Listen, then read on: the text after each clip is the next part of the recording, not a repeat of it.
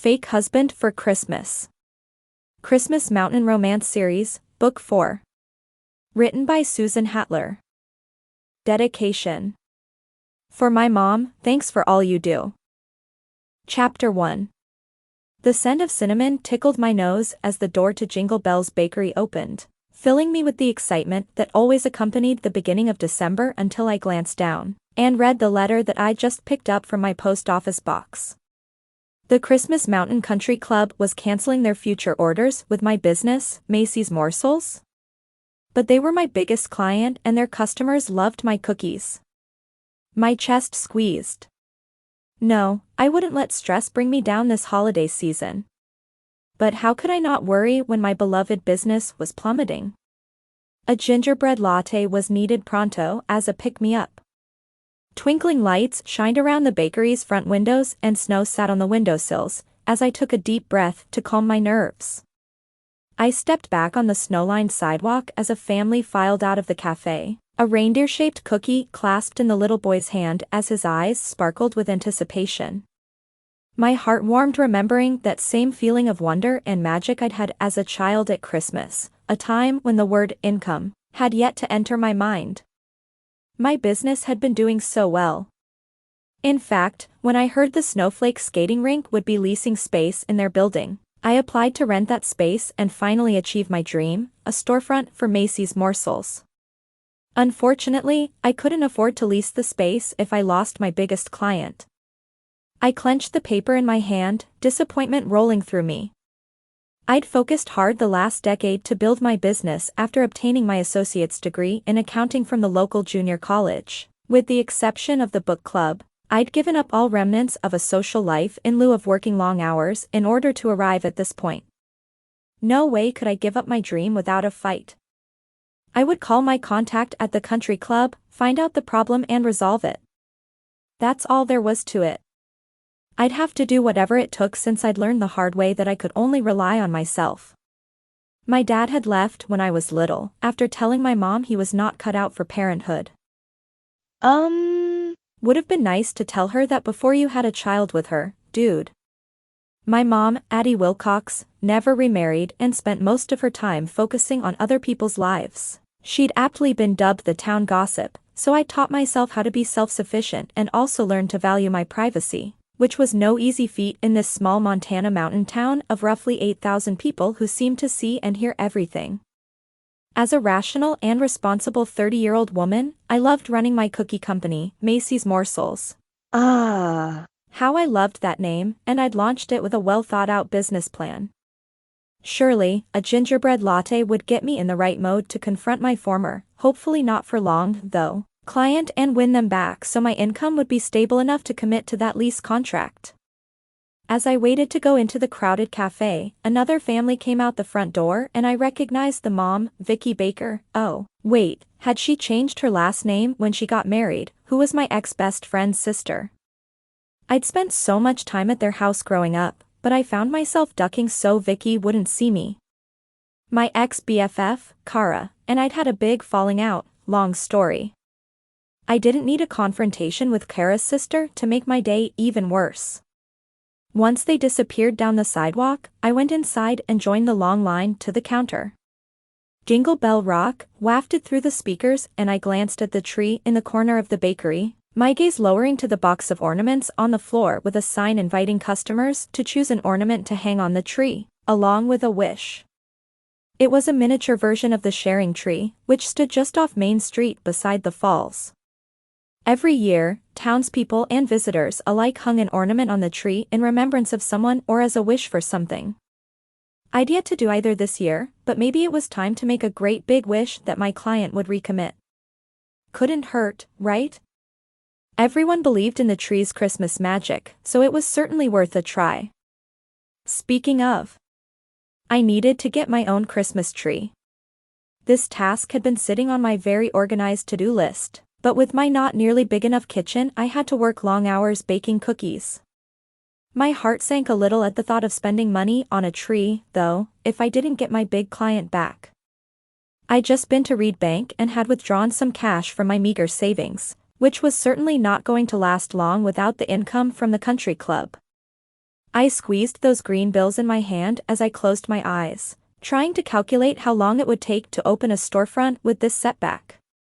"Put that cash away before it gets snatched," came a female voice from beside me. "What the?" I spun around and saw the mischievous smile of my friend Harmony Harris.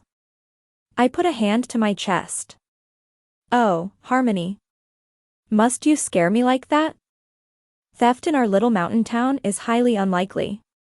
"True," she said, throwing her head back with a laugh. "But, seriously, Macy. What are you doing with that wad?" "Just came from the bank," I said, forcing a smile for my friend who obviously had no idea it wasn't a good time for jokes with my business in trouble. I had the urge to confide in her but managed to resist. I'd learned to keep my private business to myself. Even though I trusted my friends from the Mistletoe Book Club, bad news had a way of getting out, and unfortunately my own mother usually had a helping hand in spreading such gossip around town. Sigh. Wanting to change the subject, I glanced at the Santa Claus clock on the wall. "Aren't you late for work?" Harmony tilted her head. "As manager of Silver Bell's luxury tours, it's my absolute duty to make sure the owner has enough sustenance to get him through the day."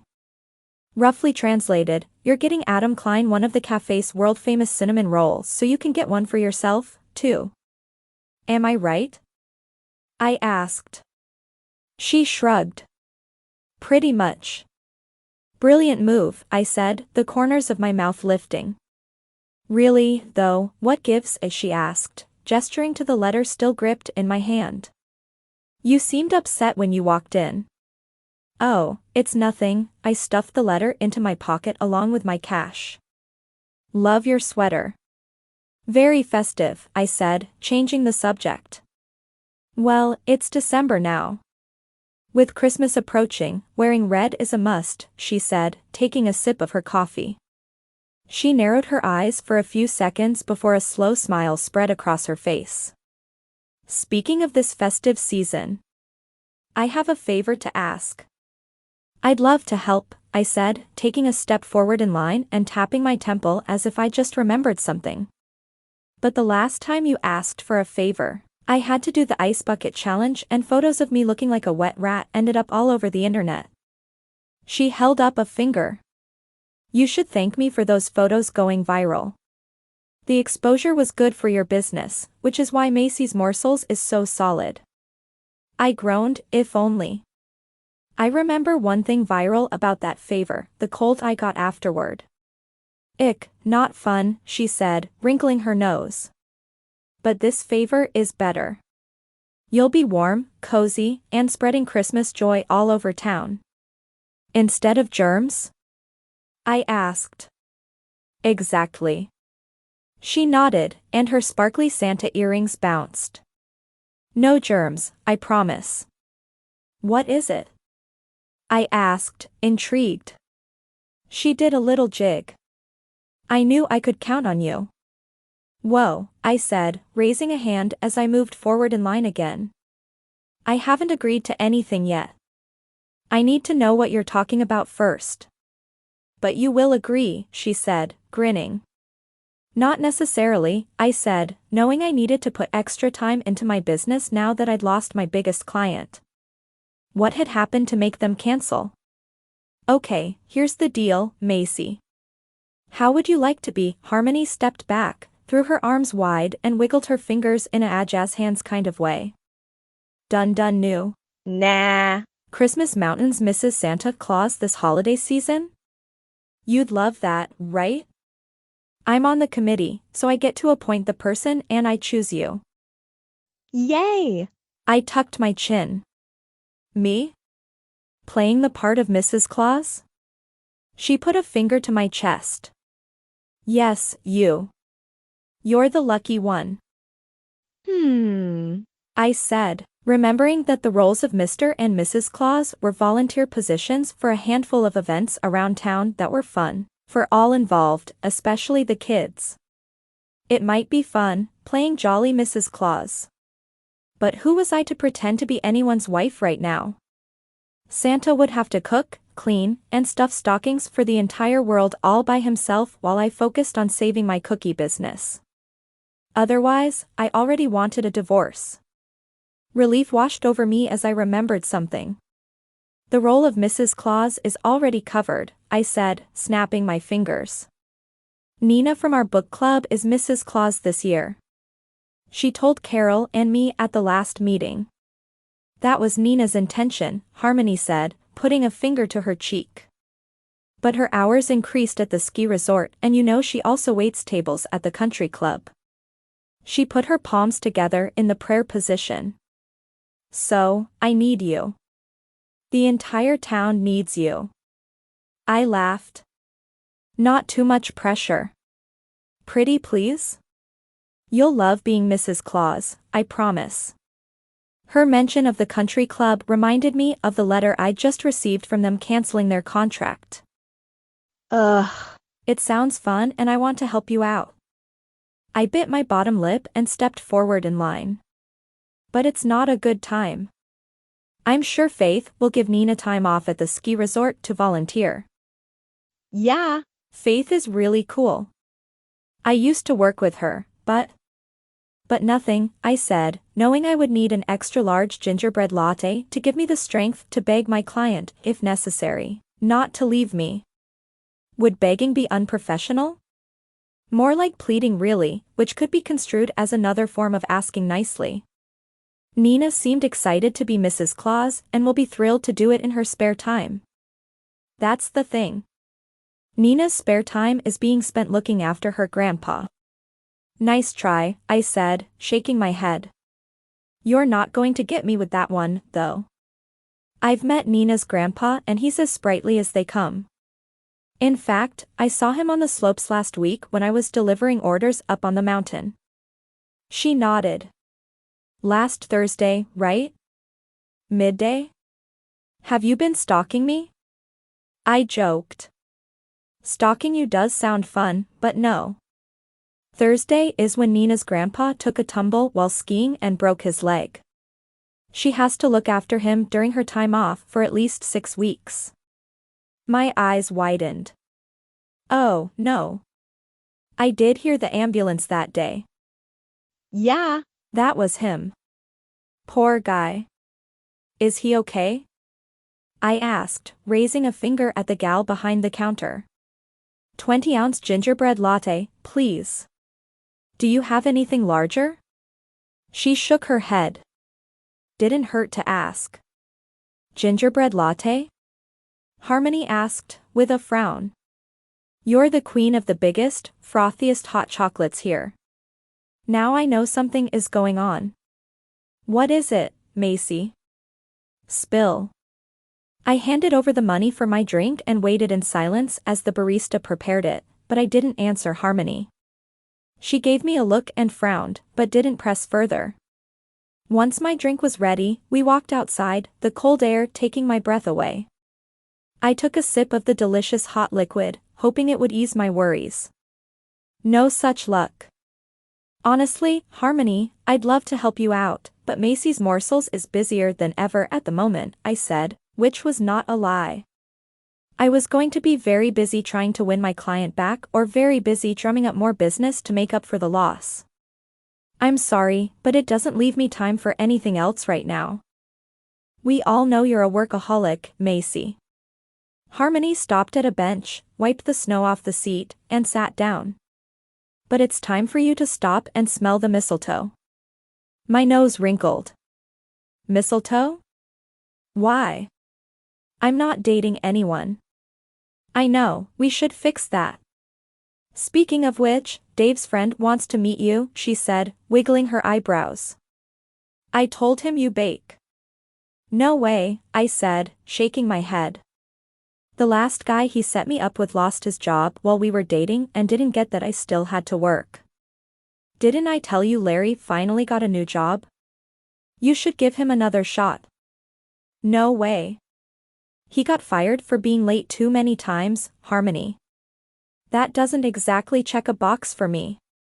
I need someone more responsible. He does stay out way too late on weeknights, that's true. Besides, I don't have time to date, I said, taking a sip of my latte. Tell Dave thanks, but no thanks. Sorry. How about the Mrs. Claus gig, though? It's only part-time, Macy. Please be Mrs. Claus for the holiday season. If not for me, then do it for the children. Christmas won't be Christmas without Mr. and Mrs. Claus. That's a low blow, I said, shaking my finger at her and rolling my eyes. Mr. Riley did a great job as Santa last year and the kids loved him. I'm sure he can find a Mrs. Claus. Harmony's mouth curved downward. We don't have Mr. Riley this year, unfortunately. He's gone into a nursing home. My face fell. Oh, no. You see my predicament? And why I need you. Oops. Showing sympathy had been a mistake. I had played right into Harmony's hands. Don't you want to bring magic to the kids of Christmas Mountain?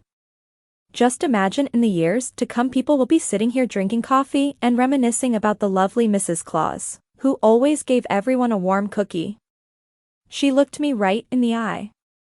Tell me you won't be a Scrooge and unravel a thread in the tapestry of this town's Christmas traditions. Man, she was good. Way too good. I threw up my arms. Fine, I'll do it. Woo-hoo. Harmony wiggled her hips and then hugged me. You're the best. I'm a sucker, I said, squeezing my friend back. Lot of good being the best is going to do me when it comes to sleep. You'll make it work, Harmony said, waving her hand dismissively. Now that that's settled, let me tell you about this friend of Dave's. I groaned. Harmony, no. He's super nice and he's got a lot of really. Suddenly, something smacked me in the back. Hard. Ouch. I exclaimed. A second later, I felt a smack on my shoulder. Snowballs? Hey. I exclaimed, jerking my hand out of my pocket to ward off any further attacks and accidentally sending my hard-earned cash soaring through the air. Moments later, the bills fluttered around us like rectangular, green snowflakes. Oh, no. Harmony gasped. It's like the lotto dropped a load of cash. You mean my rent money, I said, turning to scold whoever had smacked me with the snowballs. Look, there is plenty of space around here for you kids to mess around, so don't play right here in the front of. And that's when a snowball smacked me in the forehead. Ack. I said, as freezing snow bits dribbled down my face and into the top of my coat. Cold, cold, cold. I jerked backward, pulling off my gloves to get the snow out. Sorry, it was an accident, a male voice called out. 3 times is an accident? I asked, lifting my head and my gaze connecting with the bluest eyes I'd ever seen. And beneath those blue eyes was the perfect smile. My tummy did a flip. The man in front of me was gorgeous. He stopped in front of me with his palms up. Complete and total accident, for real. One snowball could be construed as an accident, I said, gazing at blue eyes that seemed to peer into my soul. My legs turned to spaghetti, so I gripped the bench for support and hoped he couldn't tell how he affected me. But 2 snowballs in the back and 1 in the face? Doesn't exactly scream accident. Josh and Cody are responsible for the first 2, he said, gesturing behind me. They were trying to hit me and have really bad aim. I glanced behind the gorgeous man where 2 young boys were snickering. The third was my bad aim, he said, grimacing and looking mischievous at the same time. I was aiming at Harmony. Gee, thanks, Harmony said, with a giggle. He held my gaze. Please believe I didn't mean to hit an innocent bystander. A little zing zapped my belly. I wanted to believe anything he said. It's fine, no worries, I said, bending down to pick up my cash from the ground. He knelt down beside me. Let me help. That's okay, I've got it, I said. Here, don't forget these. He reached next to me for some bills, leaning so close that I breathed in the heady scent of his sandalwood cologne. I suddenly felt lightheaded. Oh. Thanks. You're welcome, he said, his voice smooth and his eyes level with mine. He smiled, revealing straight white teeth beneath those full lips. Oh, wow. I shook my head, trying to snap out of his spell. I'd just gotten rid of one irresponsible man from my life, and this guy was clearly cut from the same cloth, given that he liked throwing snowballs in the middle of a street. Seemed like another man-child, which was not for me. Here you go, he said, folding the bills and tucking them into the envelope I dropped. Thank you, I said, my fingers brushing his as I took the envelope, causing warm tingles to skitter up my hand. Not good, Macy. Not good. Well, back to work for me. Harmony, you're walking this way, right? She nodded. Yep. I turned to leave when Mr. Snowball stepped in front of me, extending his hand. I'm Cal Bradley. I paused, but then took his warm hand in mine. I'm Macy. You two don't know each other? Harmony asked, a grin playing on her lips. Well, this is serendipitous. What do you mean? I asked, wondering if this was the guy Dave had planned to set me up with. If so, his taste had improved in the looks department. I'll tell you how, Macy, Harmony said, holding her arm out wide. You have just met your husband for the holiday season. Cal Bradley is your Santa Claus. Cal, Macy is your Mrs. Claus. No kidding, Cal said, squeezing my hand, which I didn't think he'd realized he was still holding. Then someone called to him from a truck and he released my hand. He waved to the guy and then turned back to me. I have to run. I'll see you later, wifey. I tucked my chin and stared after him as he dashed off. Wifey? No, and no. I didn't have time to let yet another irresponsible man distract me right now, no matter how tempting he might be. But I'd already agreed to be Mrs. Claus, so there was nothing I could do about that fact. Cal Bradley would be my fake husband for Christmas. Chapter 2. I need to start working out again, I said, dragging another heavy box out of the storage room behind the Claus cabin at Silver Bell's Luxury Tours, a favorite place for people to see Mr. and Mrs. Santa Claus in Christmas Mountain. You can do one of those 15-minute online workout videos, Harmony said, pulling a box to the storage room door. Doesn't take a lot of time and it's free. A free workout fits my budget, I said, wiping my hands on my jeans and leaving streaks of dust down both legs. Send me the link to your favorite video when you get a chance. Will do, she said, glancing over at me as my eyebrows knit together. Everything okay, Macy? Not really. I grunted, pushing the heavy box forward into the Claus cabin. I'm happy to do my fair share of the work for this gig, but where is Mr. Claus? You said he'd be here. I'm not sure where he is, she said, as if she just realized he hadn't showed up. Probably off throwing snowballs at unsuspecting coffee drinkers, I mused. Harmony laughed. Very funny. Don't forget that snowball was meant for me. You were just collateral damage. That's okay, then, I joked, finally getting the box all the way into the cabin. What's inside this box, anyway? Gifts for the kids. Harmony followed behind me, letting out a low whistle as she gazed around the cozy interior of my part-time home for the next few weeks. You have outdone yourself in the decorating department, she said, walking around the cabin and checking out my hard work. Thank you, I said, smiling at the compliment as I stepped back and looked around the room. I hope the kids like it.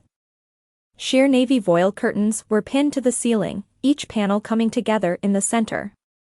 Behind the voile, I'd strung tiny, white string lights, creating the impression of a galaxy of stars in the night sky.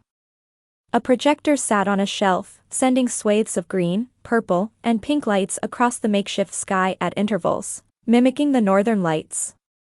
For the final piece of this scene, a red and white striped pole rose up the middle of the cabin and out the ceiling. Well, That's what it appeared to do, with a big silver ball sitting on top of the roof. I'd purchased the ball with the petty cash for the event and had talked a muscular elf into setting it up for me. Harmony leaned out the window and pointed to the ball. "What's that supposed to be?" I smiled. "It's the top of the North Pole, of course. The giant silver ball has a radar on it, so the elves can detect any low-flying aircraft that might be looking for Santa's secret hideaway." I never thought I'd say this, but she gave me a weird look. "You might be getting a little too into this role." "When I was a kid, I figured Santa had to protect his house somehow," I said, remembering how Kara, my former BFF, and I used to ponder these things for hours. "You know, in case of invasion." Sure, that makes total sense." "Not," she said, jumping aside as a person dressed up as an elf hurried past us with a bundle of holly. There were half a dozen elves running around, who worked for Silver Bell's luxury tours. "Well, the place looks amazing." "Great job." "Thanks," I said, feeling pretty proud that I'd taken a lot of my nervous tension and poured that energy into something positive. No thanks to the Snowball King. Unfortunately, I still had plenty of tension since I'd left a message for my contact at the Christmas Mountain Country Club 2 days ago, and still hadn't heard back. Very odd. What could have happened to make them ignore me? "Still lots to do before the first gig," I said, wishing I had a Santa who would show up and pitch in. Unlucky in love in real life and pretend. Gold star for me. "What's left to do?" Harmony asked. "I need to get dressed and do my makeup, which might take a while." I gestured at my ponytail with stray locks and then to my outfit. "I think you'll agree that ripped jeans and a t-shirt won't set the right tone for Mrs. Claus." "Not so much." Harmony smirked. "All right, sweetie, I'll help you move the throne and then I must a Dasher off to make sure the sleigh rides are ready for action back at Silver Bells." I laughed at her joke. Dasher off? Good one. Harmony worked incredibly hard at the tour company she managed, where they arranged tours including reindeer and horse-drawn sleigh rides through the mountainside forest to bring families to Santa's grotto, and to the Claus cabin. This business stretched back decades, created by old Mr. Klein, who brought Christmas to life in this magical forest in honor of his son, Adam, who had loved Christmas as a child. So sweet. When Adam first arrived in Christmas Mountain after his father died, he'd been set on selling Silver Bell's luxury tours, but thanks to the then-manager, Faith Sterling, Adam finally decided to keep his father's spirit alive by keeping the company and running it himself. It helped that Adam had fallen in love with Faith and vice versa. I'll bet Adam hadn't ditched out on work to throw snowballs. Just saying. With Harmony's help, we managed to drag Santa's old, hand-carved, wooden throne into place inside the cabin. We also lit the wood stove so it could heat up before the first children arrived. Colorful rugs lay across the floor, and red velvet couches were strategically placed around Santa's throne and the fire. Once a week there would be a Christmas story time for children to crowd into the cabin, snuggling up on the couches under soft blankets, drinking hot chocolate and listening to Santa read an old classic. My eyebrows came together. If Santa decided to show up anyway. "You have done an amazing job here, my friend," Harmony said, hugging me. "Just think of all the special memories you're giving the boys and girls of Christmas Mountain. And their parents. And the tourists." "I'm happy to help," I said, my heart warming. This was going to be fun. Well, if my other half showed up. Harmony pulled back and glanced at the time on her cell phone. "I've got to run. The first guests will arrive in about 20 minutes. I'll shoot Cal a text." "I'll be ready," I said, wondering if I'd have to do the story time solo. Whatever. I'd do what I had to do and I'd make it fun for the kids with or without my flaky hubby. I slipped out of the cabin and into a small curtained-off area in the storage room to change into my costume. After styling my blonde hair into a bun, I lined my brown eyes with black to make the almond color pop, painted on rosy cheeks and a full red mouth, and then slipped into the Mrs. Claus outfit, a knee-length red velvet dress, trimmed with white faux fur, shiny black buttons, and a cape that matched. I popped the red hat on my head, maneuvered it over my blonde bun, and then stepped into the knee-length black boots. I did a little twirl in the mirror, noting I definitely looked the part. If my hubby didn't show up, would it be rude to ask for a divorce and a replacement? I stepped into the storage room and looked around for the freshly baked cookies I'd brought. No sign of them. Had I left the stash of snowflake sugar cookies in the car?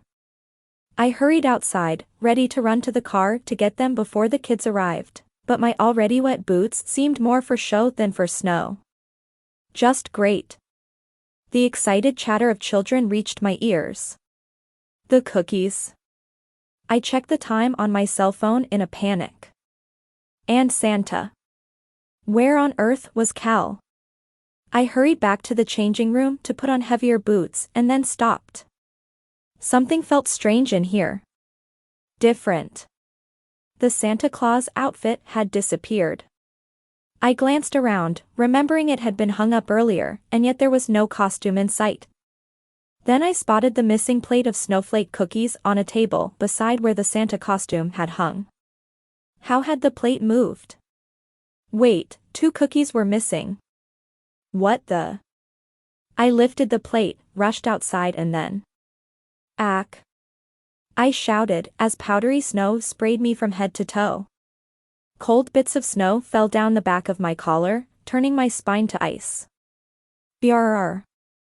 With my mouth open, I glanced up to find Cal Bradley in front of me.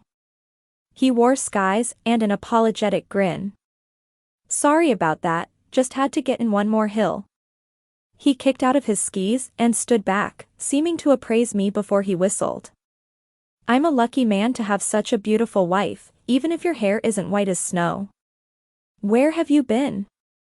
I asked, my cheeks heating at his compliment. I wanted to tell him Mrs. Claus had a very handsome husband, but he was late. Again. The kids are on their way. You need to get changed into. I watched as he unzipped his ski jacket to reveal a red outfit that matched mine. Wait, you're dressed. Of course.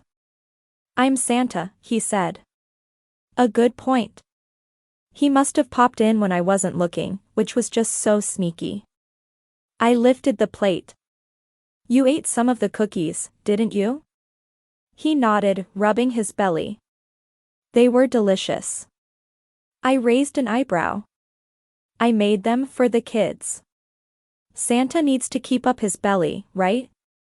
On impulse, I glanced at the flat abs I'd seen before and noticed that he'd stuffed a pillow or something into his costume. I laughed. That belly is not from cookies. The kids won't know the difference. He tossed his ski jacket aside, clapped his hands together and gave me a charming smile. Let's get this show on the road, wifey. First of all, don't call me that, I said, taking a step back as he came toward me, nearly dropping the plate. Secondly, you need to get your correct costume boots that match mine. I gestured at his feet, which were clad in black ski boots with red flames up the sides. Those are not part of the uniform. Yeah, I know, he said, with a grin. These are much better. You think Santa walks around the North Pole wearing shiny black boots? No way. The man wears ski boots, which are built for the snow. How was I supposed to argue with that logic? Well, let's get into place, I said, as the first notes of Santa Claus is Coming to Town rang out from the speakers. I opened the back door to the cabin and waved him to go in ahead of me, trying to smooth his windswept fake beard as he passed by. He stopped in the doorway, leaned in close to me and smiled. I like it when you try to dress me. It feels like we're married for real. Not that you listen to me, I said, the thought of being married to Cal sent a little zap to my belly. You're all charm now, but where were you earlier? I had to decorate by myself. I got detained, he said, having the decency to look contrite. It was something important. I'm sorry. 2 words I keep hearing from you, I said. I'm really sorry, wifey, he said, looking sincere as he touched my forearm. Can I make it up to you? Just show up on time please, I said, wondering why he was standing so close. Did he notice how close he was to me? Was it hot in here? I'll work on it, he said, holding my gaze while leaning closer. The cabin looks great. Thanks for being here, Macy. You're welcome, I said, loving the sound of my name from his lips. My heart rate kicked up, almost making me forget that Cal had showed up 2 hours late. I was annoyed, very annoyed, except he seemed apologetic and he had the nicest smile. Now, his mouth was mere inches away from mine, causing my breath to leave my lungs. I lifted my lashes and stared into those blue eyes, wondering what he planned to do and pondering what I wanted him to do. Would it be so bad to lean forward and kiss him right now? I mean, we were technically married. I could claim it was for show, just playing the part. I'm lucky to have you, Mrs. Claus, he said, closing the distance between us and pressing his lips to my cheek. He pulled back and looked at me again, before he went inside and took a seat on the wooden throne. Cal had kissed me. On the cheek, but still. What did that mean? Was he just playing the part? My skin tingled where his lips had brushed and I stood there, blinking. Get a grip, girl. It was only a kiss on the cheek and it meant nothing. The guy probably kissed everyone on the cheek. A quick show of appreciation, nothing more. Every cell in my body wanted him to do it again. Shiver. Come on, wifey, he said, patting the stool beside him. They say behind every great man is a great woman, but I'd rather have my great woman sitting by my side. You know you're not actually Santa, right? I said, unable to help but smile at his enthusiasm. The man exuded a boyish charm that I found way too appealing. Half an hour later, we'd been visited by 2 groups of tiny tots sitting on Santa's knee as they had their photo taken by one of our elves. Cal promised the kids everything they asked for from toys to candy. But the next group of kids were slightly older and I began to panic as he promised everything they asked for from electronics to airplanes. You can't promise an airplane, I said, firmly in his ear. He glanced at me. Why not? Because it's never going to happen, I said, grimacing and forcing a smile at the kids that I hope didn't look fake or scary. Think of how disappointed they'll be when their Christmas wishes don't come true. He tucked a stray piece of hair behind my ear. Who says it won't come true? My heart rate kicked up. How is Santa going to give that last child a rocket to Mars? Need I remind you he doesn't really exist? Do you always worry this much? He asked. I just don't want them to get hurt, I said, remembering every broken promise I'd had to endure growing up. Do they look upset? He asked, clearly not understanding my point. He turned to the boy who climbed onto his knee. Ho ho ho. Tell Santa what you would like for Christmas. The boy stared at Cal with wide eyes. My sister says there's no such thing as Santa. She says you're a fake. Cal chuckled. Do I look like a fake? I can't tell. He's definitely Santa Claus, I said, giving Cal's shoulder a squeeze that I hoped he would construe as a warning not to promise these kids anything exorbitant. The boy cleared his throat. If you're the real Santa, then I want to see your reindeer as proof. I opened my mouth to answer. If you need to see reindeer, then reindeer you shall see on Christmas Eve, Cal said, patting the boy on the shoulder. Just keep on believing, young man. Okay? How's that? Thanks, Santa. I can't wait to see the reindeer, the boy said, jumping off Cal's lap. He ran off with a grin and yelled at his sister, who was obviously too skeptical to visit the man in red, that this was the real Santa Claus and that he had promised reindeer. What do you think will happen when he doesn't see a reindeer? I asked, leaning close to his ear. 2 things could happen, he said, giving me a side glance. He'll either think he saw them in the sky or he'll zonk out. Either way, this will be his best Christmas ever. You're incorrigible, I said, leaning close to his ear, so close that I inhaled the scent of his cologne, making a crazy part of me wish he would turn his head and press his lips to mine. Why did his excitement over the impossible create a stir in my chest? What if the next kid wants to meet a polar bear? Then he'll get to meet a polar bear, Cal said, grinning. I'm clearly not getting through to you, I said, shaking my head. I couldn't help noticing how his blue eyes sparkled and how his fake beard and mustache accented his full lips. And suddenly, he leaned toward me and placed those lips next to my ear. Magic only comes to those who believe, he whispered, his warm breath sending tingles up my neck. A shiver rolled through me, making me totally want to believe. But I'd been disappointed too many times in my life to believe a wish from Santa could really come true. Chapter 3. On Friday, I reached forward to open the front door to Rudolph's reeds, but then hesitated with a plate of my Christmas cookies in my hand. After the unreturned messages I'd left for my contact at the Christmas Mountain Country Club, I wasn't sure I was up to the camaraderie of book club. I'd also called 2 potential sales leads, but both turned me down. The rejections didn't exactly put me in the mood to discuss our latest book pick, One Man's Trash is Another Girl's Treasure. I pulled my phone from my pocket and considered calling Carol, my friend, who owned this bookstore, to apologize for backing out when I heard footsteps crunching in the snow behind me.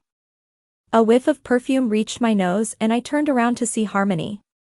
"What are you doing out here in the cold, girl?" she asked, her blonde hair dusted with ice crystals. "Let's go inside and get warm. Carol has mulled cider for us tonight." "Actually, Let's talk in the warmth," she said, pushing the door open and pulling me inside with her. "Way too cold outside." "Hang on, But it was no use. She laced her arm through mine and hustled us through the store and to the back room before I could protest further. "Greetings, ladies," she exclaimed, and a chorus of greetings enveloped us as we entered. "The fun has arrived." "Hi." I lifted a hand with a smile, realizing there was no escape now. I hung my coat up and set the cookies on the coffee table before taking a seat. Harmony sat beside me and Carol handed me a mug of steaming spice cider that smelled delicious. I took a sip, the delicious liquid rolling down my throat and soothing my insides. Just what I needed. "Thanks." "My pleasure," Carol said. "So, who read One Man's Trash?"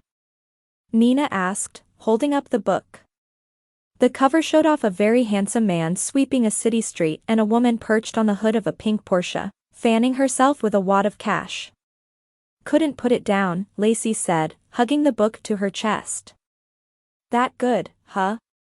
I said, the corner of my mouth lifting.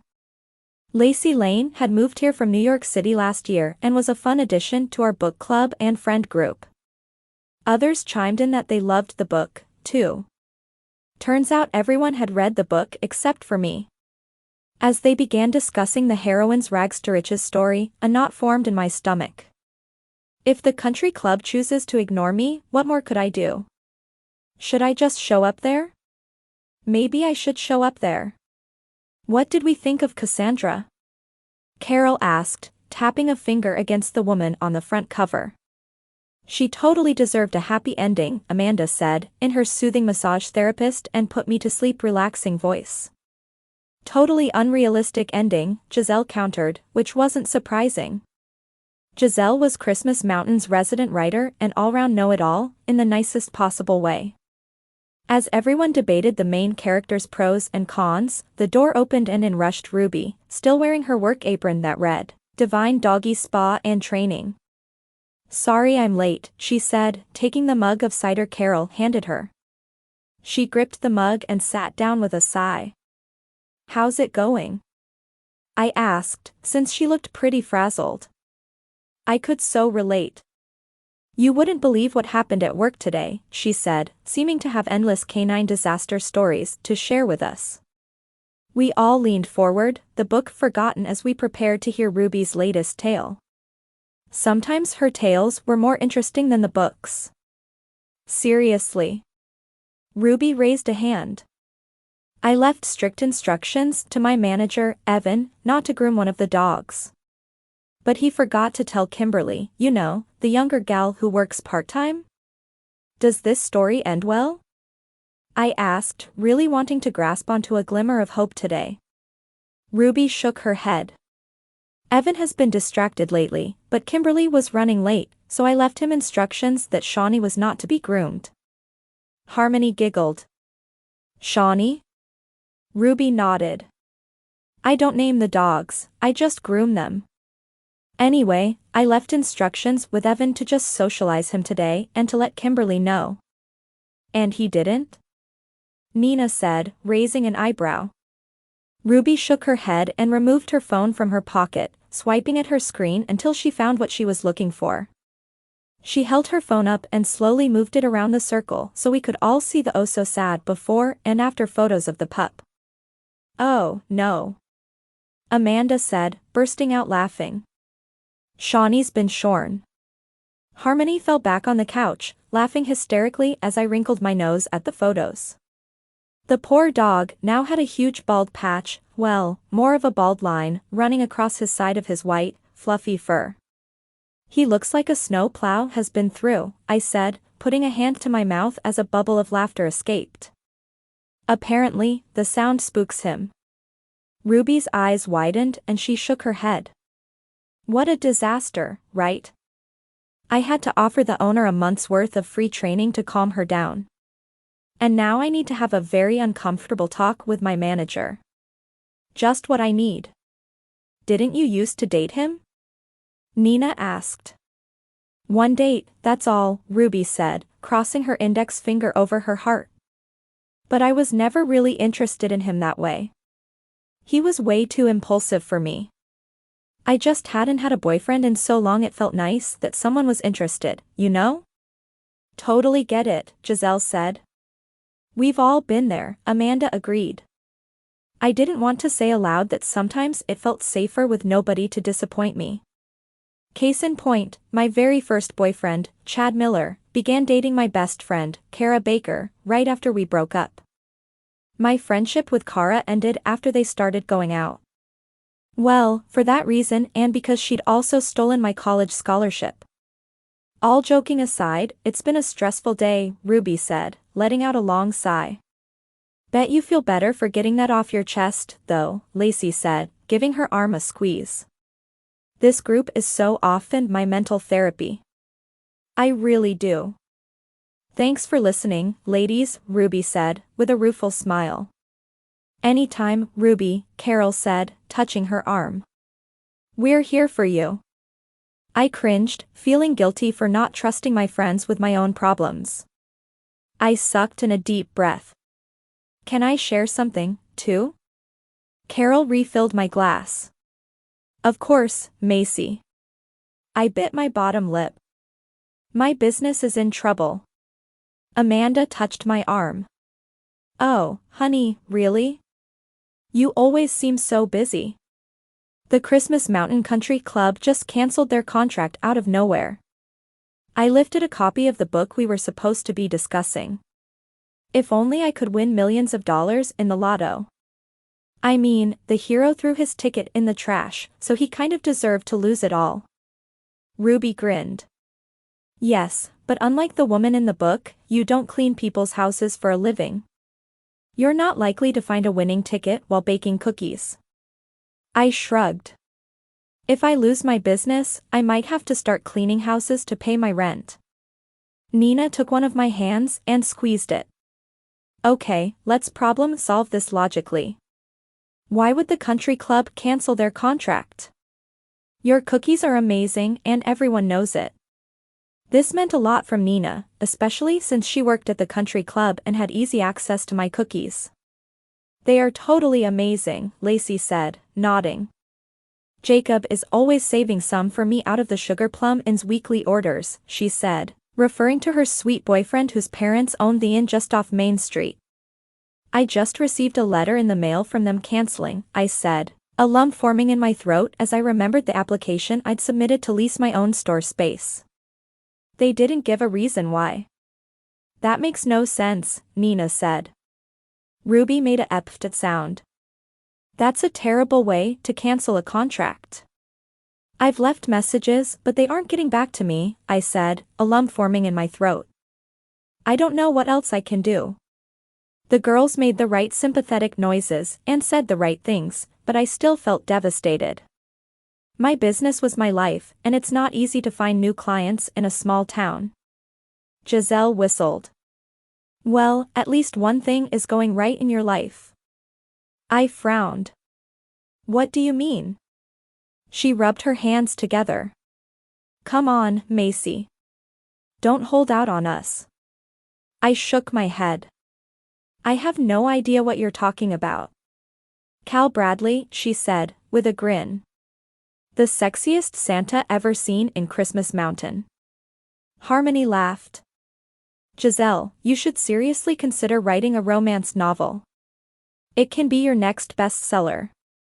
She tilted her head. I still need a first bestseller. You'll get there, Nina said, clinking her mug into Giselle's for good luck. So, Macy, how is it going with Cal? Harmony asked, wiggling her eyebrows up and down. He does seem to be paying a lot of attention to you. No, he's not, I said, but then remembered the way his lips had felt against my cheek. He just likes to tease. Remember how he threw a snowball at you? Trying to peg me with a snowball does not show interest, Harmony said, giving me a look. But he calls you a wifey. Oh, the girls crooned. My cheeks heated. He just says that as a joke. He's flirting with you, girl, Harmony said, shoving me in the arm a little. Have a little fun with him. Why not? He's a great guy and he is gorgeous. He really is, Ruby said, seeming in better spirits. But what's his story? Nobody seems to know a lot about him. Nina, who worked part-time at the ski school, leaned forward. I know a little. My belly did a little dance, but I didn't want to seem too eager. Oh. She nodded. He moved here in February and kept completely to himself the first few months. He bought a cabin up on the mountain and spends most of his time up there. Rumor has it he moved here after some terrible tragedy. Ruby lifted a cookie and bit into it, chewing thoughtfully. A broken heart, probably. Nina shook her head. I think it's something more, something very mysterious. He kind of opened up to me one day during lunch. Really? I asked, feeling a tug of jealousy. Just between us gals, Nina used a hushed tone. We were talking about relationships because I was complaining about Todd, that guy I dated briefly. Anyway, Cal told me he hasn't been close to anyone since, and then he got this faraway look and never finished the sentence. Next thing I knew, he had changed the subject. Harmony's eyes widened. Definitely mysterious. Nina nodded. His face clouded over 1 minute and the next he went back to being his normal upbeat self, talking about work and the kids in his classes. Giselle leaned forward. Intriguing. I had to agree, but didn't say anything. What had happened to Cal? On the fun side, Cal likes to work out in nature, Nina said, giving us all a meaningful look. He runs on the trails, uses tree branches to do pull-ups, and picks up fallen branches for weightlifting. The man is fit. Weightlifting outdoors? Amanda asked, tilting her head. And you never told us or invited us up to watch. You don't have a crush on him, do you? No, we're just friendly. Nina grinned, shaking her head. But there's a reason I never mentioned this before, she said, her smile fading. Beneath his energetic exterior, the guy seems sad deep down. Like he's punishing himself for something. What could he be punishing himself for? I asked, and the question lingered in the air a minute before the topic of conversation changed again. By the end of book club, we hadn't discussed the book further, but that was fine since I hadn't finished reading it yet. Finally, I left the gathering first, claiming exhaustion, so true, and I hugged everyone. Goodbye. When I got outside, I stepped into the winter wonderland of our small town, trying to enjoy the crunch of snow beneath my feet. But something was bugging me. I glanced up at the mountain and the lights twinkled back at me, making me wonder what Cal was doing up there right now and what had happened to him before he moved here. As I walked home in the silent night, I thought about Cal and what tragedy he might have been through. I vowed to get to know the complicated man I'd be married to until Christmas. Chapter 4. The next afternoon, I hiked to the grotto instead of taking the snowmobile. After the book club chat with the ladies last night, I knew there was more to Cal than what I'd seen in our disastrous encounters. Time to wipe the slate clean and give him a fresh start. I continued hiking along the path the sleighs took when bringing guests from Silver Bell's luxury tours, and soon Santa's grotto came into view. I spotted rustic wooden signs posted on trees, pointing to Santa's grotto and the Claus cabin and toy workshop. Twinkling lights wove in and out of the trees and small lanterns lined both sides of the path, guiding guests to the magic of Santa's grotto. Small makeshift log cabins were visible through the forest, and every so often a flash of green or red could be seen darting around the trees, as robotic elves went about their day. Finally, I reached the Claus cabin and changed into my Mrs. Claus costume. Glancing at my reflection in the mirror, I smoothed a stray piece of hair back, popped my hat on, and set it at a playful angle. Ready to play my part, I decided to warm up in front of the fire. Cal's costume was missing, making me wonder if he'd gotten here early. That would be something new. The log cabin filled with a warm glow, as the log burner threw out heat. I dragged a chair to the fire so I could sit and warm my hands. Suddenly, a mug of cocoa appeared at my side. I turned in surprise to see one of the hired elves smiling, a dimple on her cheek. "Thank you," I said, smiling up at the woman I didn't recognize. She smiled at me, showing off the 2 pink circles painted on her cheeks before she said, "A drink to warm your hands and heart before the busy day must start.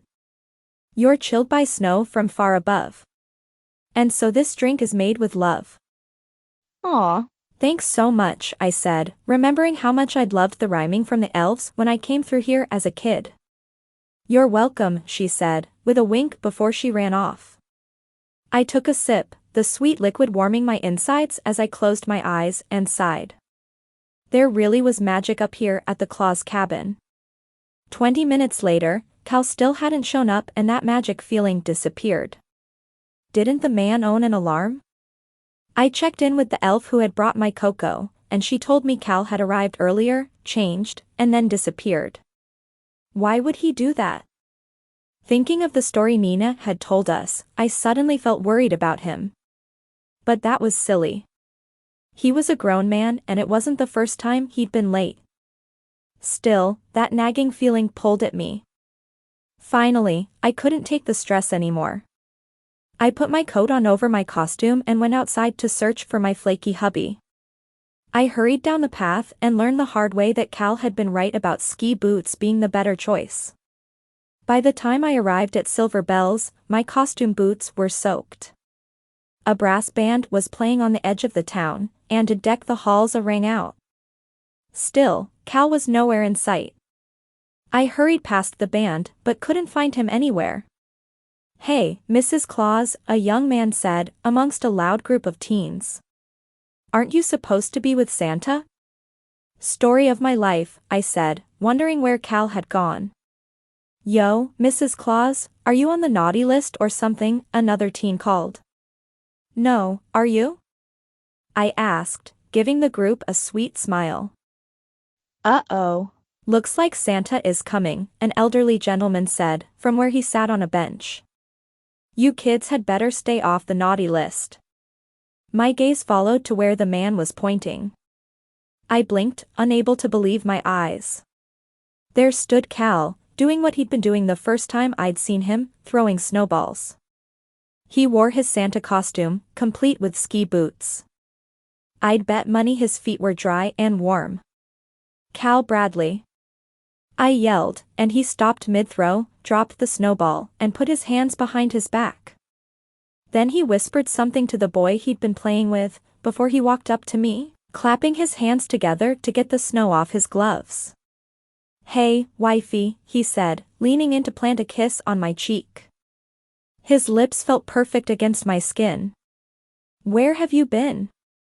I asked. "Right here," he said, with a grin. I threw my hands wide. "You're supposed to be at Santa's grotto." He raised an eyebrow. "You're upset with me again, aren't you?" "You promised to show up on time," I reminded him. "Instead, you're acting like an irresponsible man-child."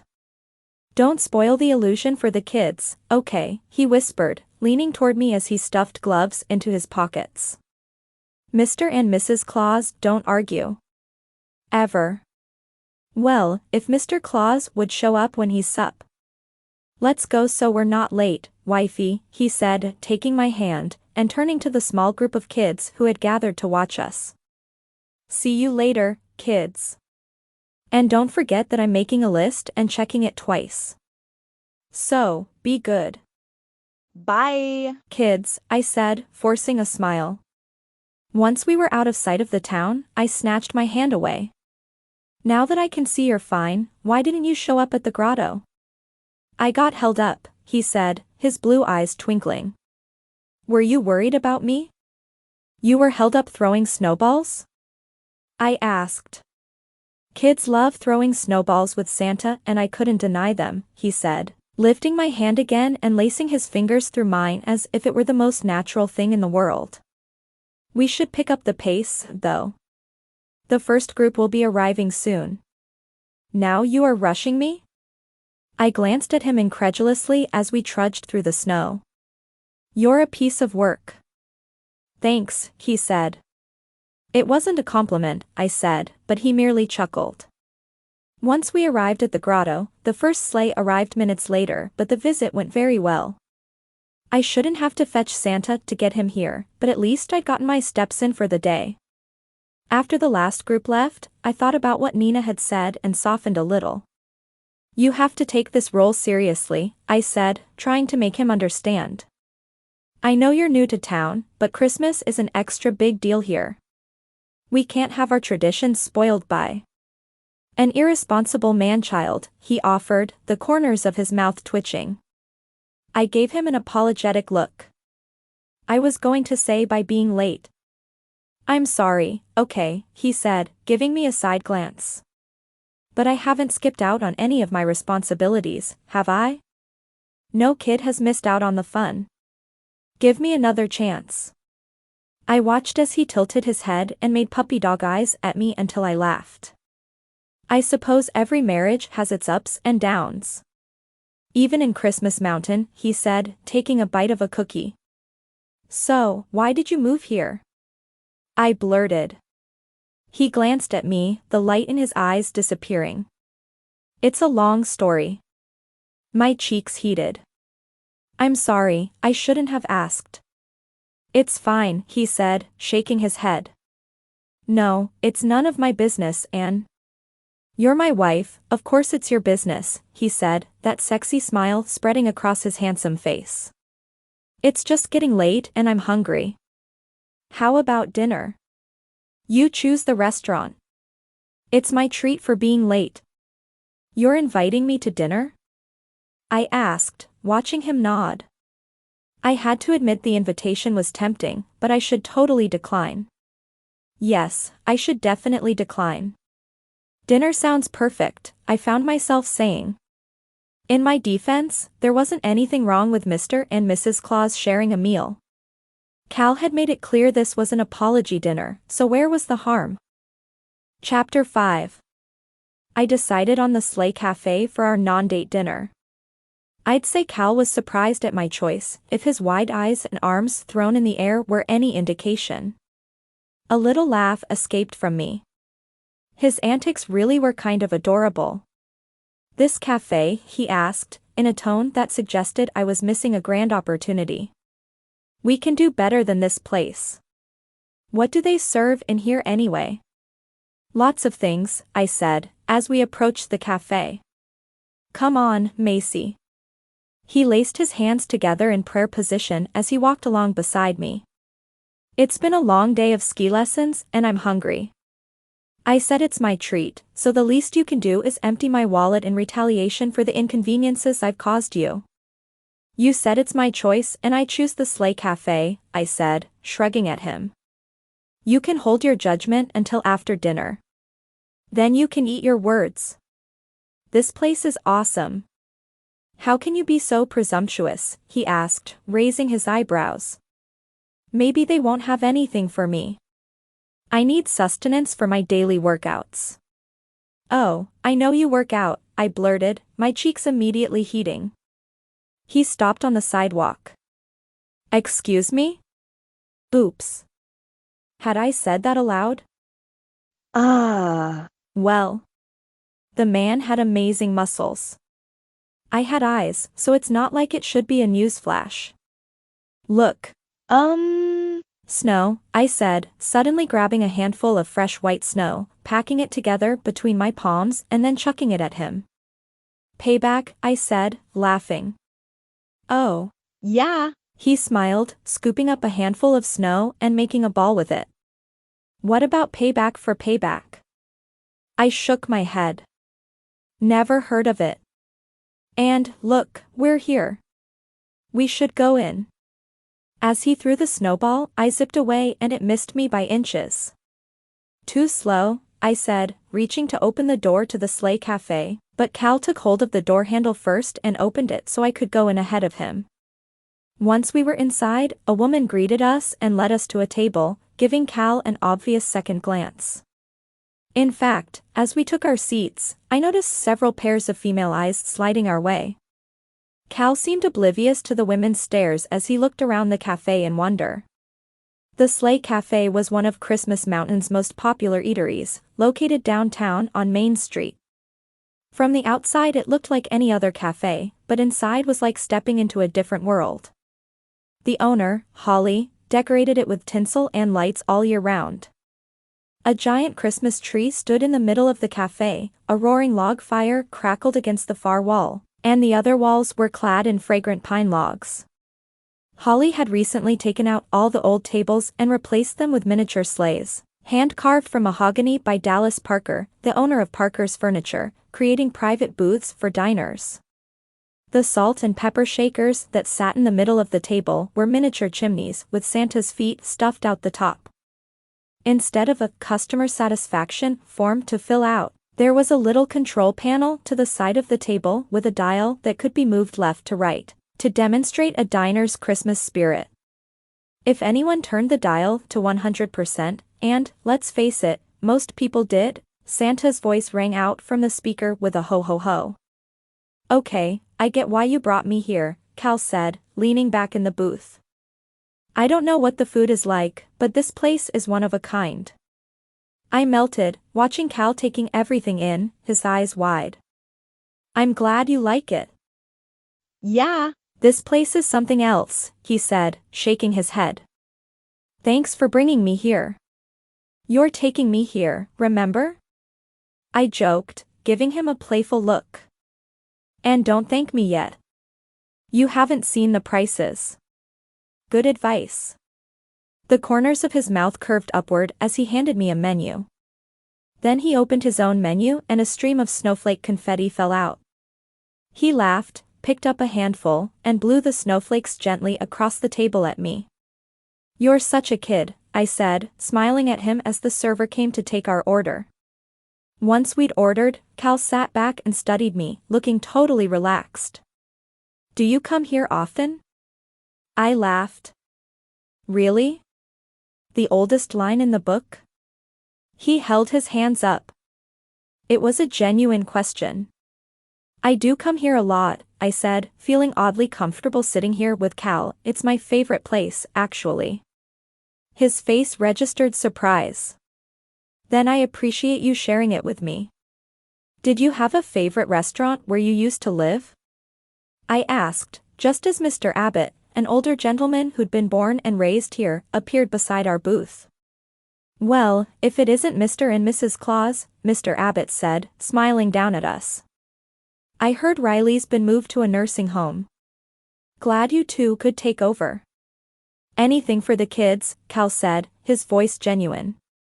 Quick as a flash, Cal reached across the table and took my hand. Wifey and I were just reminiscing about the day we took our vows. I don't know who looked more shocked, me or Mr. Abbott. Mr. Abbott's forehead wrinkled. So, I'm Macy's husband, Cal. Pleased to meet you, Mr. Abbott, he said, extending his hand to Cal. Pleasure to meet you, Cal said, shaking his hand and then wrapping his hand around mine again. I waited for Cal to correct himself, but he just smiled at me. Cal means he's my fake husband, of course, Mr. Abbott, since we're Mr. and Mrs. Claus. Ah, I see, Mr. Abbott said, nodding. You two make a handsome couple, so I wasn't sure if you had gotten hitched like young people do these days. My cheeks heated at the thought of marrying Cal. I mean, I didn't have the urge to get married. Ever. But the image of Cal and me strolling down a tropical beach on our honeymoon wasn't exactly unappealing. I pictured him splashing water at me, making jokes and both of us laughing a lot. Macy? Cal asked. I blinked. What? He gave me an amused look. Mr. Abbott just asked you a question. I'm sorry, my voice trailed off and this time my cheeks were on fire. No way would I admit to imagining a honeymoon with Cal. What did you ask me, Mr. Abbott? Mr. Abbott looked shy. How's your mom doing? She's doing well, I said, just as I always did when he asked about her. If I had to guess, I'd say he had a thing for my terminally single mom. Thanks for asking. Well, I'll let you two enjoy your dinner. Please give your mom my best. I will, I said, smiling tightly. The server arrived at our table and placed our meals in front of us. Reluctantly, I pulled my hand away from Cal's and gazed at the homemade soup in front of me. What were you thinking about? Cal asked. I lifted my glass of water. He lifted a fork. You had a look on your face when Mr. Abbott asked about your mom. Like you were far away on a desert island. I choked on my water. You okay? Yes, of course, I said, coughing and then clearing my throat. I wasn't thinking about anything in particular, I lied. Just our honeymoon. Would you like me to perform the Heimlich maneuver? Cal asked, with a gleam in his eye.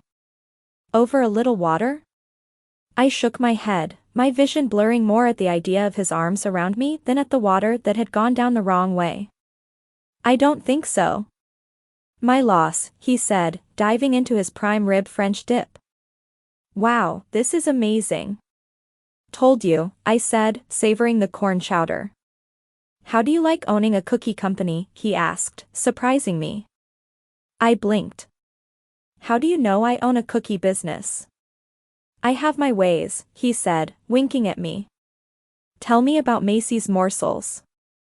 I nodded, flattered that he'd asked about me. It was a fair question to ask for a first date, make that first non-date. It wasn't like he knew how close I'd been to my dream only to have it snatched away for no apparent reason.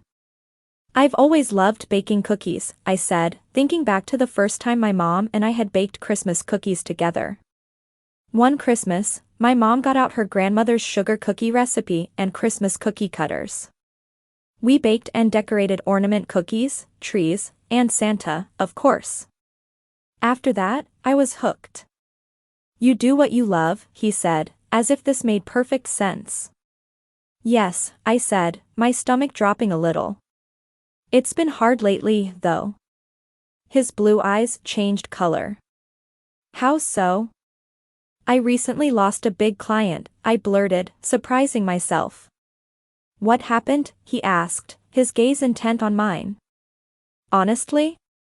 I have no idea, I said, feeling a weight lift off my shoulders at the admission. I'd been holding so much inside all week. It's a client I've had for years. I always received good feedback on my deliveries. In fact, they recently increased their purchases due to offering lunch beside their indoor pool. Sounds like a happy client to me. Did they give any indication why they left? No, I said, gripping the napkin in my lap. That's the weird part. I've left them a voicemail and sent a follow-up email, but no response. I mean, are they not offering dessert anymore? Seems weird to make a change like that out of nowhere. I don't know what to do. He pressed his lips together. Sounds like you'll have to drop by in person. I stared at him, blinking. You're right. They'll have to answer me if I'm standing right in front of them. He nodded. You'll get your reason then. Thanks, Cal, I said, meaning it. I appreciate your input. May I bring you anything else? The server asked, standing beside our table and staring at Cal as if she wanted to get his phone number. Seeming oblivious to her blatant innuendo, he shook his head. Everything was delicious, thank you. Did you enjoy everything, wifey? The gal's smile dropped and she turned to me. How long have you been married? Cal winked at me. Forever and a day, and yet it feels like we only met a few days ago, he said. I giggled. Everything was wonderful. Thanks. She nodded, lifting our empty plates. I'll get your check. We've talked too much about me, I said, turning to Cal. Tell me about you.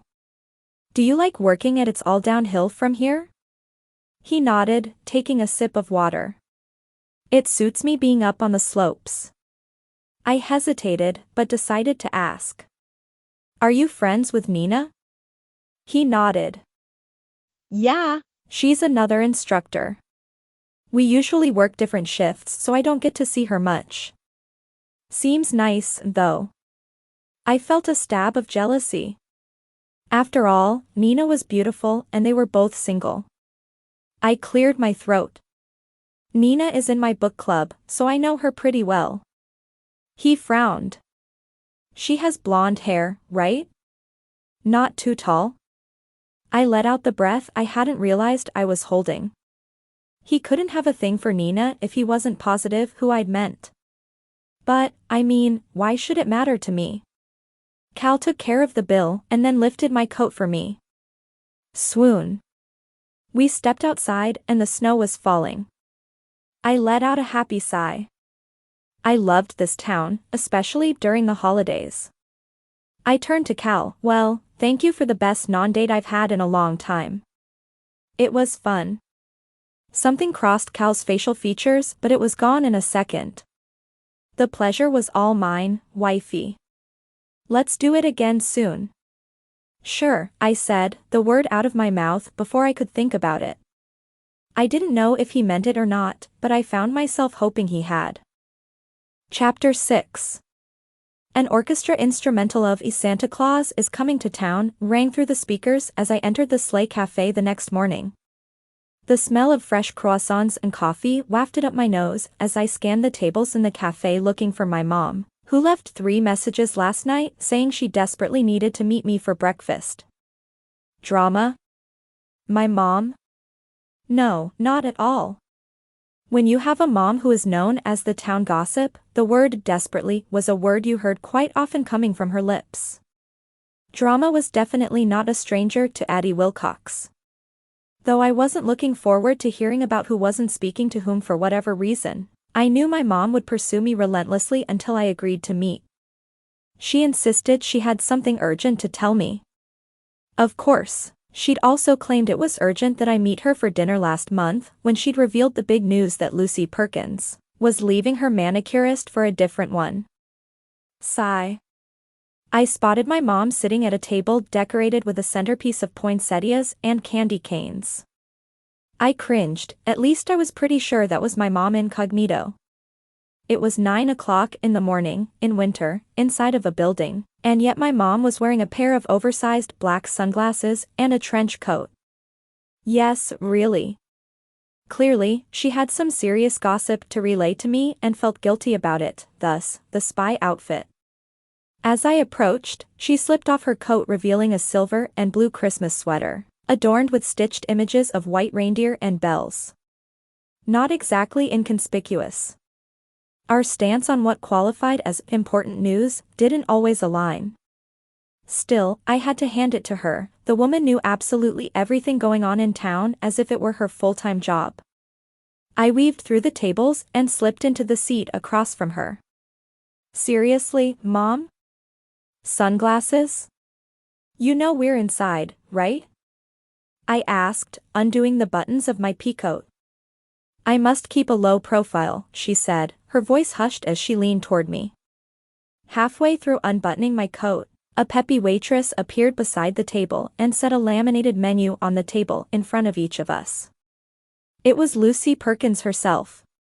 I couldn't help noticing she had little white snowmen painted on her fingernails. I wondered if her old manicurist had refused to paint the little guys. "Hi, Macy," Lucy said, giving my mom's sunglasses a second glance. "How embarrassing." "Good morning, Ms. Wilcox. Can I get you something to drink?" "Large hot chocolate, extra marshmallows," I said, resisting the urge to slink down in my seat at the wide-eyed look Lucy was giving my mom.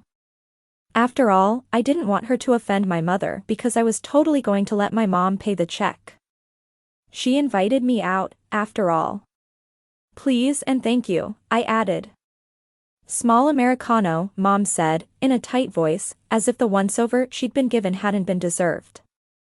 "Oh, please." Lucy seemed unfazed by the tone of my mom's voice, however. Everyone in town knew that Addie Wilcox could be a bit offbeat at times, or most times. This was the stigma I'd lived with my entire life. Sigh. Then the blonde woman nodded before taking off towards the counter, a small bounce in her step. "So, how are things?" Mom asked pointedly. I raised an eyebrow and resumed unbuttoning my coat. "Mom, I love you, but I don't believe for a second you don't know how things are for me right now. As much as I'd love to keep my business private, I'm sure you know more than I do about my own life. Maybe I want to hear it from you, firsthand." "Things are great, Mom. Fantastic, even.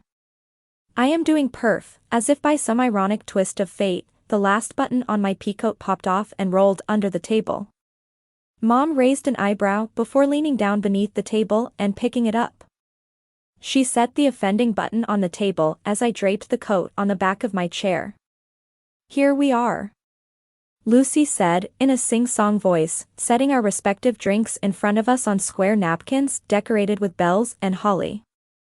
"Thank you," I said, smiling at Lucy. "Y'all take a look at the menu, and I'll be back to take your order," she said, seeming to notice our menus were in the same position as when she'd set them down. Lucy disappeared again and I lifted my mug of hot chocolate to my mouth, blowing on it. Marshmallows pressed against my lips as I tried to drink the liquid beneath them, and that simple fact worked wonders to lift my mood. Mom cleared her throat. "Your neighbor, Mrs. Blevins, saw you and that new guy, Cal Bradley, canoodling outside your apartment the other night." I coughed on my hot chocolate, noting the slightest hint of satisfaction mixed with annoyance in her expression. She loved being the one to reveal shocking news, but was probably annoyed I hadn't mentioned Cal to her. "We were not canoodling, Mom." I picked up a napkin from the pile and dabbed my lips, grateful I hadn't spit hot chocolate all over the table. "Then what would you call it?" she asked, her tone accusing. "I was cold and he was keeping me warm with his arm while I opened my door," I said, wishing we had been canoodling. "At least that would have been worth the interrogation." "She said you looked very warm." "Please tell me you didn't ask me here so you could tell me that nosy Mrs. Blevins thinks I'm a canoodler." "Wait, is a canoodle even a word?" "Yes, it's a word," she said, taking a sip of her drink and then shaking her head. "And no, that isn't the news I have to tell you." "Well, then." She leaned toward me. "Guess who's back in town?" "Santa Claus," I said, immediately picturing Cal in his red suit, complete with ski boots. The corner of my mouth lifted. So annoying, yet also endearing. Mom shook her head. "Guess again." "Rudolph," I said, not wanting to play this game. "Very funny." "No, really, guess." Just tell me. I can't stand the suspense, I said, sipping my hot chocolate slowly. Mom leaned toward me, her lips pursed. Kara Baker. I spit the hot chocolate out. Oh, no. I lifted the little napkin and dabbed at my mouth and then wiped up the table.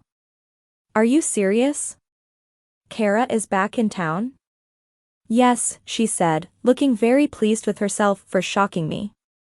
But she moved out of state after college, I said, as if this might make her news less true. I read it on social media. True, she did live out of state, she said, lifting her sunglasses and making eye contact with me. Now she's back. I heard this from a reliable source. I snatched the sunglasses from her and set them in my purse while she frowned at me. I'm sorry, but you looked ridiculous in those. Mom patted her hair into place as if offended.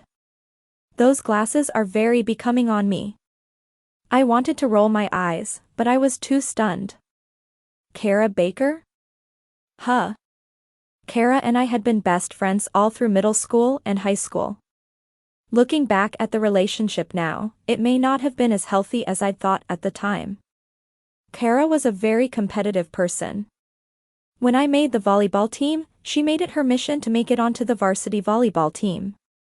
When I told her I was going to audition for the school play, she made sure to get the lead. When I made the prom court, she became the prom queen. When I had toast for breakfast, she would have avocado toast for breakfast. She always had to be one step above me, as if it was what fueled her. A cold feeling washed over my shoulders as I remembered what happened with the college scholarship I'd so badly needed. In retrospect, it had been foolish of me to tell her about the scholarship I had applied for to the University of Montana. I'd been naive not to guess she would apply herself and get it. So, after graduation, she went off to Missoula and pursued a business degree while I had to settle for getting my associate's degree in accounting from the local community college due to the more affordable cost. The last thing I needed in my life right now was Kara freaking Baker, not with my business sinking like a block of ice into Christmas River. Yes, she's back, Mom said, as if she were sad to deliver the news. But why? I don't understand, I said, knowing I'd run into her eventually. Apparently, she moved to New York City after college graduation, Mom said, which I remembered hearing, too. Why would she come back here? I asked, thinking the bad luck just kept on coming. Word on the street is she went through a nasty breakup and decided the big city wasn't for her. Mom wrapped her hand around her coffee mug. I'm sorry to be the one to break this to you, sweetie, but that wasn't even the bad news. I lifted my chin. What's the worst news? Kara opened a cupcake business in town, she said, releasing the final bombshell. My mouth dropped open. Kara Baker just opened a cupcake business in Christmas Mountain?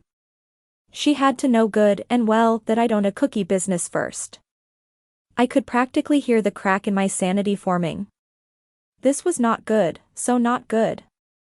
This is bad news, I said, thinking that my mom had finally come through with the holes desperately in needing to talk to me. Only, I wished she hadn't. I picked up my hot chocolate and finished it off as Lucy appeared beside our table. Hey, ladies, she said. Hi, Lucy, I said, forcing a smile since I didn't need the whole town knowing I was upset that my business was on the verge of destruction. I set my empty mug back down and pushed it away from me. So good. Delicious. I'm having such a great morning. Mom tilted her head and squinted at me. Lucy eyed the mug. Okay, well, are we ready to order breakfast? Strawberry crepes, please. A double, I said, picking up my untouched menu and handing it back to her. Double the order of strawberry crepes, she asked, her eyes widening. With extra Nutella. It's just such a wonderful morning. Why not? I asked, wondering if the power of positive words could make them become a reality. Long shot, but, hey. I will have 2 eggs, over easy, with a side of whole wheat toast. Thank you. Mom handed her menu to Lucy, hardly looking at her the entire time. My mother's passive-aggressive behavior didn't seem to faze Lucy. Okie dokie. Great choices. I'll be back shortly. With that, she disappeared again to the front counter. I picked my hot chocolate back up, noticed it was empty, and set it back down. Couldn't I even have a creamy, chocolate treat to help lift my spirits right now? My mug was so empty. Sigh. I'm sorry, sweetie, Mom said, bringing me back to the reality of our conversation. I hate to be the bearer of bad news, but knew I should give you a heads up. That girl was always trying to sabotage you. I never liked her. That was a lie and I knew it. You invited her on vacation with us my senior year. Her lips twisted to the side. When I saw what a sore winner she was after she beat you at volleyball, I didn't like her anymore. You invited her to our house for pictures before prom, I reminded her. But when her pictures turned out better than yours, I liked her even less. I placed my elbows on the table and buried my face in my hands. I loved my mother, but she could be exhausting. I felt exhausted before I got here and now I was on a newly discovered level of exhaustion. If only I could crawl under the table and stay there. That would be an improvement. Kara Baker opened a cupcake business? What a nightmare. This is the end of. I pulled my hands from my face and saw Lucy standing beside our table again, my hunger. I'm so excited for crepes, I said, pumping my arms in the air in pretend excitement. Yay! Confusion creeped across Lucy's face. Obviously she could tell I was acting strange, but as long as she didn't know the details of why then I didn't care. Yeah, she said, wrinkling her nose. Crepes rock. But, real quick, did you want whipped cream on those crepes? I forgot to ask. Whipped cream me up, I said, grinning like a Cheshire cat. Lucy turned to my mother, who had been making a hand motion to tell me to tone it down. Too late though. The weirdness had already flown out of my mouth. So much weirdness. I blamed Kara. Alrighty then, Lucy seemed eager to leave us this time. Mom shook her head, rubbing her temple as if I'm the one who had given her a headache with all of this. Subtlety is not your forte, she told me. Maybe you didn't have to meet me at a public place to discuss something this, private, I said, giving her a look. Mom shrugged her shoulders. I was craving their pancakes. You got eggs. I'm allowed to change my mind, Macy, she said, using an annoyed tone. I rolled my eyes. This is just great. I hear she's visited with Chad Miller since she got back. Of course, I said, because I had thought my mood couldn't sink any lower. Wrong. Okay, y'all. Grubs up. Lucy appeared, setting our plates in front of us. I nodded in her direction before she left. Suddenly, I wasn't very hungry. This is why the country club cancelled their contract with me, I said, everything making sense now. My lost business suddenly had a reason behind it, Kara freaking Baker and her never-ending quest to best me. Once again, she was ruining everything I had worked so hard for.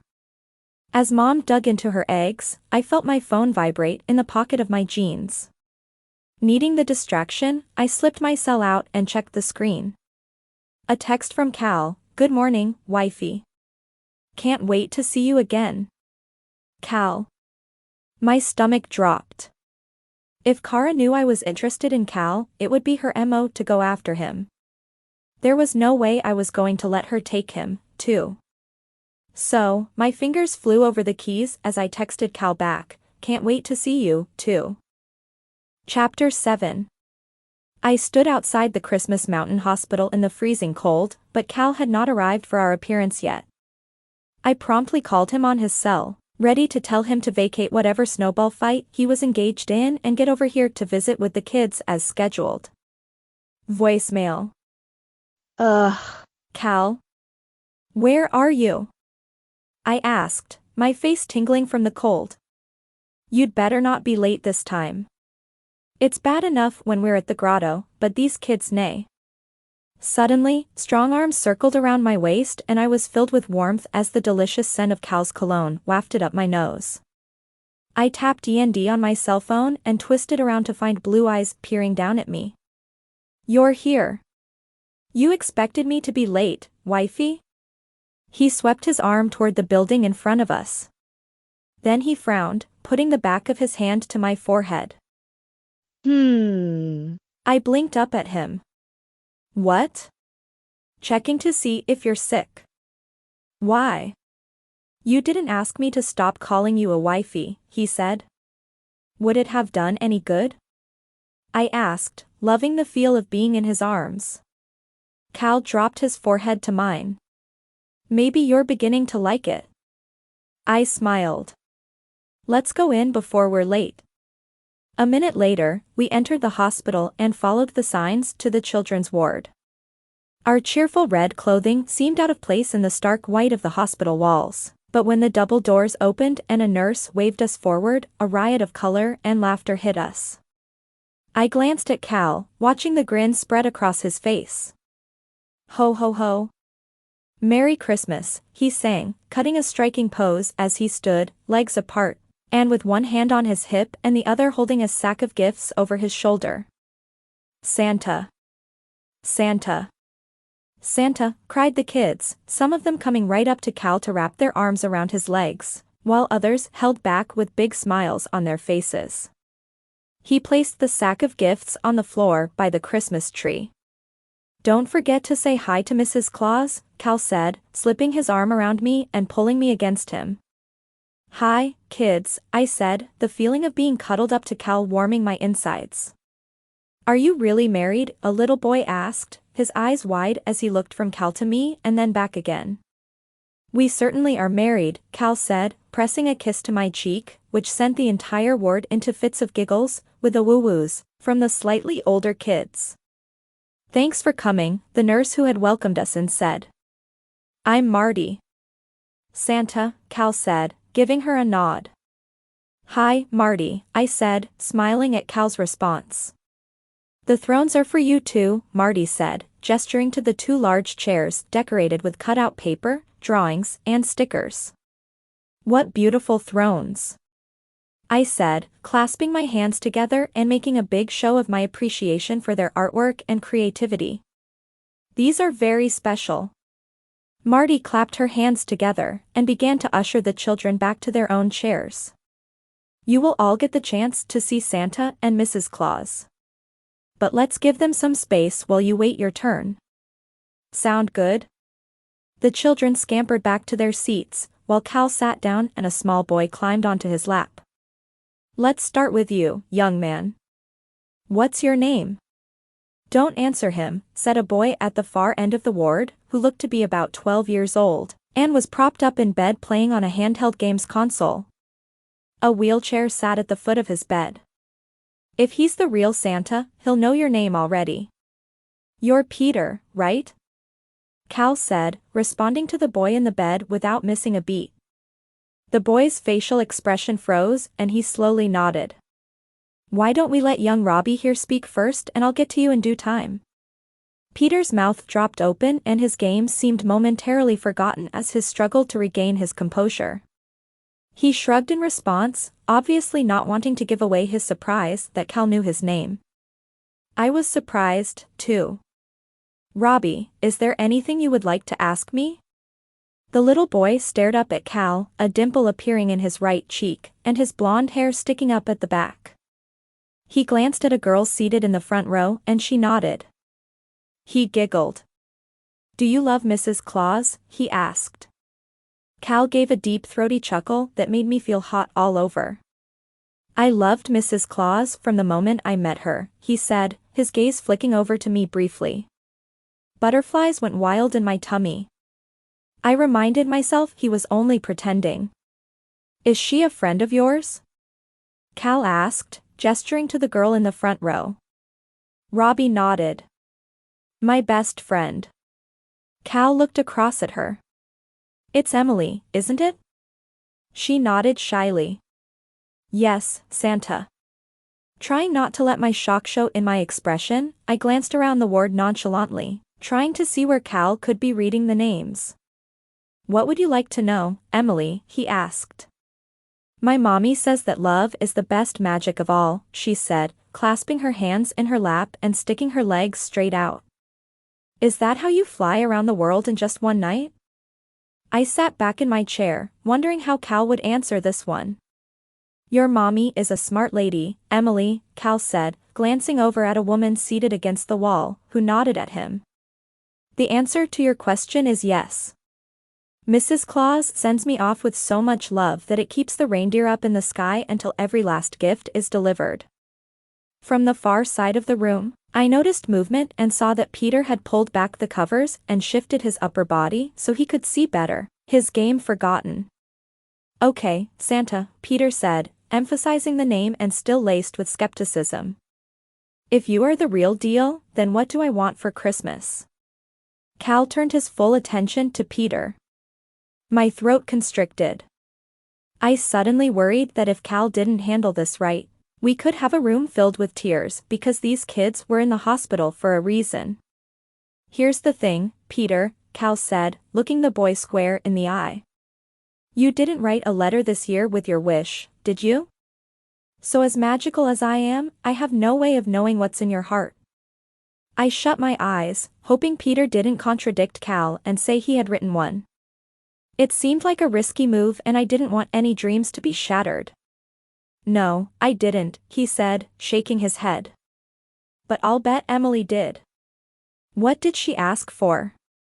Emily stuck her thumb in her mouth and glanced from Peter to Cal, who smiled at the sweet little girl. "Well, that's easy. She only asked for one thing. Is it okay if I share your wish with the others, Emily?" She nodded and I cringed. What was he doing? How could he possibly guess her wish? This event was going to end in such a disaster. I opened my mouth to stall but no words came out, which left me opening and closing my mouth like a fish out of water. I squeezed my eyes shut, bracing for the disappointment. "Emily asked for a 3-story dollhouse," Cal said, as the little girl giggled with glee. "She'd like one that is pink on the outside, with floral wallpaper inside, and a family of dolls to live there together." I opened one eye, waiting to see if he'd made a lucky guess. When nobody said anything, I couldn't stand the silence any longer. "Is he right?" I asked. Emily pulled her thumb from her mouth as she stared at Cal. "Yep." I caught the eye of a nurse, who stood behind the children shaking her head and rubbing her thumb against her fingers as if to indicate that was an expensive wish. I nodded, and touched Cal's arm, but he was already speaking. "Well then, Emily, a dollhouse you shall." "Hey," I said, tugging on his sleeve and shaking my head slightly, hoping he would get the message. But he didn't. Instead, he gave me an unreadable look and turned back to Emily. "If that's what you would like and you promise to be good, then that's what you shall have." I groaned inwardly. It was clear from the nurse's gesturing that Emily's family couldn't afford the dollhouse, so she was going to be disappointed on December 25th. Sigh. Peter looked a little less sure of himself, but didn't say anything. Robbie wiggled in Cal's lap. "I'm stoked. I asked for." "I know exactly what you want, Robbie," Cal said, smiling broadly as the little boy slid off Cal's knee and faced him. "You asked for a remote-controlled sports car. A Ferrari, if I'm not mistaken? Yellow, and not red, because yellow is the color of the sun." Robbie nodded, his face squishing together as he laughed. Cal leaned toward the little boy. "Then Robbie." "Santa," I warned. "If that is what you want." "Santa," I repeated, with a warning tone. "Then that is exactly what you will have." I sighed, as did the nurse.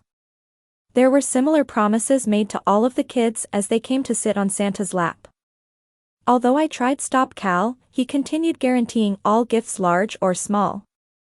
Before we got to Peter's bed, I pulled Cal aside.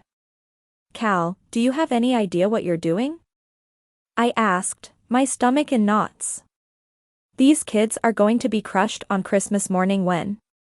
You worry too much, wifey, Cal said, cutting me off with a kiss on the cheek, before he moved to Peter's bedside. I wanted to facepalm myself. This was so not going to end well. Peter, here's your chance to tell me what you'd like for Christmas, Cal said, looping his thumbs into his big black belt. Any wishes on your list? Peter stared downward, fiddling with the bedsheet before he looked up at Cal. I'd like a helicopter ride to the top of Christmas Mountain. A helicopter ride? Did no kids wish for gifts under $20 anymore? I put my hand on Cal's shoulder in warning. Consider it done, Cal said, with a cheerful voice. Peter stuck his chin out defiantly.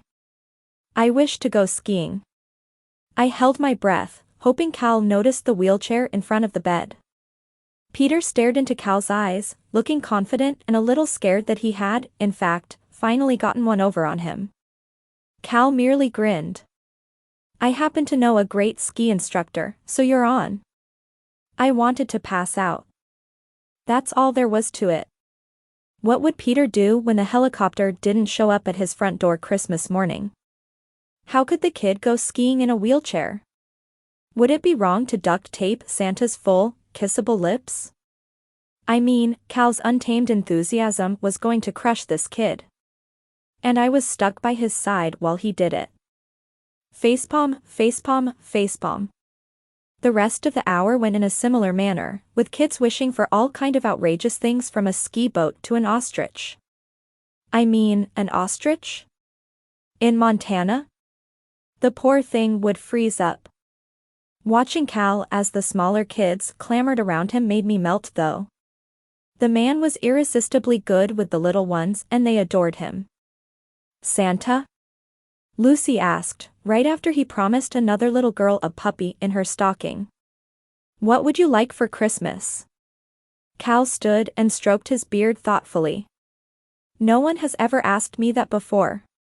You need a gift, too, Santa, she said, tilting her sweet little head. All I want for Christmas is for you all to get your wishes, he said, as I thanked my lucky stars he hadn't asked for anything crazy. And a kiss from Mrs. Claus. My stomach did a cartwheel. Did he just say? He smiled at me over the top of Lucy's head, his gaze catching mine before sliding down to my lips. Shiver. Lucy giggled. Mrs. Claus, is your wish to kiss Santa? Yes. Actually, Lucy, my wish is to go into space. Can you make that happen, Santa? Ho ho ho, Cal said, giving me a mischievous smile.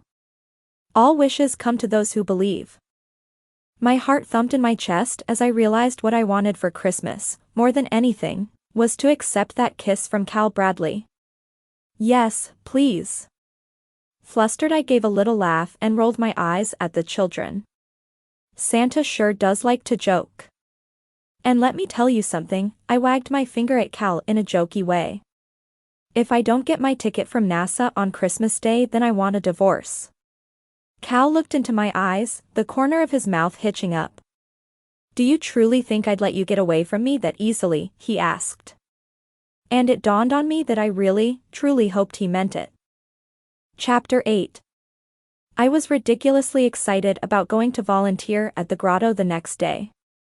Even though Cal's talk of kissing Mrs. Claus, aka, yours truly, had just been harmless fun for the kids, his upbeat personality lifted my spirits. I was looking forward to seeing him again. To get a little exercise to decrease my stress over financial worries, I decided to park in Silver Bell's parking lot and walk through the forest to the grotto. As I got out of my car, I waved to Harmony, who was outside hanging mistletoe over the front door to Silver Bell's luxury tours.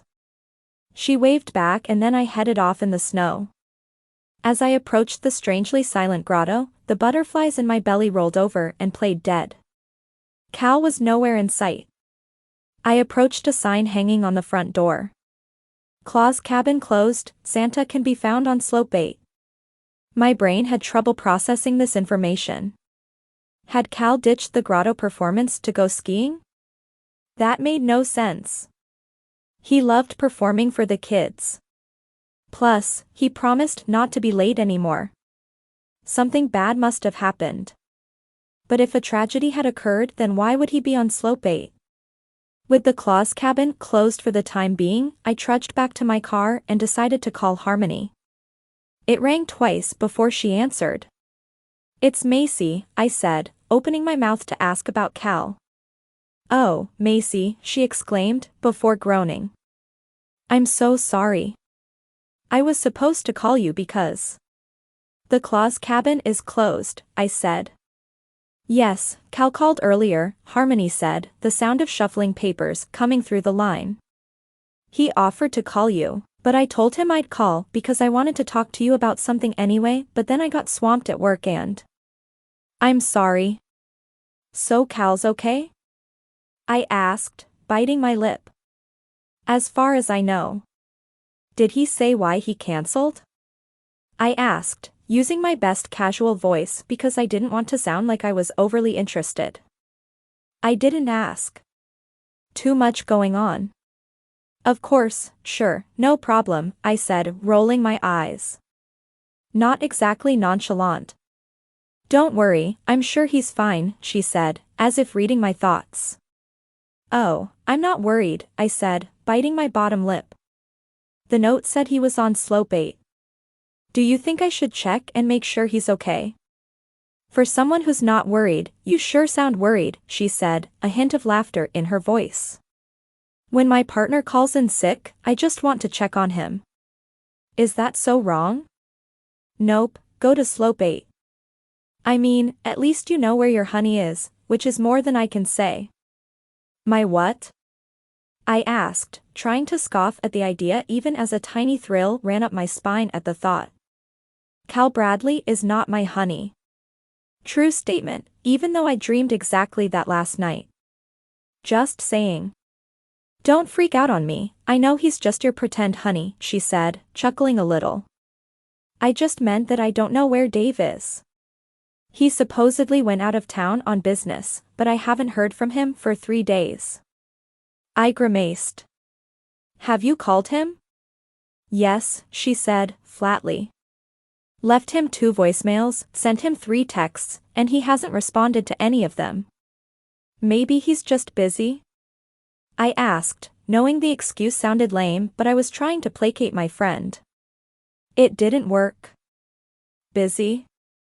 For 72 hours straight? Unlikely. Plus, he was supposed to be back home yesterday, but there's no sign of him." I was beginning to see why Harmony was so annoyed. This was not how a good boyfriend would behave. "Did you go to his house?" "Yes, I drove by. No car and no lights." I frowned. "What about calling the hospital in case he's hurt?" I'm embarrassed to say I did call the hospital. "They've never heard of him." I thought for a minute. "His boss? He's self-employed." "Well, don't panic. It's only been 3 days," I said, which sounded ridiculous coming from a woman who was worried about her fake boyfriend just because he cancelled a gig. But Cal loved being Santa, so it didn't make sense for him to cancel unless something was wrong. Plus, my brain had produced all kinds of crazy scenarios about what tragedy could be haunting him like Nina had suggested. Cal was a big ball of fun. I didn't like the idea of anything making him sad. She sighed. "Honestly, things haven't been great between Dave and me lately." "I'm sorry," I said, biting my bottom lip. Harmony was one of the most easygoing people I knew. She was beautiful, and smart, and funny, too. She deserved the best. Maybe he forgot his charger and his phone ran out of charge? "You're reaching, Macy," she said, sounding defeated. Obviously there would be a phone in his hotel room. He just hasn't called. Maybe we're over. I paused a moment, not ready to give up hope. What if he doesn't have your number memorized? I don't know anyone's number these days, they're all stored in my phone. I suppose that's possible, her tone said she didn't think it was likely, though. Let's give him the benefit of the doubt and not jump to any conclusions. Wait for him to come home, and maybe he'll have a perfectly logical explanation. He might surprise you. That's good advice, Macy, she said, sucking in a deep breath. Thank you. You're welcome. You know, you could be better at taking advice, though. I arrived at my car and unlocked the door with my key fob. What do you mean? I don't have a boyfriend, let alone one that's missing in action. But you do have a husband, and you know exactly where he is. Why don't you go find out what was so important? He might surprise you. Touché, I said, throwing back my head and laughing. Hey, girl, Harmony said, her voice doing a double echo thing. I pulled my phone from my ear and looked at the speaker. It looked normal. Hello? Hello, she said, with the double echo again. Weird. I stared at my phone again and shook it just as someone grabbed my arm. Ack. It's just me, Harmony said, laughing. I heard her without the phone to my ear and without an echo. I turned to face my blonde friend. You scared me. That's the second time this month. Sorry, can't help myself sometimes. She grinned and nodded toward the entrance to Silver Bell's luxury tours. Let's go inside and get you some ski gear for your trip to Slope 8. I shook my head. I've decided it's silly to check on him. I'm just going to head home. I have a few orders I can get a jump start on. I'll just wait until. No excuses, stubborn friend. Harmony took me by the elbow, led me inside and pointed me in the direction of the door marked rentals. Check out a snowsuit from in there. Just choose one you like, get dressed, and go get your man. My jaw hit the floor. He is not my man. He's your hot husband. My fake hot husband, I said, walking into the rental room and realizing I'd admitted that he was hot. Oh, so hot. Anyone with eyes would know that though. Semantics. She waved a hand, picked up a bright-colored snowsuit and held it up to me. This is totally your size.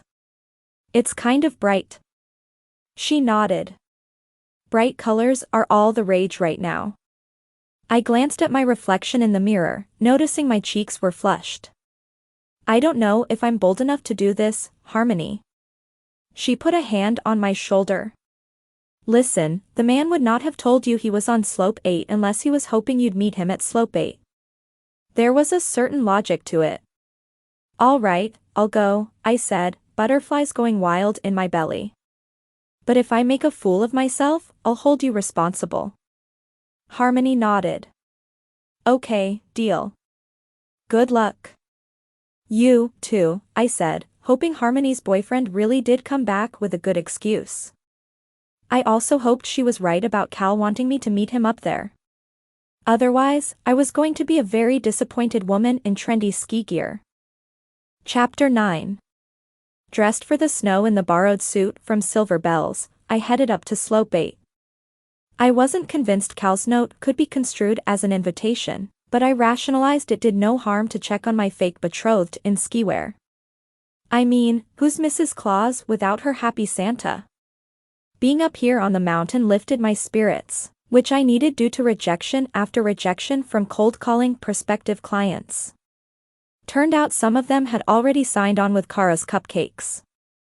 Did she have to use alliteration for her business when I had already used alliteration in my business name first? The woman was ruthless and clearly had zero originality. I dreaded running into her, which seemed inevitable in our tiny town. I stopped for a moment to admire the view from up here on the mountain. Fresh snow sat untouched under the fragrant green pines, and the weak winter sun turned the snowflakes to diamonds that sparkled and danced in the light. The ski lift carried adults and children to the higher slopes, their legs and skis dangling as they soared upward. Turning to look in the other direction, I took in the view of our sweet little downtown stretched out below along with Christmas Lake, Christmas River, and the falls. I took a deep breath, filling my lungs with the cold, crisp air. I loved it up here and could see why Cal had chosen to live up here on the mountain with its breathtaking views. On the move again, I neared Slope 8 and scanned the numerous skiers looking for Cal. He wasn't hard to miss, however, since he was wearing his Santa hat and fake beard. I put a hand to my mouth to cover up my smile at his outfit. Secretly, I watched as he patiently stood talking to 5 kids, who listened attentively as they took their instructions from him. As if sensing me watching, he looked up suddenly and locked eyes with me. A little zing zapped my belly and his face broke into a huge smile, his eyes sparkling, and his teeth looked whiter than the snow. He waved at me in a gesture to come over. My heart pounded in my chest as I made my way to him. "Hey, kids, look, it's Mrs. Claus." He strode toward me and kissed my cheek, for the benefit of the spectators, no doubt. "Thanks for coming," he whispered in my ear. "Sorry I'm not dressed in red," I said, shivering, which had more to do with the whispery feel of his breath against my skin than the cold temperature outside. "Are you really Mrs. Claus?" a little girl asked. "Hey, there." I smiled and waved to the kids. "Yes, I'm Mrs. Claus, Santa's wifey," I said, my stomach flipping when Cal grinned in response to my using his term of endearment. "Okay, kids, do you think Mrs. Claus can ski? Or does she need lessons, too?" He raised an eyebrow at me and I shook my head. The truth was that despite living at the foot of this beautiful mountain, I was a terrible downhill skier. I was much more into snowshoeing. "She must be a good skier if you are," said a little boy. "I'll bet you're both good at everything." I melted a little bit at that comment. The little boy, who I later learned was named Scott, flashed me a dimpled grin, the gap in his teeth making him look impossibly cute. "I'm afraid even I can't do everything," I said, smiling at him. "But you live at the North Pole, and it's even snowier there than it is here." "That's a good point." I laughed, feeling totally unprepared for these questions. I turned to Cal, who stood next to me and slipped his arm around my waist. I closed my eyes and breathed in his scent, which was even more intoxicating than the breaths I had taken upon arrival. He pulled me closer. "Well, the thing is, this beautiful lady." Cal's compliment was interrupted with lots of ayus, and yucks, and giggles. "She takes such good care of me, keeping things running smoothly at the North Pole when I'm gone, so she never has time to ski. But if I didn't have Mrs. Claus helping me, decorating my house, and being on time for every appointment, I wouldn't be able to get your gifts delivered in time for Christmas Day, would I?" Another arm slid around me, but this time it was around my leg rather than my waist. I looked down to see Scott hugging me. He smiled up at me and I felt my heart swell. There was something about being around Cal. He had a way of making everything so magical. Cal grinned at me. "Now that you have a little spare time, how about we give you a lesson?" I was torn between wanting to spend time with him and not wanting to make a fool of myself. But I was dressed for skiing, so I figured I had to go with it. "Sure, why not? But first, could I speak to you, Santa? Alone?" Uh-oh. Cal made a face as if he were in big trouble and the kids giggled endlessly as he followed me a few steps away. "I'm sorry to come up here uninvited. But I went to the grotto and you weren't there, so I got worried," I said, biting my bottom lip. "You showed up at the grotto?" Cal's forehead wrinkled. "I was going to call you, but Harmony said she'd do it." "She got distracted," I said, remembering her stress over Dave. "I should have called myself, anyway," Cal said, shaking his head.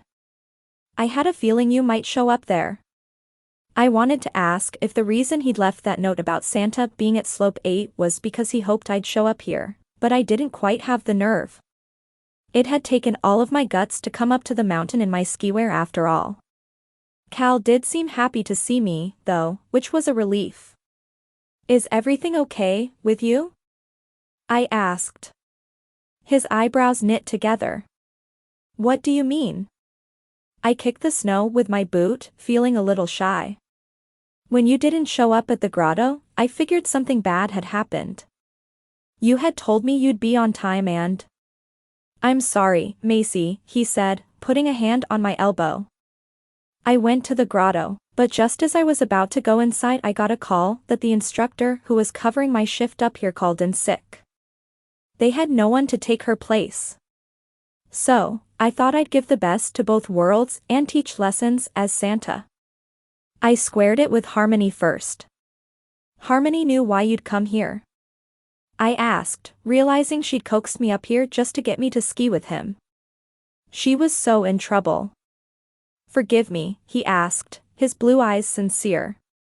Of course, I forgive you, I said, my skin warming under my suit from the weight of his strong hand squeezing my elbow. Obviously you have responsibilities. So, he didn't always act like an irresponsible man-child. Good to know. Speaking of which, I should get back to work, he said, nodding his head in the direction of the kids standing on their skis. Wait, I said, abruptly putting a hand on his arm. He glanced down at where my fingers wrapped around his forearm and then he met my gaze. Can you answer one question? I asked. Anything, he said, his tone a low rumble. My belly did a little dance and I licked my bottom lip. How did you know all the kids' names at the hospital? He opened his mouth just as I felt a tug on my hand. I turned away from Cal and looked down to see little Scott standing there. Will you come ski with us, Mrs. Claus? He asked, in his sweet voice. I glanced at Cal for help. Honestly, I'm good at many things but skiing isn't one of them. So not my forte. Cal shrugged and tapped the side of his nose before sliding over to where the other kids were waiting. I grabbed the skis Cal had left in the snow and put them on, wobbling as I stood. Don't worry, I'll show you how to do it, Scott said, and he looked so earnest that it brought tears to my eyes. What a sweetheart. Scott took off ahead of me, following Cal's lead, and I shadowed them, feeling way more unsteady than anyone up here. I was being outskied by a group of 5- and 6-year-olds. Against my will, I picked up speed, and let out an unseemly yelp as I veered sideways, coming way too close to the trees. That's when I lost my balance and tilted on my skis, knowing I would fall. And I did, in the most ungraceful way possible, and right into Cal.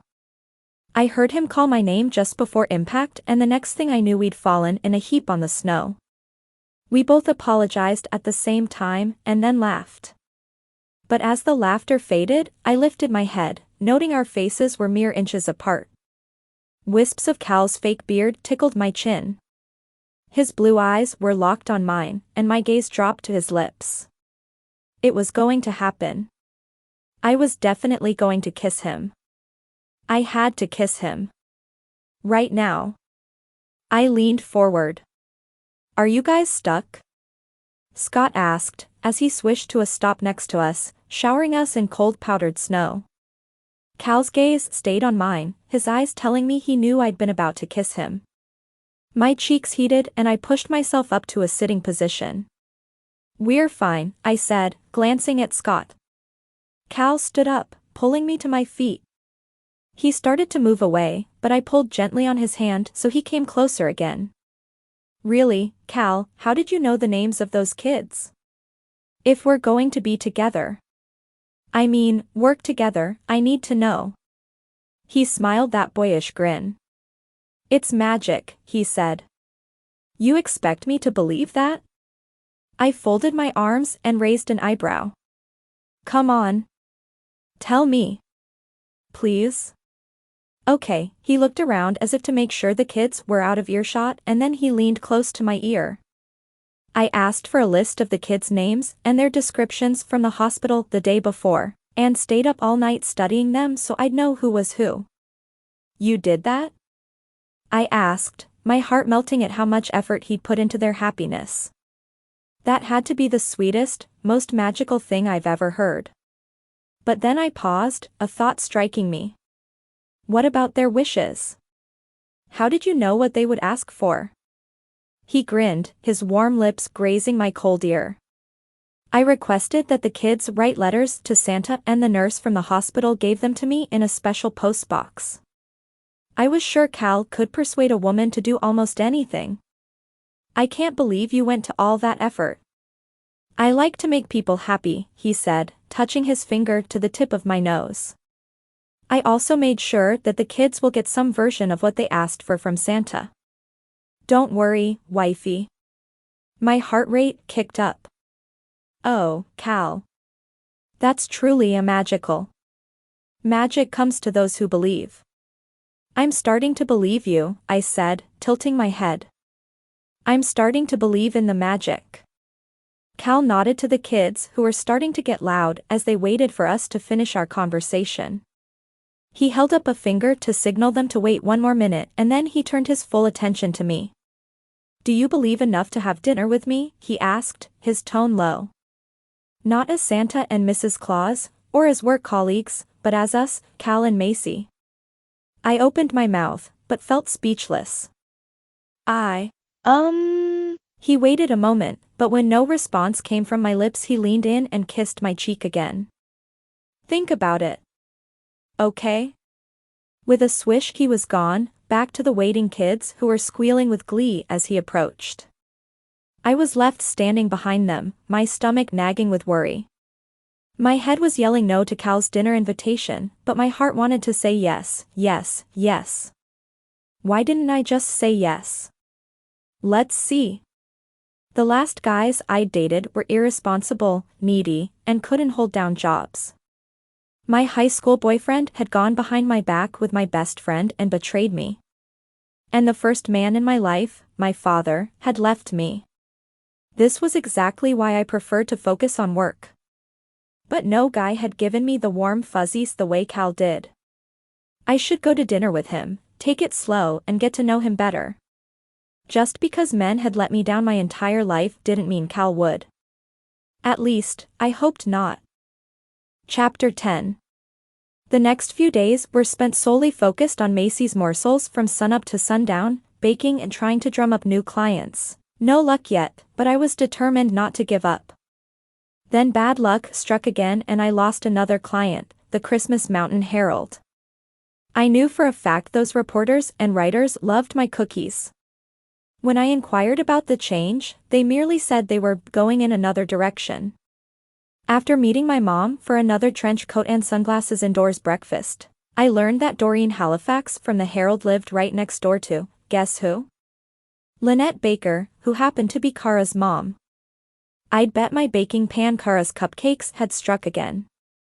Needless to say, getting dressed up as Mrs. Claus for the annual carol service at the Christmas Mountain Fire Station was a welcome break from my troubles. I'd attended this event before as a somewhat reluctant singer with my friends. After all, where else can you find this many hot guys in uniform in one place, followed by an early dinner with the gals at the Sleigh Cafe? But today, I was going as the second in command to Santa. The snow had fallen again, dusting the town in white like powdered sugar.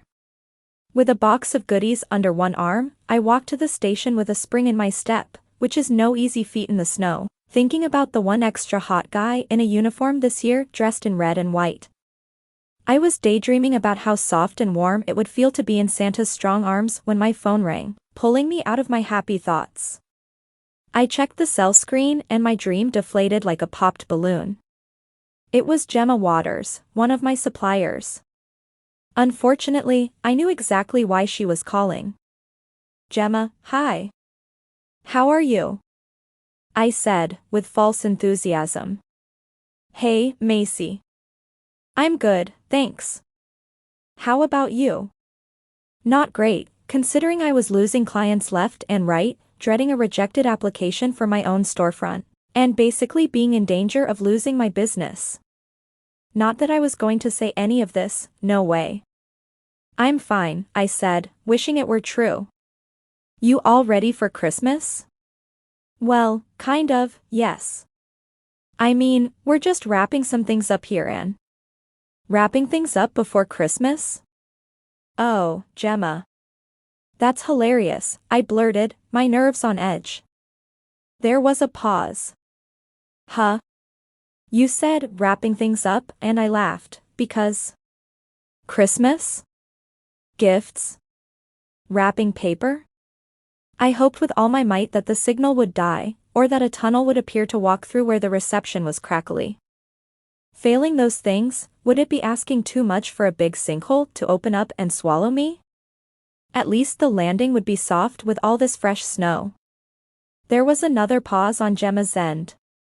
Okay, well, the thing is, I need to call in all invoices by. Voices? That's funny to hear you say that. I'm on my way to the carol service at the fire station and the singing is phenomenal. Great voices. Lots and lots of voices, I said, worrying she'd think I'd lost my mind and also wondering if I actually had lost my mind. Voices? Really? Are you okay, Macy? You sound a little different. Yeah. Definitely not like my usual calm and rational self. Sorry, just a little hyper from sampling too much of my product. Your cookies are delicious, so that's understandable. I could hear Gemma's pen tapping rhythmically against her desk. Look, Macy, I hate to put this on you so close to Christmas, but we really do need payment for the last invoice, which is late. I know, Gemma, and I'm sorry, I said, sighing. Business has been down a little and I'm just a little behind on payments. It's been a struggle for us, too, she said, which felt like a kick in the gut. Bad enough I was late, but to hear I was holding payment from someone in the same financial boat as I was felt totally painful. Can you tell me when you'll be able to make payment? She asked. My throat tightened as I mentally calculated. I would need to shuffle a few bills around, but if I received the check I was expecting tomorrow, then I could make it happen on Monday. I smiled tightly and paused as someone passed by me on the sidewalk. Bad enough that Gemma knew my business was in trouble, I didn't need the whole town knowing it, too. I'll get your check out first thing next week, Gemma. Again, I'm sorry about being late. As you know, this has never happened before. Thank you for being so patient. There was a pause. Not that patient, Macy. If we don't receive the check by Wednesday, we can't fulfill any more of your orders until the bill is settled in full. I'm sorry. I understand, I said, promising payment once again before I hung up. I watched a little bird pick up a crumb from the street and fly away, taking my Christmas spirit with him. The last thing I wanted to do now was sing carols, or be jolly and festive. I had the strong urge to curl up in front of my fire and cry. As tears filled my eyes, I heard the sound of children's laughter. I looked up and saw kids lining up outside the station, waiting for the chance to see Santa and Mrs. Claus. The sight warmed my heart. Sucking in a deep breath, I slipped around the back and pulled the door open. Hey, wifey. Cal said, waving to me from across the room. My heart skipped a beat, despite my financial doom and gloom. I gestured to the box I was carrying, and then pointed to one of the back rooms.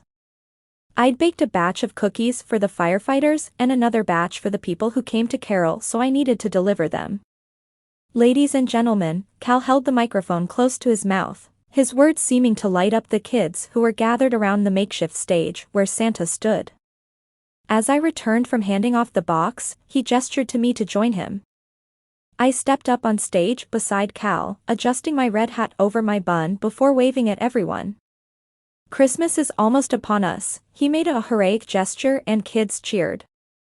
But before we eat too much candy and drink too much milk, we're here to sing carols. This is a special moment for us to come together, celebrating the joys of Christmas, like spending time with people we love, he said, catching my eye. My heart melted at his words. I knew he was right. I needed to put my troubles aside and focus on being thankful for all I had. This is the time of year to be thankful, he said, as if reading my mind. Thankful for our families, our friends, old and new, and to slow down this wonderful holiday season. Cal shouted the last word, and kids started jumping up and down and clapping their hands. So, please join my wonderful wife, Mrs. Claus, and me in this carol service. Let's see if we can raise the roof off this old fire station. Who's with me? I forced a smile at Cal, but he frowned and mouthed, "What's up?" I shook my head and took a deep breath as the first bars of Deck the Halls rang out. Cal danced and sang on the stage, whipping the kids into a festive frenzy and throwing candy canes into the audience in between carols. I participated with all the effort I could, trying not to worry about income and invoices and a certain competitor who was taking my clients. As the last song began, Cal stopped and slid an arm around my waist. We sang Silent Night, which had always been one of my favorite Christmas songs. I laid my head on Cal's shoulder as his beautiful, deep, rich voice sang the words. For all of his upbeat energy, he was now calm and serious. He was full of surprises, and listening to him sing so beautifully made my heart melt a little bit more.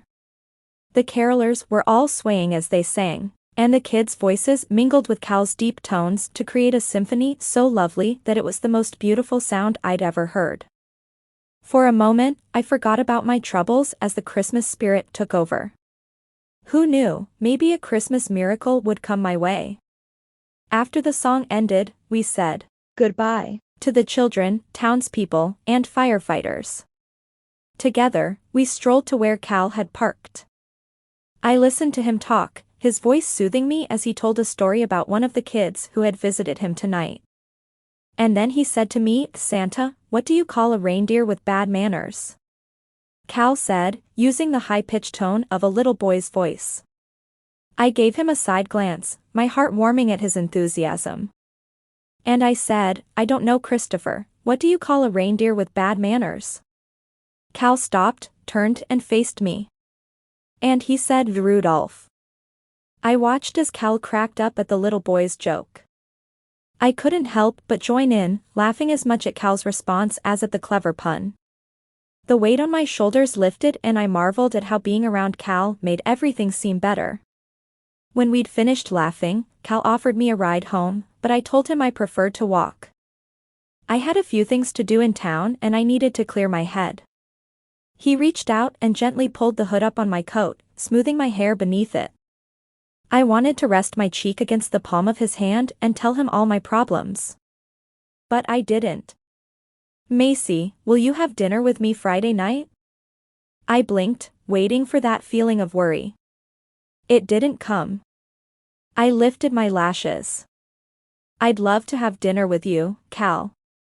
Cal's face registered surprise for a moment, before he broke out into the biggest, most beautiful smile, and my heart turned to mush right there under the stars. Chapter 11.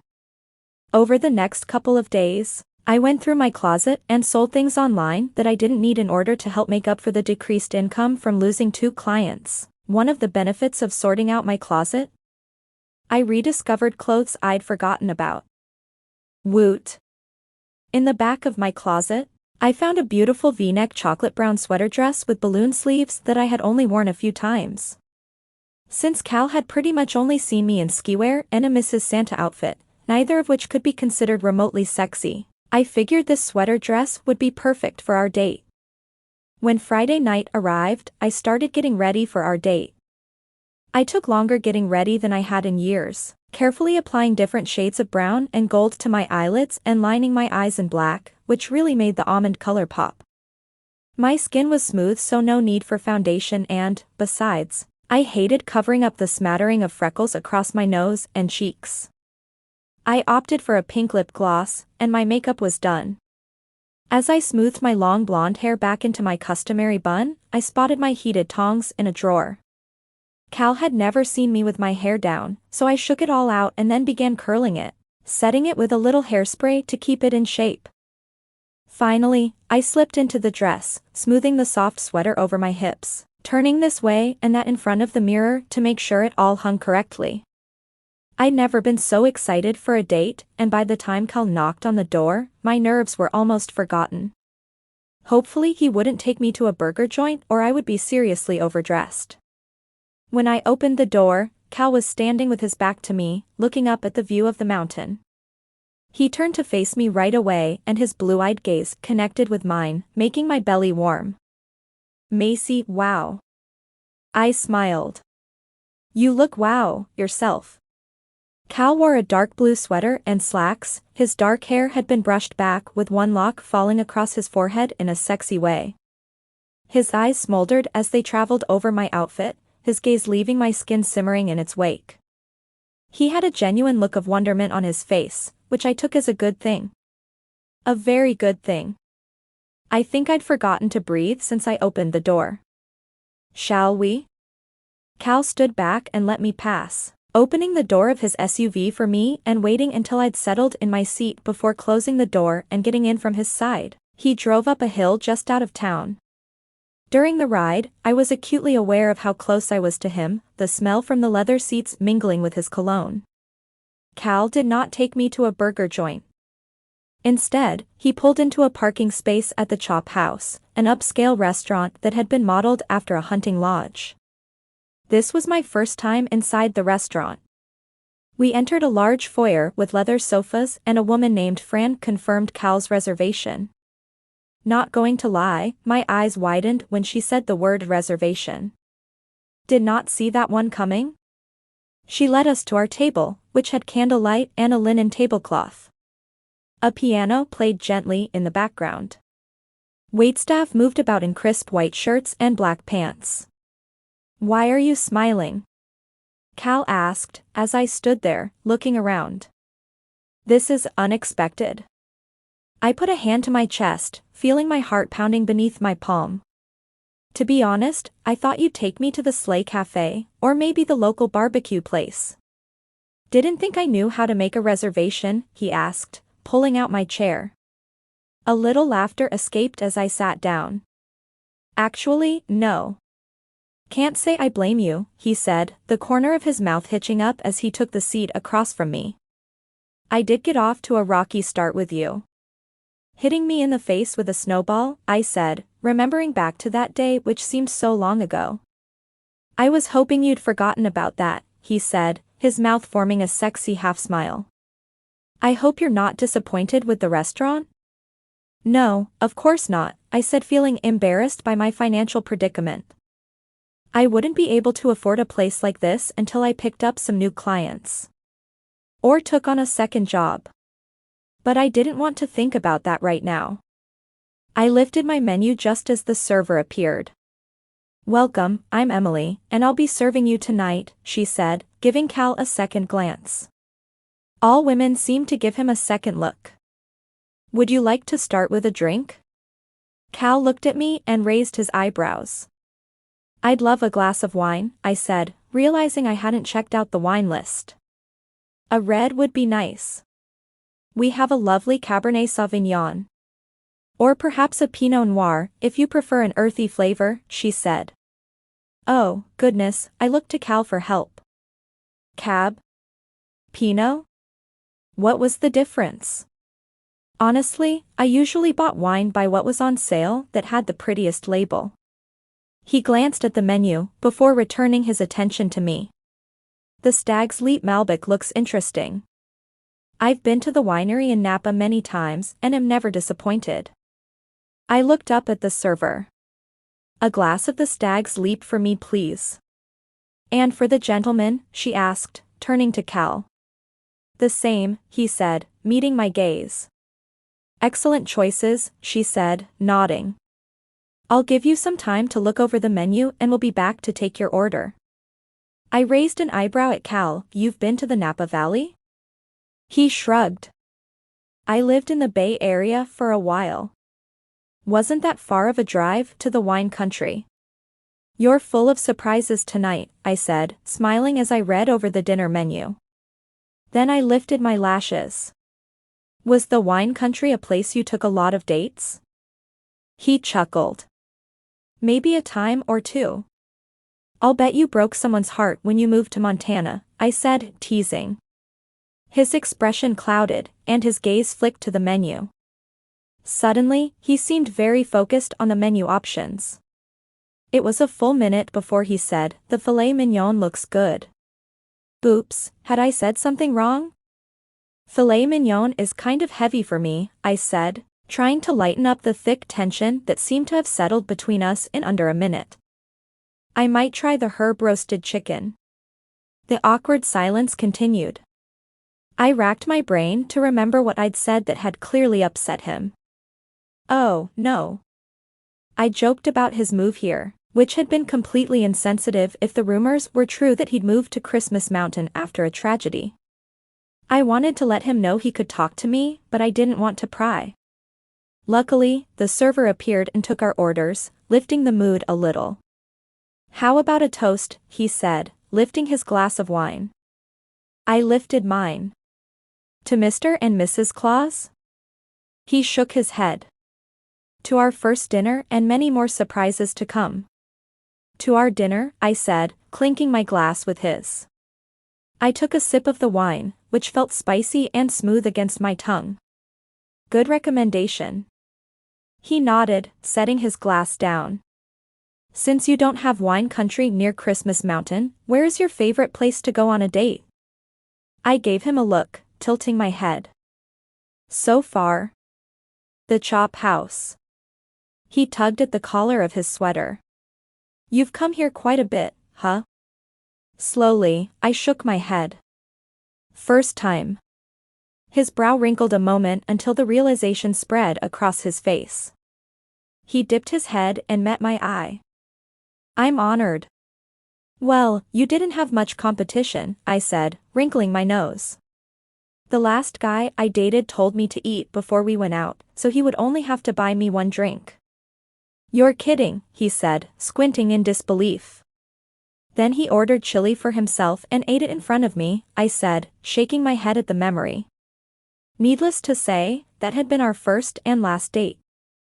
"I can beat that," he said, leaning toward me with a twinkle in his eyes. I had a date who ordered chili and accidentally splashed a spoonful on my brand new shirt. Did I mention it was white? "Not really," I said, laughing. 100% true, he said, the corners of his eyes crinkling. We shared a few more crazy dating disaster stories that had us laughing. Then our meals arrived and we dug in. The chicken was delicious and Cal raved about the filet mignon. This time, the silence while we were eating was comfortable. I popped a forkful of chicken into my mouth, closed my eyes to savor the flavor and then looked over to find Cal watching me. "You want another story, is that it?" I asked. He nodded. "Worst date ever." "That's easy," I said, remembering last year when I went out with a guy I'd found from a dating app. We met at an Italian restaurant.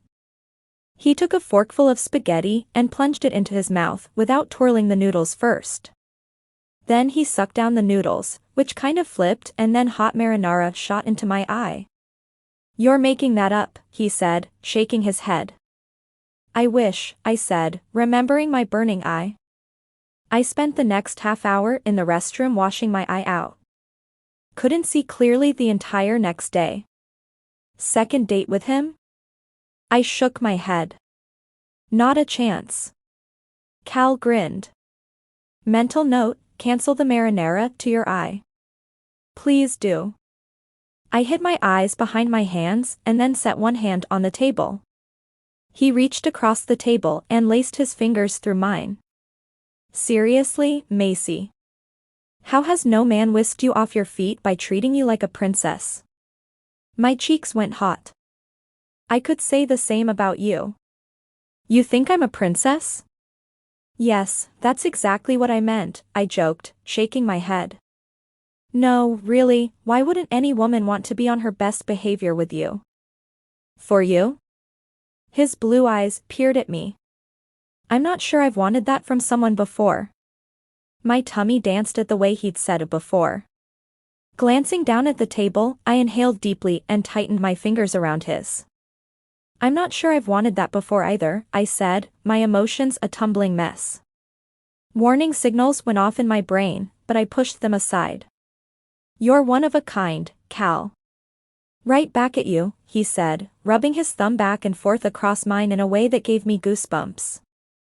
Cal asked about my business and I gave him the rundown on my accounting degree and my love for baking.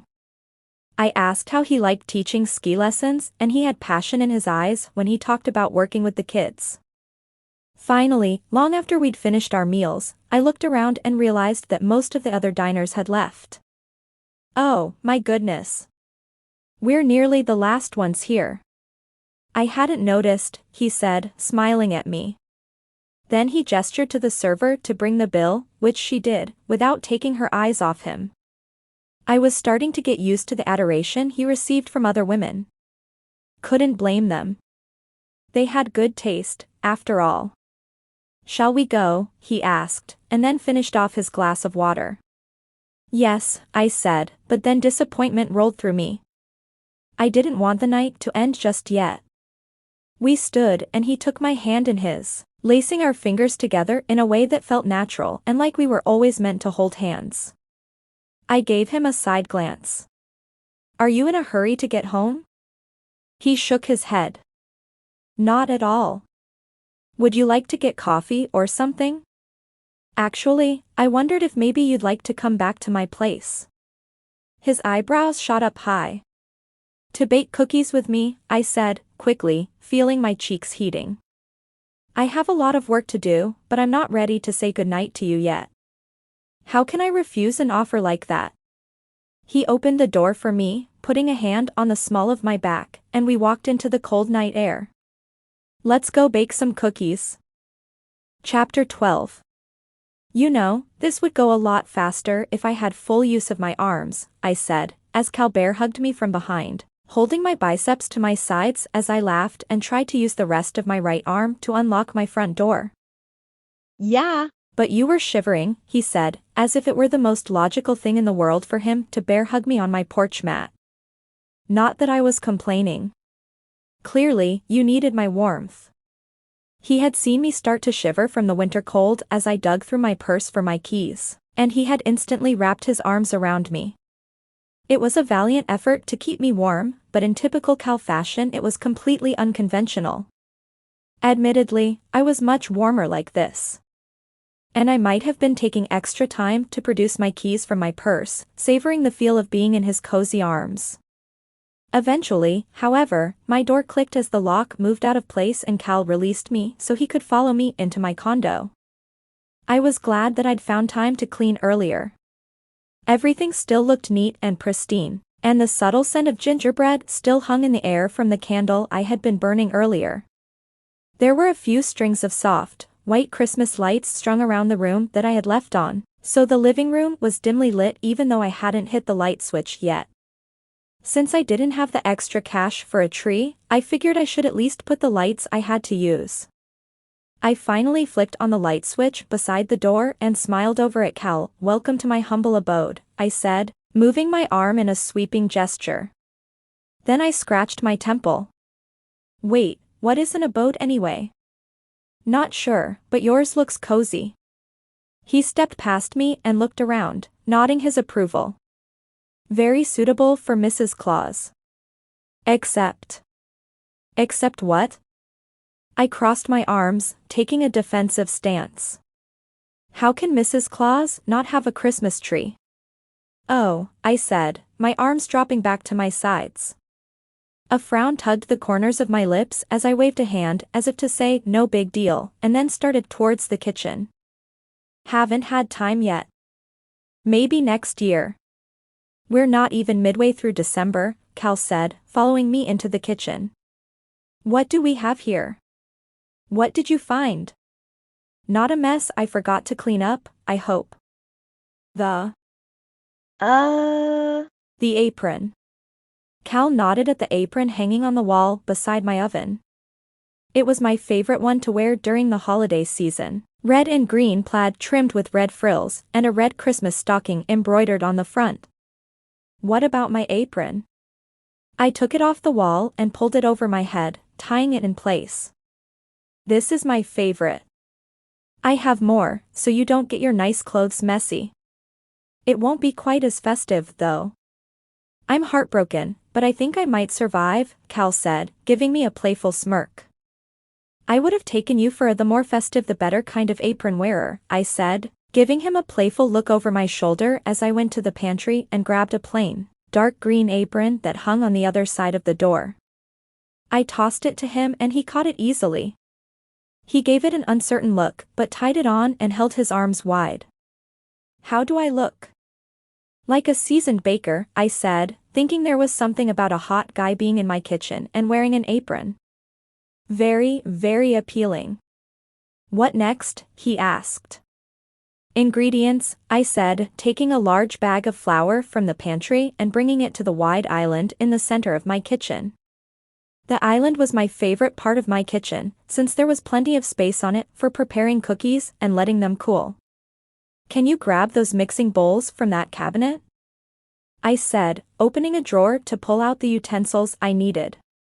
By the time I was ready, Cal stood beside me, patiently waiting.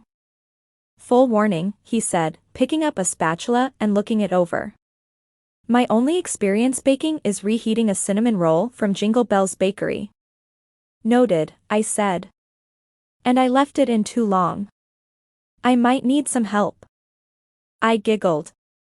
Fair enough. What are we ruining? I mean, baking?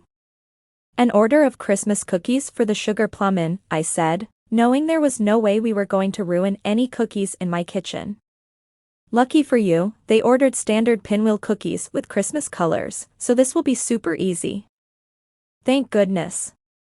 He rolled up his sleeves and we both washed our hands. I started to guide him through making the cookie dough, using my own special recipe.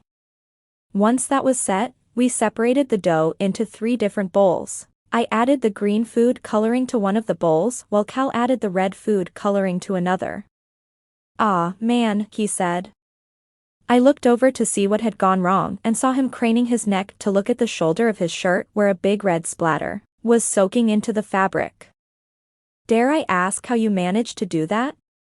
I asked, while dashing to the sink to soak an old towel before dabbing it on his shirt. My nose itched, so I tried to itch it on my arm and, well, that arm happened to be attached to the hand I was holding the food coloring with and now. Stained shirt, I said, dabbing at the stain in vain. I don't think this is going to come out. You might have to retire the shirt. No way, it's festive. He struck a dramatic, male model type of pose. I'll own the look. Only Cal could pull off looking that hot in a stained shirt. Shiver. Get back to work, I said, before I did something crazy like pulling him to me and kissing him. I tossed the old dish towel into the garbage, then turned around to find Cal staring at a pile of mail on the kitchen table. The top envelope had been opened and sat face up. The words "past due" stood out next to a very low total that I couldn't pay yet. Frantically, my gaze shot back up to Cal and those blue eyes met mine, a concerned look spread across his face and I felt mortified. 30 years old and I couldn't pay a bill for ingredients. What must he think of me? Sorry. I didn't mean to see that, he said, his immediate apology making my stomach grow tight with embarrassment. I didn't mean to pry. I'm the one that left it out, you don't have to be sorry, I said, realizing the irony that I'd labeled him the irresponsible one when we met and yet I had the past due bill. So, Cal reached up and scratched the back of his neck. Things aren't going so great in the cookie world? My instinct to keep my private business to myself kicked up, but when he stepped toward me and took my hand my defenses dropped. Yeah. You could say that, I said, the backs of my eyes burning. That's why I don't have a Christmas tree. And maybe that's why I've been a little irritable lately with you. It's getting rough, I'm not going to lie. But it's okay. I built this business, so I can build it back up. Once I get through this tough part, I'll be on the other side, right? Life ebbs and flows, he said, nodding. You'll get through it. That's what I keep telling myself, I said, as he squeezed my hand. People have been through much worse, so I don't want to complain. Challenges can be tough, though, he said, validating everything I felt. You remind me a bit of my dad. He wanted to be a notable surfer more than anything, even since before my brother and I were born. Where did you grow up? California, he said, leaning back against the island. My mom stayed home to raise us and with 2 kids and a mortgage, money was tight and he needed to work more and more. I can relate to that. He struggled with his goal, for sure. He entered surfing contests, but never won. Never gave up on his dream, though, he said, admiration written all over his face. Even with defeat after defeat, he always stayed positive and set a good example for my brother and me. That's sweet, I said, glad to hear there were dads who could be counted on. He could never afford much for Christmas. He chuckled, obviously at a memory playing in his head. But he'd make sure we felt all the Christmas magic. Not much snow in the Bay Area, right? So, one time, he climbed onto the roof and sprinkled flour over the side so it looked like it was snowing outside our bedroom on Christmas morning. My heart melted. Aww. That's so sweet. He was really something else. That's where you get your positive personality. I smiled, but there was a lump of hesitation at the back of my throat. How do I remind you of him? Are you kidding? His response was instantaneous and his brow wrinkled. You're struggling with your business, and not only are you still powering through and serving your other customers, but you're volunteering to bring joy to kids as Mrs. Claus. I glanced down at my shoe. Well, I kind of got talked into the role. I have the feeling nobody could talk Macy Wilcox into doing something she doesn't want to do, he said, using a firm voice that I didn't even know he had in him. Even though your dream isn't unfolding exactly how you planned, you're still donating your time to make other people happy. That's exactly what my dad would have done. That's probably the best compliment of my life, I said, a warm feeling flowing through me at the admiration written in his expression. I blinked back the tears and took a step toward him. What about you? All the work you did for the kids in the hospital and how you throw all of your Christmas spirit into our appearances. You definitely take after your dad. I appreciate that, Macy, he said, the corner of his mouth curving upward. Seriously, though, if there's anything I can do to help you out, just tell me. Thanks for the offer, but I don't think there's a whole lot you can do to help me, I said, thinking about Kara Baker's determination to one-up me through life. Well, I can think of one way to help, he said, lifting his hand to my cheek. I can let you know you have flour on your cheek. Oh. My hand shot up to wipe at my face, but Cal beat me to it, brushing his fingers against my cheek. There, I got it, he said, his voice deep and gravelly as he cupped my face in his hands. I lifted my lashes and his gaze fell to my lips. As if there were a magnetic pull between us, we leaned toward each other until our mouths came together in a single, perfect kiss. My tummy did a cartwheel and my problems faded away. All that existed was the warmth of Cal's lips against mine and the shiver that ran all the way down to my toes. Somewhere, in the back of my mind, a little voice warned me of danger. But the pull of Cal was too delicious to resist. With the scent of cookie dough in the air, our mouths came together again, and then opened as we tasted each other. Kissing Cal felt magical, reminding me of the promises he'd made to everyone as Santa Claus. For the first time in my life, I believed in the possibility that all wishes could come true. Chapter 13. The next day, a bell chimed as I pushed open the front door to Divine Doggy Spa. The lobby seemed to be in full holiday swing. The front desk had tinsel strung along the edges, and the top of the desk was covered in white fabric made to look like snow. Massive windows lined the back wall, framed with red and green Christmas lights. Through the windows, I could see an indoor play yard where pups could socialize before or after their appointments. Pretty plush for a dog, if you asked me. An employee wearing an elf hat stood in the play yard with a group of dogs, holding a red ball above her head as the excited dogs ran around her legs. I watched as she pretended to throw the ball, causing half of the group to take off across the room before they realized she still had the ball in her hand. Finally, she tossed it upward in a perfect arc and the dogs ran after it. Watching the group of happy dogs playing together warmed my heart, or maybe that was also from an amazing evening with Cal the night before. Happy sigh. The corners of the room held speakers, and a lounge singer began to croon out the song Silver Bells. Paper snowflakes and paper ornaments of all colors hung on fishing line from the ceiling, giving the room a festive feel. I wondered if the whole staff had pitched in to decorate, Or if, knowing Ruby, she had done it all herself. I walked across the white and gray tiled floor to the front desk, stopping behind a woman who was checking in a golden doodle for an appointment. I held 3 plates of cookies I'd made for the dogs the night before, which were a special blend of pumpkin, peanut butter, applesauce, and whole wheat flour that would be a special treat for them. "Okay, Barbara," Ruby said, coming around to the front side of the desk and taking the golden doodle's leash from the woman.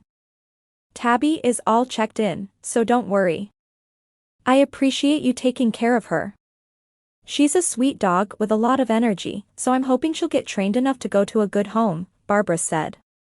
"It's really nice of you to foster her from the shelter," Ruby said, before gesturing to a sign taped to the front of the desk featuring a smiling pup in reindeer antlers. "The Christmas dog parade is coming up. Maybe she'll be trained enough by then to walk in the parade and hopefully attract some attention for an adoption." Ruby managed to sound optimistic, even though Tabby was jerking her arm every which way as she chased her own tail. Then, out of nowhere, the dog jumped up and rested her paws on Ruby's stomach. "Sorry," Barbara said, smiling at the dog. "She's still got that puppy energy."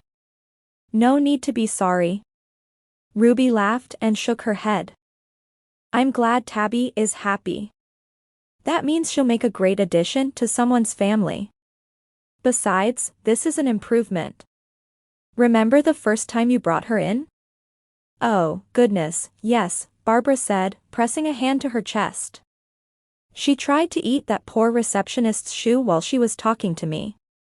"Exactly," Ruby said, making it sound like the dog had made serious progress even though she was currently nibbling one of the dangling charms on Ruby's bracelet. "She hasn't consumed a single shoe since that first appointment. So, that's something. Thanks to you, Ruby." The woman checked her watch and went out the door with a wave. "Hi, Macy. Sorry that took so long." Ruby grabbed the hyperdog's collar and then lifted her head, giving me an apologetic look. "It's been non-stop since we opened. My manager quit without notice." "Evan? He did? That's so unprofessional. He had worked here for a while, right?" "Just over 2 years," she said, as the rambunctious golden doodle jumped up to try and sniff the plates in my hand. I quickly pulled them out of her reach. "Did he give you a reason?" "Yes," she said, raising an eyebrow. "He met a woman online, who he says is his girlfriend, and he couldn't stand being away from her any longer. Said they want to be together for the holidays." I tucked my chin. "Does that mean they haven't met in person?" She shook her head. "Only via many hours of video calls apparently." "Huh," I said, dumbfounded. I could never leave a stable job for someone I've never met in person. Especially without giving notice. Way too risky. "Right before the holiday parties, too," she said, her brow furrowing as Tabby made another play for the cookies in my hand.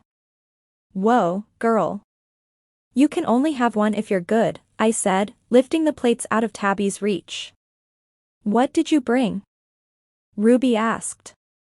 "I whipped up some special treats for the dogs," I said, setting the plates on the desk. I uncovered the top plate, picked out a Christmas tree-shaped cookie and crooned at Tabby, who sat immediately. 100% pet safe."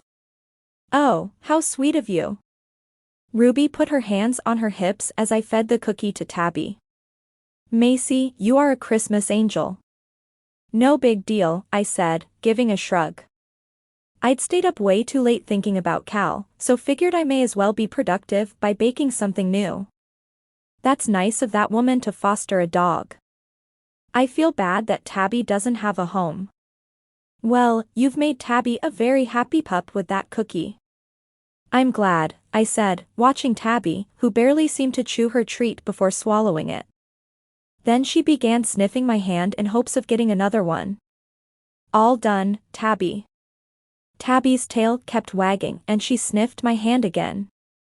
"She doesn't give up," I said, admiring her spunk. "She's in beginner training lessons." "Long way to go," Ruby said, emphasizing the word long. I pressed my lips together. What's with this emergency text you sent to the book club last night? Why aren't we meeting at Rudolph's Reeds today like usual? Let's walk and talk, Ruby said, and took off around the front desk to go through one of the doors to the back of the spa. I followed, noting that the Christmas music continued down the hall. As I told you, Evan quit, leaving me high and dry. Do you think it's easy finding a replacement at this time of year? I'm guessing not, I said, wondering if I should apply for the position. Sure, I'd be giving up my dream, but at least I'd have an income. Ruby approached a door at the end of the hallway and then pushed it open to reveal the rest of our book club, each woman paired off with a dog. So? I could use a little help with doggy day care until the groomers can get to them. I thought it could be fun for us to play with the dogs while discussing our latest book read. Hi, Macy, Giselle said. Hi, I said with surprise as everyone waved at me. Not that I mind hanging out with these cuties, but why can't they play in the yard with the other dogs? Well, those two, Ruby said, pointing to the small dogs Harmony and Carol held in their laps as they sat in chairs, just finished getting groomed, so they can't get messy in playgroup. That wouldn't be good, I agreed, wondering how much people spent to get their dogs groomed. The pups even wore cute Christmas-patterned handkerchiefs around their necks. And then Piper, Olive, and Clue. Ruby pointed to 3 dogs on the other side of the room, who Amanda and Lacey were playing with. They're old gals, so they don't really like being around so many hyper dogs. What about Tabby? I asked. Tabby is an absolute sweetheart. She can just get a bit too wild in big groups, so we like to give her more one-on-one attention. I nodded, accepting Tabby's leash when Ruby handed it to me. Ruby crossed the room to kneel down next to Olive, a graying golden retriever with her name boldly embroidered on her collar. Ruby scratched behind the old gal's ears. All right, let's get down to business, ladies, Carol said as she pampered the pooch in her lap with affection. What did we think of All That Glitters Is Love? I thought it was, oof. I yelped, as Tabby yanked me over to where Harmony was picking up a blue ball to throw for her dog. I regained my composure, guiding Tabby to a stop beside me. She was quite a bit bigger than the Yorkie Harmony was playing with, and I didn't want the little pup to get trampled by my crazy dog. I thought the book was really sweet. A love against all odds, sort of thing. Come on, Tabby. Come on, I forget. Oh. Harmony exclaimed as Tabby pounced on her dog. Not cool, Tabby. I clapped my hands together, trying to coax the golden doodle away from Harmony. She didn't want to come, seeming to find everything else in the room more interesting than me. But then she sidled up to me and sniffed my hand, seeming to remember I had given her a cookie earlier. I chuckled and led her to the edge of the room and began to walk laps around the room with her, hoping she could use up some energy. I loved the book, Harmony said, petting her dog's head. It was clear that no matter what the problem was between the hero and the heroine, they were determined to work through it together. I thought that was so nice. I wish my boyfriend had the same attitude. Ruby groaned. Having problems with Dave again? Yes, Harmony said, dropping her chin to her fist. I need a boyfriend like the hero, Giselle said. I'd settle for a manager who won't quit without giving notice, Ruby said, sighing. I still can't believe he bailed on you like that, Amanda said, as Clue rolled over, clearly wanting a belly rub. I mean, I can't blame the guy for going after love, Ruby said. I just really wished he'd given me 2 weeks to find a replacement. Also, he could have left the appointment schedule in better order. I had 2 poodles double booked today with owners who had very specific instructions. And my assistant ended up giving the poodles the wrong cuts. Lacey gasped. Oh, no. Oh, yes, Ruby said, tilting her head. The first mom to pick her baby up was absolutely livid. The second one actually liked what had been done more than what she had originally asked me to do, which calmed my nerves a bit after being scolded by the first owner.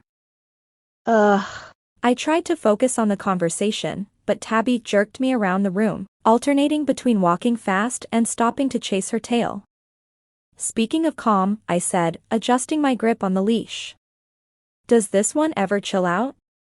My friends looked over to see Tabby start chasing her tail emphatically, and then she collapsed to the ground, breathing heavily as she held it in her mouth triumphantly. We all erupted into laughter, which caused Tabby to forget about her tail and stand back up. She will calm down eventually, Ruby said, the corners of her mouth lifting. The woman who dropped her off is fostering her. Tabby is from a shelter in Missoula, and I'm sure she's been through a lot because she was found on the street and in need of food. We're giving her free training to help Barbara find a forever home for her. That is so sweet of you, Ruby, Harmony said, throwing a ball that her obedient dog retrieved and dropped on the floor in front of her. Tabby pulled my arm and then came to another abrupt stop, this time plopping down on the floor to scratch her ear. My poor arm. Honestly, I'm surprised a prim and proper lady like Barbara can deal with this ball of energy, I said, as Tabby pulled on the leash again. Oh. Lacey said. Opposites attract. Just like in the book. Totally, Carol said, nodding. She was cradling her small dog like a baby, and the pup appeared to be dozing off. At first, I wondered if the author was setting the hero up to be the antagonist since he was completely different from the heroine. Speaking of prim and proper meets spontaneous, Harmony giggled, rolling the ball for her dog again. How's it going with Cal, Macy? Huh? I said, stopping dead in my tracks. The word around the fire station is that you and Cal seem to be getting along swimmingly, she said, shooting me a smirk. I could practically feel the other women leaning toward me, waiting for the juicy details. I avoided looking at anyone, instead choosing to pet Tabby. Well, I tried to pet Tabby. She had other plans, and quickly began nibbling at my fingers. Oh, well, yes, I admitted, my cheeks growing hot. Cal and I had dinner, and then he came over and we made cookies together. And it went really well. Really well, as in, Harmony made some loud kissing noises and everyone laughed. I tried to shoot her a stern look but could feel the corners of my mouth turning upward. Yes, actually, I said, trying to control my smile and failing miserably. The date went really well. A chorus of Ooh came from around the room. Even Tabby joined in with an excited howl before standing on her hind legs to balance on my hip and give me a kiss of her own. I scratched at her ears until she climbed off of me, then I wiped at my face with my sleeve.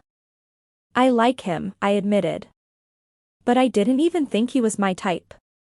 He's impulsive. And impractical. He's everything I normally wouldn't like, but he gives me the warm fuzzies. See, opposites do attract. Lacey said, using her catchphrase for the day.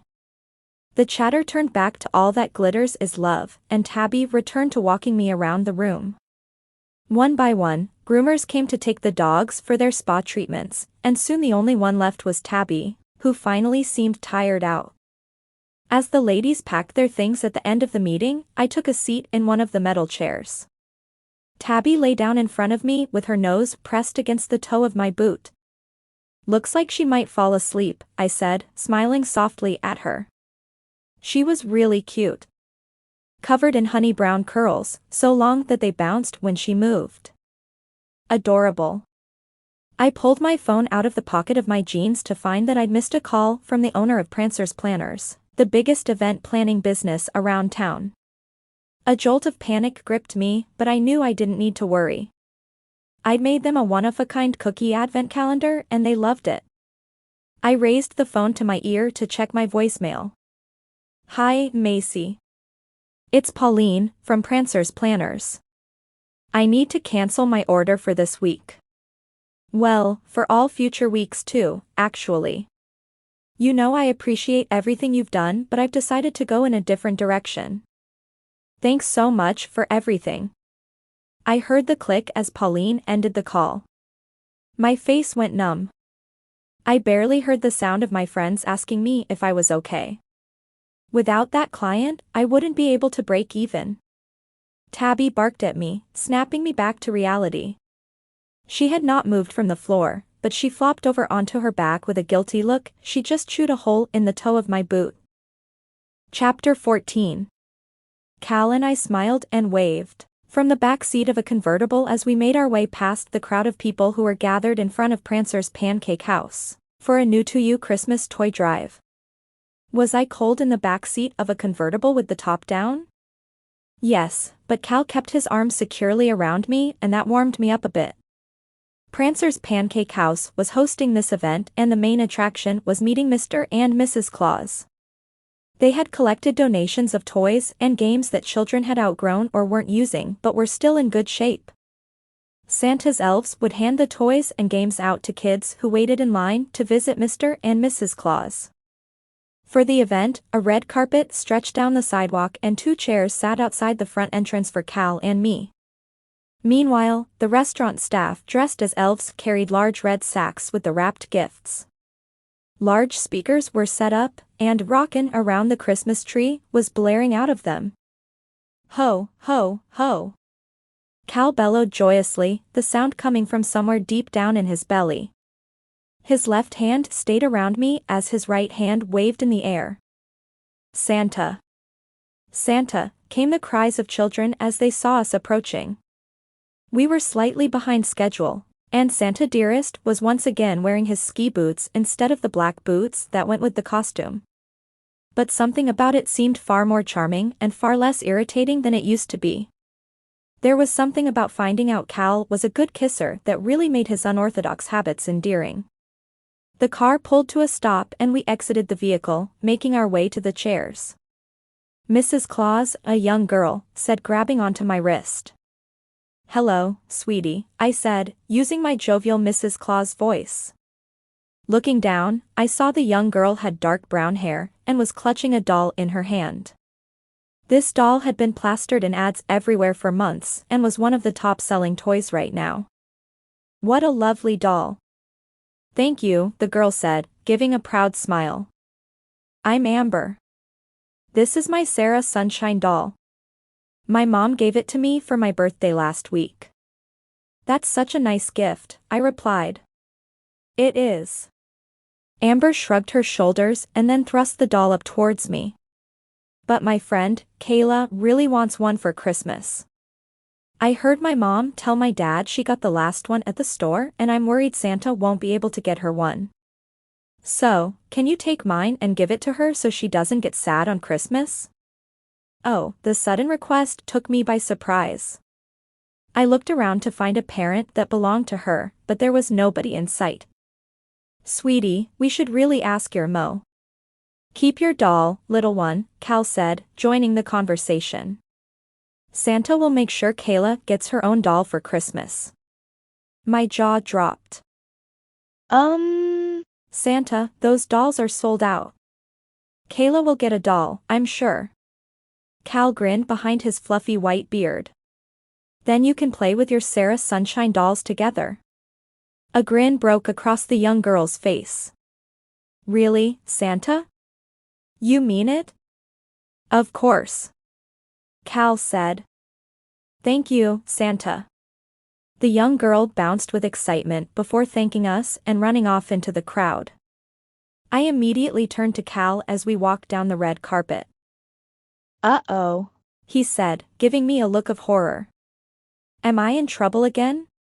"You're not in a trouble," I said, making air quotes with my fingers around the word.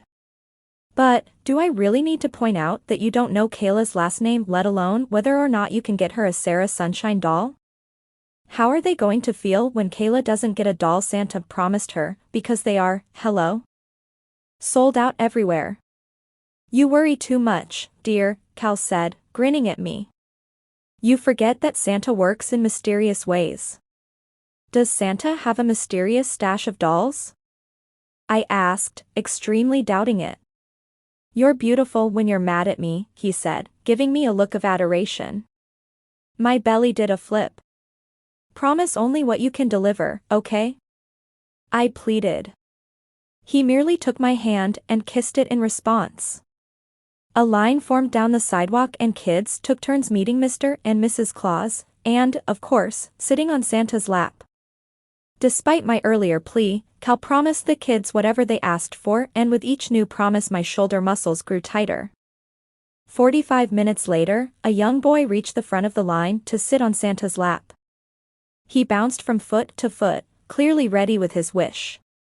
Cal smiled down at him. "Hello, little boy. What can Santa?" "A snake," the boy said, popping onto Cal's lap. "My mom is scared of snakes, but I think they're cool. I've read so many books about them, all the books in the Christmas Mountain Library. If you get me a snake, I promise to take really good care of it." "A snake?" Gulp. Even Cal had to draw the line at a slithering reptile. Cal's grin didn't falter, though, and he nodded. "What's your name?" "Alvin," he said. "Well, Alvin," Cal said, twisting his beard as if he were thinking hard. "Santa will have to talk to his snake wranglers, but I think you can expect to find a snake under your tree this year." My stress level was out of control by this point, and it was an absolute relief when one of the elf workers stepped in front of the next child in line to announce that Mr. and Mrs. Claus would be taking a short break to feed the reindeer.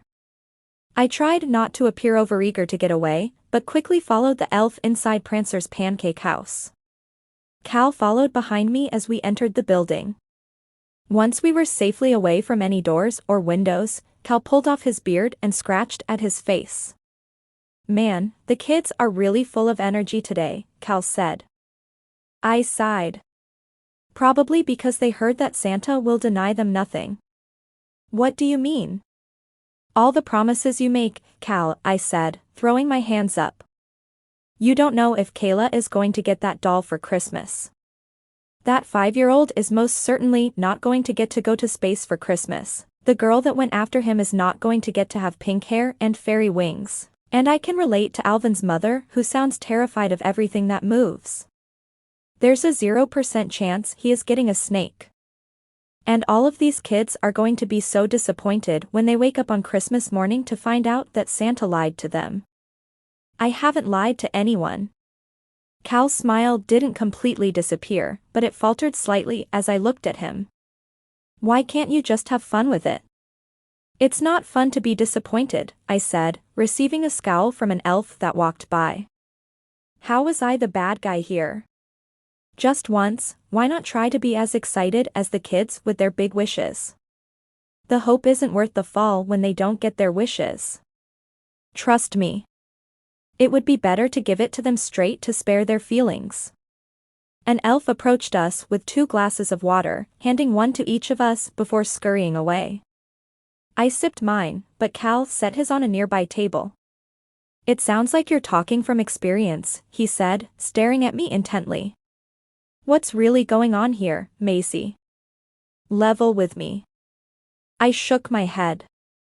"We were here to make sure the children had a good time, and diving into my sad Christmas backstory wasn't something that was going to help me stay in character."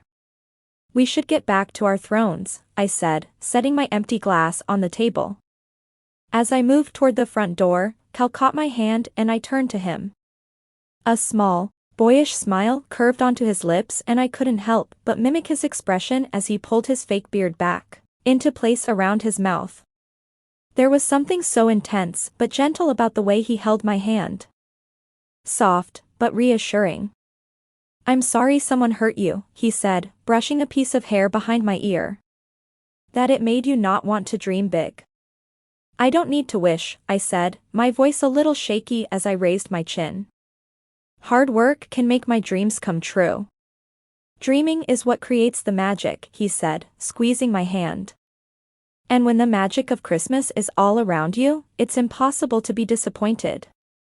Even though I didn't fully understand what he was talking about, I felt a comforting warmth wrap around my shoulders at his certainty.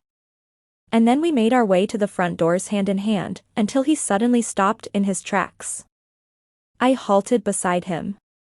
"What is it?" I asked, my voice a mere whisper. In response, he pointed upward at the mistletoe hanging above the front door.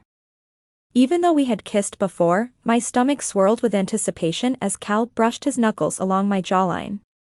His fake beard tickled my face as he leaned down and pressed his lips softly to mine. Ooh, Came loud voices. We broke the kiss and turned toward the glass front doors of the restaurant where the crowd cheered. Blushing and laughing, I pushed open the door. Santa and Mrs. Claus sitting in a tree, a child shouted. Others joined in saying, K-I-S-S-I-N-G. The kids began to chant it, some giggling too much to get the letters out. As my cheeks heated with embarrassment, Cal slipped his arm around my waist and leaned down to give me a big, dramatic kiss on the cheek, emphasizing it with a loud, mwah. The chanting of the crowd continued until Cal and I were seated again, with another long line of kids waiting to tell Santa what they wanted for Christmas. I didn't realize how hard I was grinning until my cheeks started aching. But a moment later, I caught sight of the woman standing beside the next child in line and my smile dropped. They had the same jet black hair and bright green eyes. The difference between the two was that while the little girl's eyes were wide with excitement, the woman's eyes were narrowed into two small slits. Kara. Freaking. Baker. Kara was holding the hand of a little girl I recognized who had come out of Jingle Bell's bakery a few weeks ago with Vicky, Kara's sister. So, the little girl must be Kara's niece. My entire body went cold as I stared at Kara in shock. Then her face suddenly relaxed and a broad smile spread across her mouth. Macy Wilcox, I wondered when I'd run into you. We must have lunch to catch up. At that moment, all I wanted was to sit on Cal's lap and ask him to grant my wish that Kara and her cupcakes had never returned to Christmas Mountain, to destroy my beloved cookie company. Unfortunately, despite what Cal seemed to think, all the wishing in the world wasn't going to make that wish come true. Chapter 15. I hesitated outside of the Sleigh Cafe at noon the next day, the wind chill biting at my fingertips. Did I really want to see Kara again? No, not even a little bit. Especially after the way she had flirted with Cal at the Christmas toy drive event yesterday. Was Kara really still playing that game? Always after whatever guy I liked? And why did she invite me to get together for lunch at our old hangout spot? I pushed my chilly hands into the pockets of my heavy jacket and squeezed my shoulders up to my ears to lift my scarf over my chin. yeah. It may be freezing out here, but that didn't mean I was in any rush to find out what Kara had planned for me inside. The Sleigh Cafe gave off a cozy vibe, the scent of pine and coffee floating out onto the street every time the door opened. I'd loved going in to meet friends as a teen, and knowing I was meeting Kara reminded me of our high school days. Okay, enough dawdling. I wasn't going to lurk around in the flurrying snow when there was hot chocolate and a warm fire waiting inside. I pushed the door open, and the bell that hung over the entrance jingled merrily as I stepped inside. My gaze flicked back and forth as I tried to locate her, and there she was, Kara Baker. She waved to me from the spot where our old table used to be, which was decorated with a little bouquet of candy canes sitting in a small glass jar in the center. I lifted my hand from my pocket to greet her, and unwrapped the scarf from around my neck as I headed over to join her. So good to see you, Kara said, rising to her feet and giving me a huge hug. The hug felt familiar, even though it had been years since she had hugged me like this. Her perfume, that blackberry and vanilla musk, filled my senses, nostalgia extending to every part of my being. Nice to see you, too, I mumbled. I wanted that statement to be true, but a large part of me stayed on alert, trying to work out why she'd really invited me here. She sat down in the seat opposite of me again, and gestured for the server to come over. How about a peppermint hot chocolate? She asked, raising her eyebrows. Remember when we used to drink them together, huddling over them as we talked about school and boys? Just what you need to warm you up on a day like today. Sure, I said, the memories flooding back in a way that both haunted me and tugged at my heart at the same time. It wasn't lost on me that I'd met my mom here not long ago when she told me about Kara's cupcakes stealing my business. My eyebrows came together. Kara ordered for us both, and then she turned to me, a smile spreading out over her whole face. She looked different than I remembered, but at the same time, had all the flickering sameness that I had seen in her 100 times before. "Can you believe Vicky has a little girl?" Kara said, leaning closer across the table as though she was delivering some scandalous news. "My big sister, with a daughter of her own." Yeah. "It's crazy how things have changed," I said, meaning that in more ways than one. "I love my sweet niece though," she said, smiling, as though the mere thought of her was enough to make her mood brighten. Yeah. "You seem very close," I replied. "Never thought I would like kids this much," she said, letting out a little laugh that made her sound nervous. Was it possible she was feeling awkward, too? "You remember how much I loathed babysitting my little cousins when we were growing up?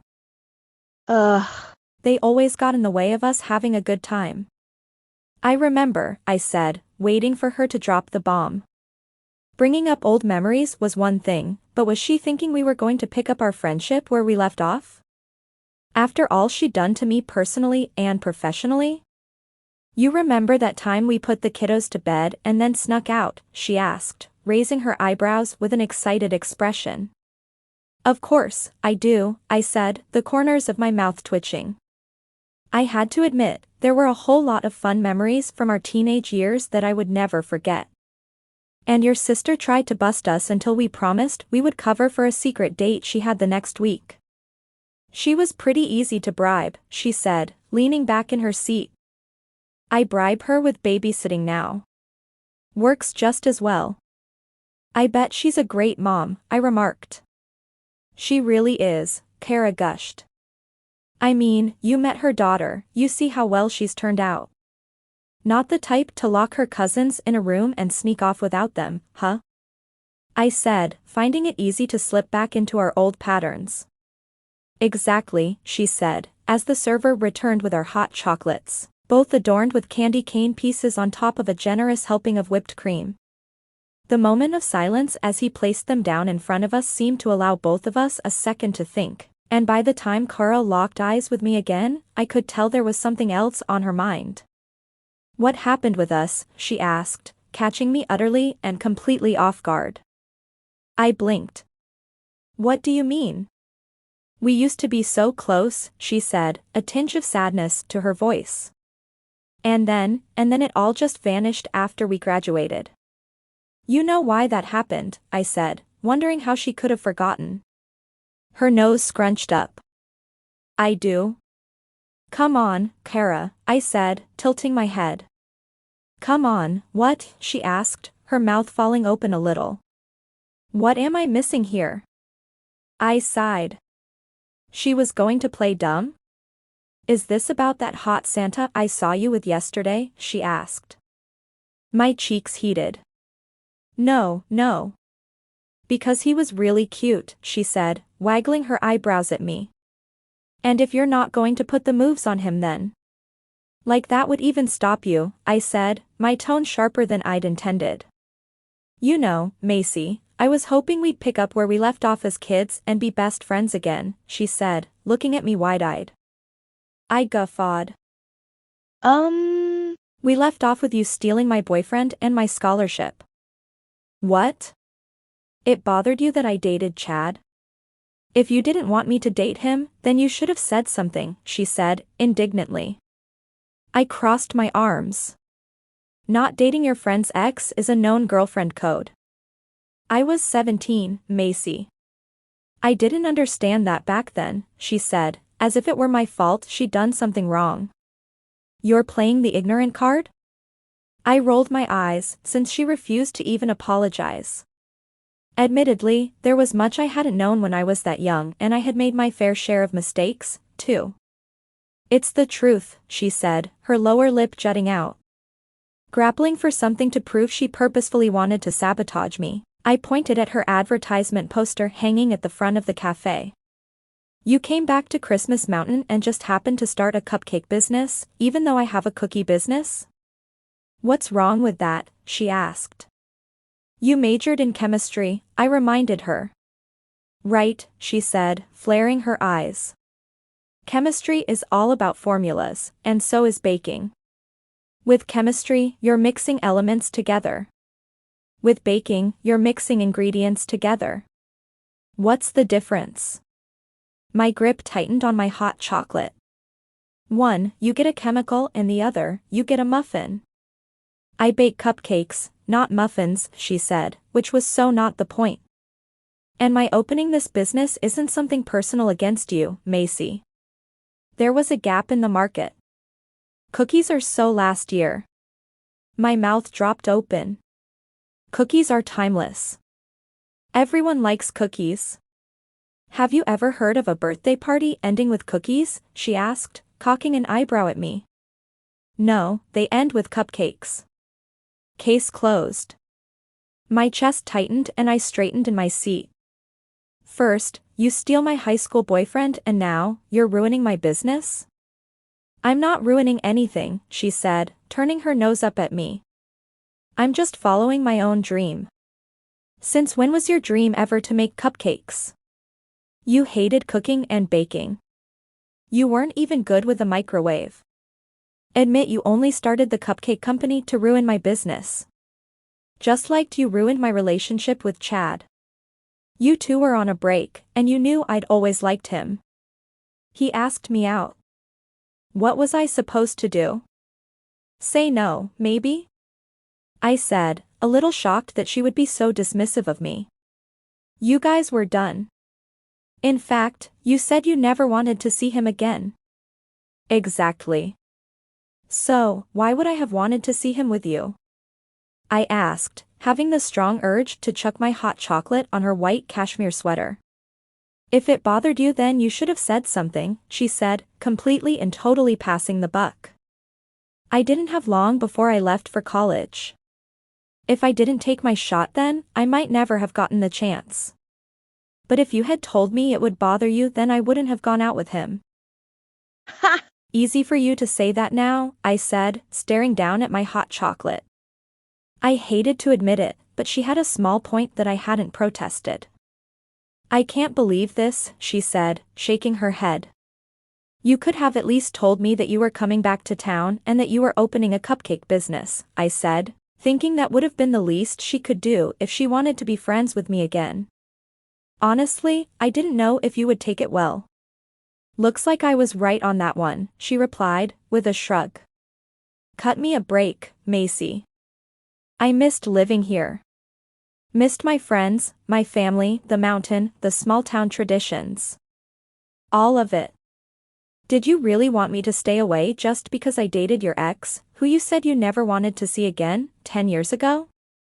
You should have warned me about the cupcakes, I said, chewing my lip hard and remembering how she had flirted with Cal just yesterday. If I had known you'd take it wrong then I would have, she said, once again refusing to apologize. She took a sip of her hot chocolate and then let out a long sigh. Anyway, when I told my mom I was meeting you, she asked me to invite you over to her house for dinner. She would love to catch up with you. And I know you'd enjoying seeing my sister and her daughter again. We can talk about old times, maybe even lock some of my cousins in the bedroom again. I watched as she spread her hands wide, smiling. Your cousins are grown, I said. She rolled her eyes. I can tell Mom you'll come over for dinner? Me? Go spend time with my nemesis, who had stolen my best clients. Oh, what a joy that would be. Maybe she could tell me her strategies for ruining my life. But, no matter what Kara was like, I knew I couldn't let her mom down. I had always liked her mom, and the thought of being back in her kitchen, eating her food, surrounded by her family again? There was something tempting about it that I couldn't deny. I should see through this charade into whatever was really going on with Kara, but maybe I didn't want to. Maybe the thought of indulging in that kind of nostalgia was too much for me to avoid right now. Fine, I'll go, I said, and she clapped her hands together. That's awesome, she said, letting out a little whoop. Mom is going to be so happy. And I can show you how to bake cupcakes so you can get with the times. I lifted my head. Hey. Just kidding, she said, laughing. But, seriously, if you ever want to see any of my recipes, you just let me know, okay? Thanks, but no thanks, I said, picking up my hot chocolate and taking a first sip. It was lukewarm. Sigh. Now, on top of everything else, she'd managed to ruin my festive coffee drink. What had I just agreed to, anyway? I had no desire to make it through a whole evening with Kara, shoving her cupcakes in my face every chance she gets. But at the same time, somewhere in the back of my mind, I found a part of me looking forward to hanging out at her mom's house. Reliving a little of my teenage years couldn't be a bad thing, right? Only this time, I hoped she wouldn't take my guy. Chapter 16. Leaning over the financial documents splayed out across my kitchen table, I winced. Not exactly what I'd been hoping to see. Maybe Kara had a point with what she'd said about cupcakes, after all. Wait, no, my business had been thriving until she came back to town. Ding dong ding dong. I glanced at my front door. Who could that be? With my eyebrows knitted together, I went to the door, pulled it open and felt a rush of cold air rush against my face. Cal? I asked, noting his dark tousled hair was loose and not covered by a red Santa hat. He was dressed down, out of his Santa garb, in jeans, a shirt, and a heavy jacket. Hi, wifey, he said, grinning. What are you doing here? I asked, my belly doing a little flip and my face flushing from the surprise of seeing him here. A moment later, I noticed what he was holding under his arm and my mouth dropped open. Is that a Christmas tree? Yes, for you, he said, wiping his feet on the front porch mat. Can I come in? It's freezing out here. Of course, I said, stepping aside and pulling the door open further to make it easier for him to enter with the tree. I couldn't believe he was here or that he had brought a gorgeous green tree with him. But here he was, right in front of me, smelling of pine and snow, bringing a big slice of Christmas cheer. I thought you were only supposed to spread Christmas joy for the kids, I joked, watching him heave the tree over the threshold and prop it up against the living room wall. Everyone deserves a little Christmas magic, don't you think? He said, winking playfully as he rubbed his hands together and blew into them. Let's get this tree set up. Where are your decorations? I don't know, I admitted, grimacing. Seriously, he asked, raising his eyebrows. In a town called Christmas Mountain, you don't know if you have decorations for your Christmas tree? That has to be against the law. I'm sure there's somewhere. I've just been busy with work, I said, shaking my head. Hold on, they're probably in that box at the back of my closet. Why don't you set the tree up in the living room? I'll go look. Sure thing, he replied. I headed to my room, my throat tightening a little on the way. Cal had brought me a Christmas tree? That was the sweetest thing. I was used to having to do everything myself. I wasn't used to someone showing up with a Christmas tree I couldn't afford to buy this year. This surprise gave me a warm, fuzzy feeling inside, but also made me nervous. Part of me wanted to throw myself into his arms and forget about being cautious with my feelings, but I knew I had to restrain myself. The last thing I needed was to allow my emotions to get the better of me, then get my heart crushed. But despite my reservations, a smile spread across my face. My own Christmas tree? I thought I wouldn't have one this year. But Cal. Once I found the box of decorations from the back of my closet, I headed back to the living room to find him stretching out the branches and making sure the tree was upright in the corner of the room next to my television. I paused for a moment in the doorway, just taking him in as he studied the tree, adjusting branches here and there. He looked so sweet and my heart melted. As if sensing me standing there, he glanced up and seemed almost nervous. I think it fits pretty well, don't you? He asked, looking hopeful. It looks perfect, I said, smiling at him. You find the decorations? He asked, gesturing to the box. Yep. I opened it and saw baubles glinting back at me. I pulled out silver baubles, a shimmering angel figurine, and many more decorations from my childhood. There were even ornaments from when my dad had still been here.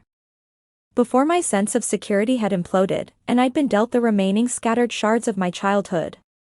I felt the smile slipping from my face, and Cal reached out to touch my hand softly. "Bad memories?" he asked gently. I nodded, deciding to open my heart. "Some of them. We should replace them with some good memories, then," he replied, taking the box from me. "Come on, let's get these hung up." "First, some music," I said, turning on my stereo and tuning into a Christmas music station. "Santa Claus is Coming to Town" came through the speakers, and I thought it was fitting since Santa was standing right there in my living room. "This is nice, thank you. It's completely selfish, because I wanted to see you." He winked and then helped me start to hang the decorations on the tree. The ornaments looked so small and delicate in his hands, and he put them on the tree with such care. As we worked, we talked about Christmas, the decorations we'd loved when we were kids, the silly little presents we'd longed for as children that seemed so far removed from reality now. Eventually, the conversation shifted to our families, and I felt myself tense up a little. "I haven't had a family Christmas in a long time," I confessed, hardly able to look at him as I spoke about this stuff, his thoughtfulness bringing on too much emotion for me to handle. I'd never had a guy treat me like my happiness was important to him. I had mixed feelings about that because it felt good, but it also felt scary, as if reality would hit me and I'd realize I'd imagined the whole thing. "No family Christmas since my dad left." "I'm sorry to hear that," he said, catching my eye from the other side of the tree. "What happened?" he asked. I hesitated, not wanting to bring the mood down with any of my childhood trauma. But, somehow, I felt safe with Cal in a way I hadn't for a long time. I wanted to talk to him about it, even if it was hard, even if it hurt. "My dad left when I was little," I said, biting my bottom lip as I hung a miniature reindeer on the tree. "He told my mom he didn't want children, but that was after they had me." "Ouch. That must have been so hard," he said, shaking his head. "Does your mom still live nearby?" Yeah. "She does," I said, shaking my head. "That's a whole other story." "I'm listening," he said, gently. "My mom is the town gossip, actually," I said, cringing at the truth in my statement. "I'm not a shrink, but I think she started focusing on others so she wouldn't have to think about what a mess her own relationship had been." "I can see the appeal of that," he remarked, and I chuckled. "What's she gossiping about these days?" he asked, a wicked glint in his eye. I could use something juicy. "Maybe about a certain Santa and Mrs. Claus?" I laughed, nodding. "She's made a comment or two." He waggled his eyebrows. "Oh, really?" "But right now she's mainly focused on one of my old friends coming to town," I said, feeling weird referring to Kara as a friend when she was more like a frenemy. Sigh. "Kara and I stopped being friends after high school. We had a whole weird thing over this guy. It actually feels stupid now, really." "A guy, huh?" he remarked, a smile quirking up the corners of his lips. "Anything I should be worried about?" "Oh, not at all," I replied, feeling the color in my cheeks deepen a little. "But there was also this scholarship she went for after I'd mentioned pursuing it. And now she's opened a store not that dissimilar to mine, so things are even worse between us than they were before." "Sounds intense," he said, as he pulled the angel from the box and handed it to me. "Here, you want to put the finishing touch on? I might need a help." "My pleasure." He reached around me at the waist and lifted me up so I could reach the top of the tree. The feel of his strong body against mine was enough to make my heart pound with excitement as I set the angel on top of the tree. "There," I said, hardly able to focus on making her straight. When he set me back down again, I wobbled for a second before I turned to face him. "What about you?" He gave me a faux shocked look. "What about me?" "You seem pretty committed to the Christmas spirit," I said, in a teasing tone. "Any secret how you got that way?" He glanced away from me. I cringed, knowing I had hit a sore spot. "I'm sorry." "You don't have to answer that." We can just talk about something else. I get it from my best friend, Harry, he said, his voice soft and firm. We were inseparable growing up. We grew so much alike and grew close, because we saw ourselves in one another. We played on the tennis team together in high school and were focused on good grades all through college. After graduation, he was obsessed with his job, the same as me. In fact, we stopped making time to play tennis or for anything but work. And then, my eyes watered as I dreaded what he would say next. He was killed in a car accident after he left the office late one night, he said, lowering his gaze to the floor. He was so exhausted from working all week, he could hardly keep his eyes on the road. He must have fallen asleep at the wheel, because he veered off the road, hit a pole, and then he was gone. I'm sorry, I said, as a few tears slipped down my cheeks.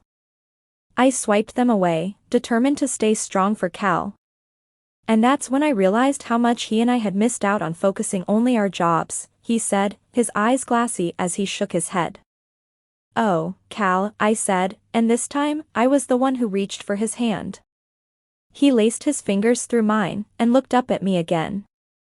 I thought we had all the time in the world to do the fun stuff, like this, he said, with passion in his voice. But he didn't have any more time. So, I vowed to not let work get in the way of enjoying life, you know? I promised to live my life that way in honor of him. I think that's lovely, I said, and everything started to make sense now.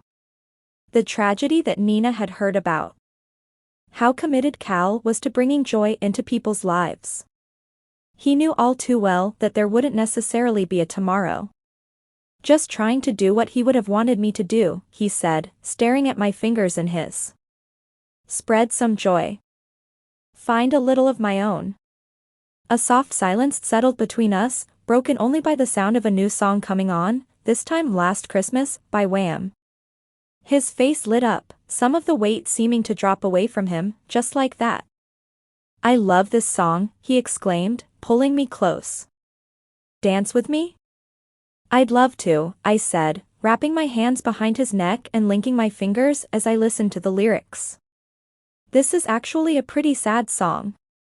Only if it's last year, he said, swaying rhythmically with his arms around me so our bodies moved together in perfect harmony. This year, he's giving his heart to someone special, so everything will work out for them.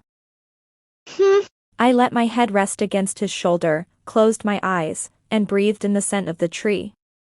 The music moved through me and the pine-scented air circled around us, like our own little bubble against the rest of the world. I felt the brush of his stubble against my cheek as we moved together. It felt like a barrier had been pulled down between us, and whatever had been keeping us apart was gone, leaving space for us to breathe.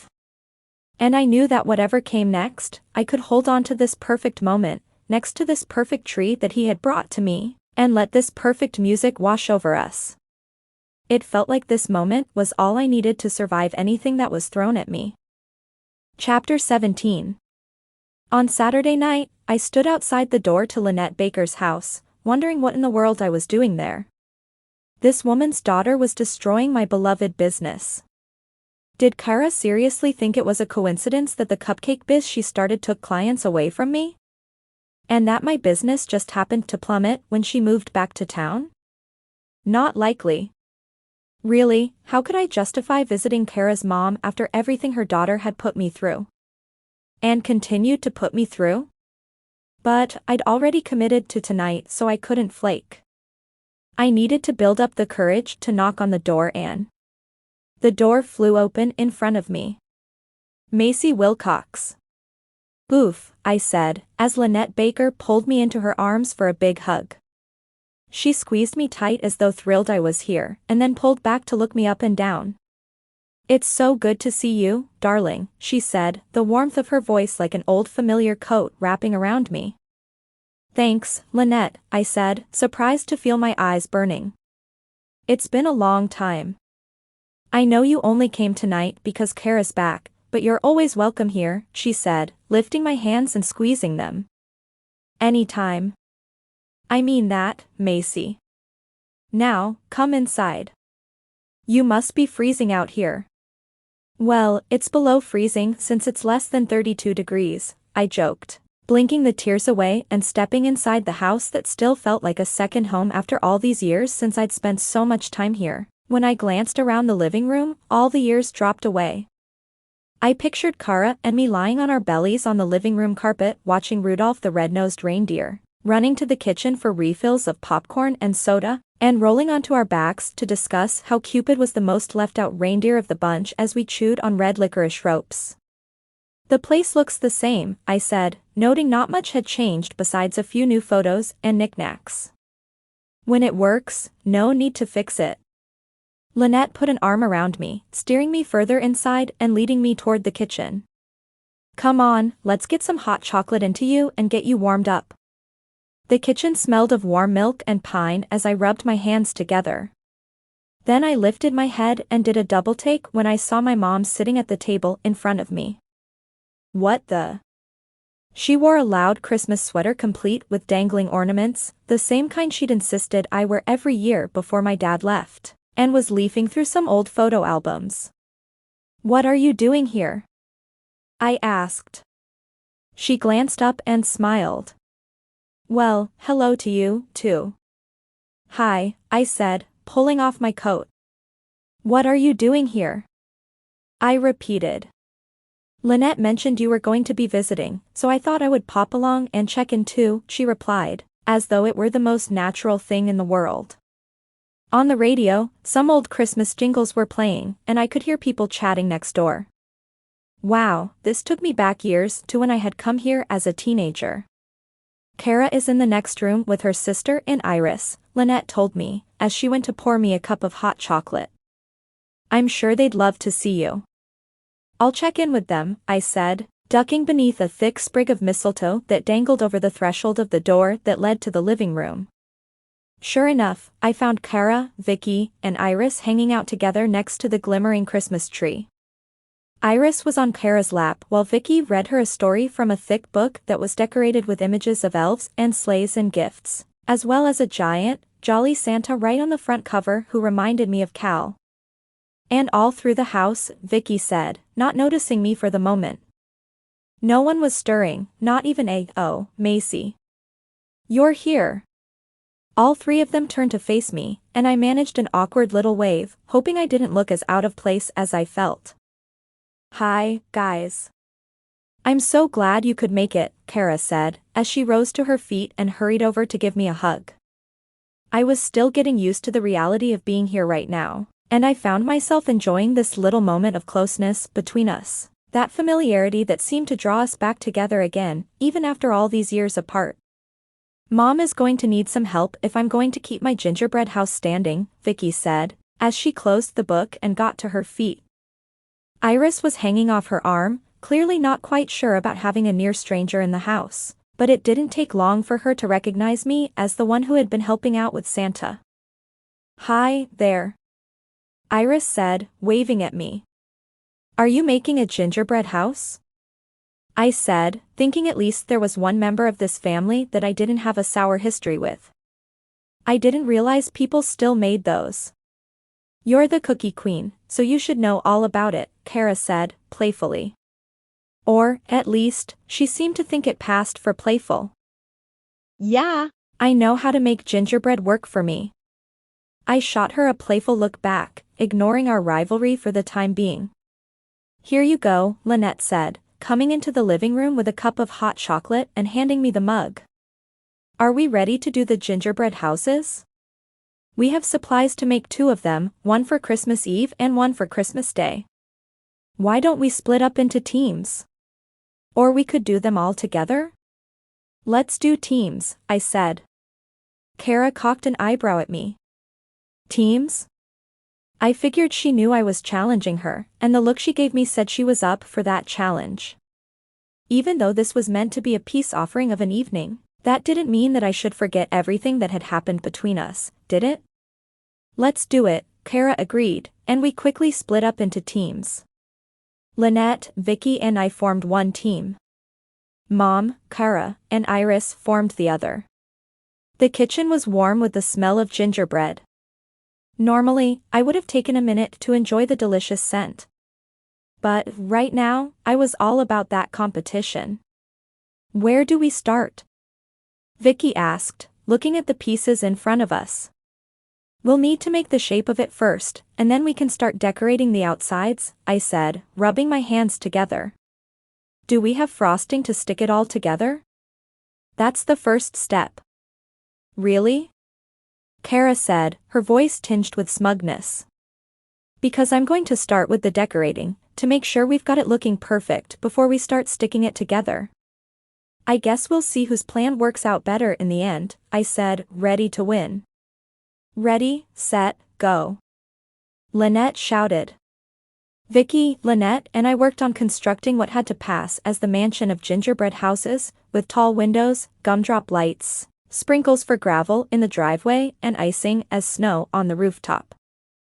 I kept stealing glances at Kara's house and had to admit she was doing a pretty good job. She had gone a different route, using color blocking instead of more realistic decor, but that didn't mean that her house looked any better than our house. By the time we'd completed our house, I was sure that we had pulled off the winner. Our house looked like something off the cover of a Homes and Gardens magazine. Kara stepped back from her creation and opened her mouth to say something, but before she could say anything, my phone buzzed in my pocket. Excuse me, I said, stepping back from the table. I'm just going to take this. I ducked into the next room as everyone admired their work, and lifted my phone to my ear to hear the voicemail. I wanted to make sure that I wasn't missing a client's call. As soon as I heard the voice, my heart flipped in my chest.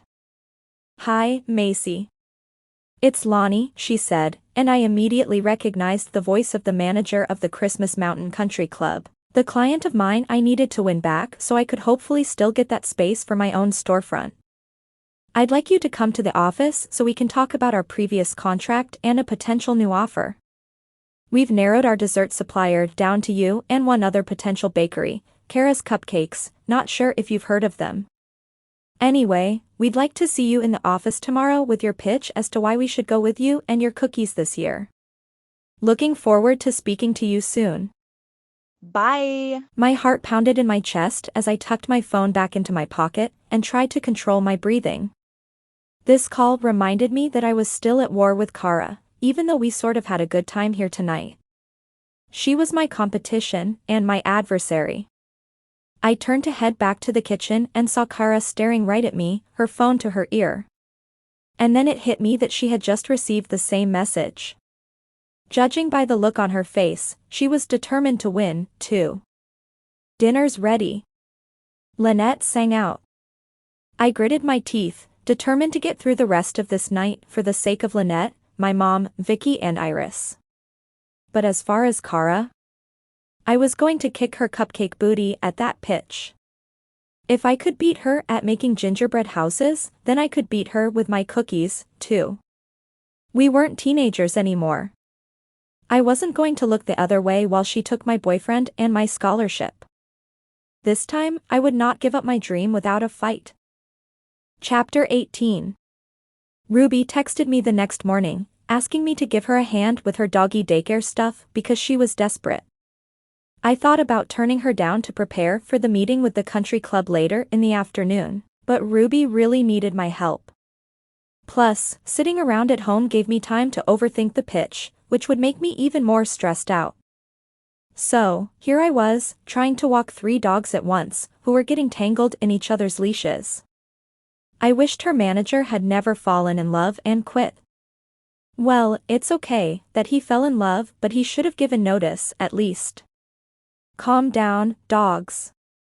I said, grabbing one of them by the collar and petting her head, trying to soothe her into submission. Please, just chill out. You're a total lifesaver, you know that? Ruby said, checking her phone as she walked 3 dogs with ease. Ugh. My manager. I can't believe he quit. And now my part-time person hasn't shown up at my busiest time of year with the parade coming up. Well, if you decide to fire her, I might need the job, I said, wondering if she could tell I was halfway serious. What do you mean you need a job? She asked, frowning at me. I have an important meeting today, I said, tension building up inside me. My client left Macy's morsels for Kara's cupcakes, but now I have the opportunity to win them back. Ruby's brow wrinkled. Walk me through this, Macy. Walk me through it. The country club is either going to use my company or Kara's, depending on whose pitch they like better. Even though they were my client for years and their guests always loved my cookies. But, whatever. Kara somehow got them to consider her cupcakes, so she gets to make a pitch, too. Who even wants to eat cupcakes anymore?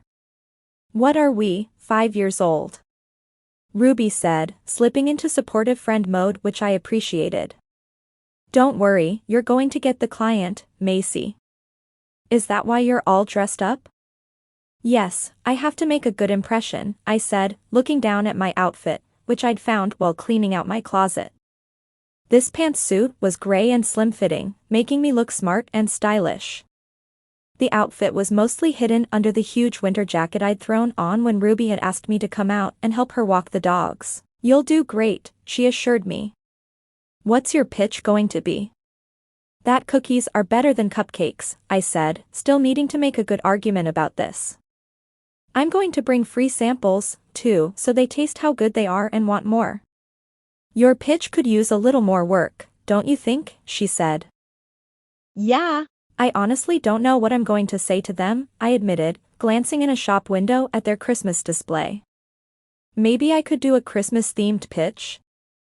I suggested, peering at the pretty green and red lights twinkling beyond the glass.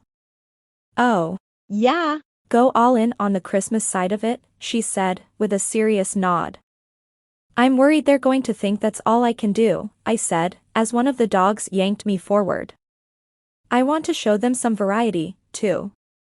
Honestly, given the time of year and the town we live in, you can't get too Christmassy, she assured me. Go full-on festive. Dress up like a Christmas tree for the meeting, or something. I'll bet you'll beat Kara easy. Dress up like a Christmas tree? This was my friend's great advice?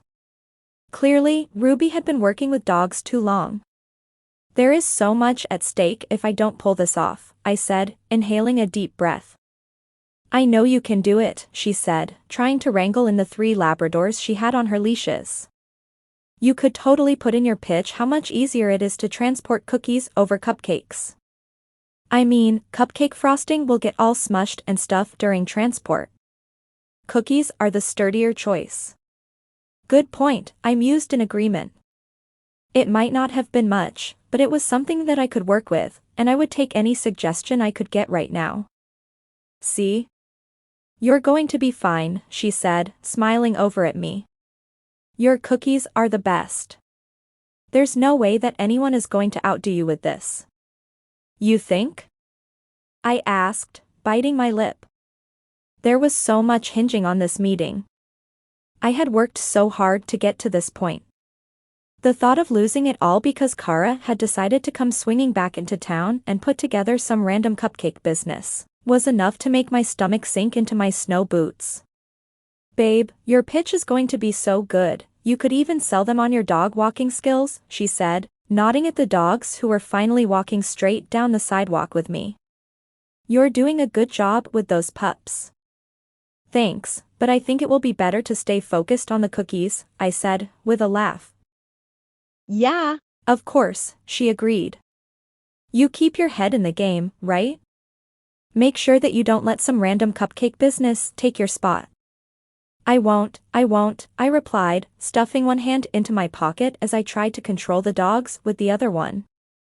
It's tough for small businesses out there, I get it, Ruby told me gently. But you've been doing this for much longer than Kara, and that's got to count for something. Who wants to have to rely on a new fly-by-night company? I really hope you're right, I said, with a sigh. The difference between Kara and me was that she would be okay if she didn't land this contract, whereas I needed this big client or I wouldn't have a chance at opening a storefront for Macy's morsels and pay off my past due invoices. I hated how stressed I was getting about this. I needed to chill out before I went to that meeting, if I didn't want to go in with all this uptight energy. I was trying to sell cookies, which were fun. They weren't going to buy them from someone who looked tense and worried.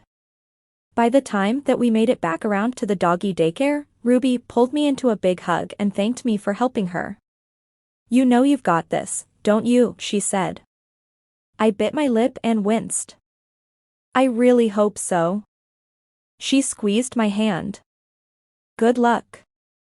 "I'm going to need it," I said, checking the time on my phone. "I have to go straight to the country club so I don't miss the start of the meeting." "You're going to kill it," she said, cheering after me like she was my biggest fan. With a wave, she sent me on my way to the meeting that was going to make or break my little cookie career. No pressure, none at all. Chapter 19.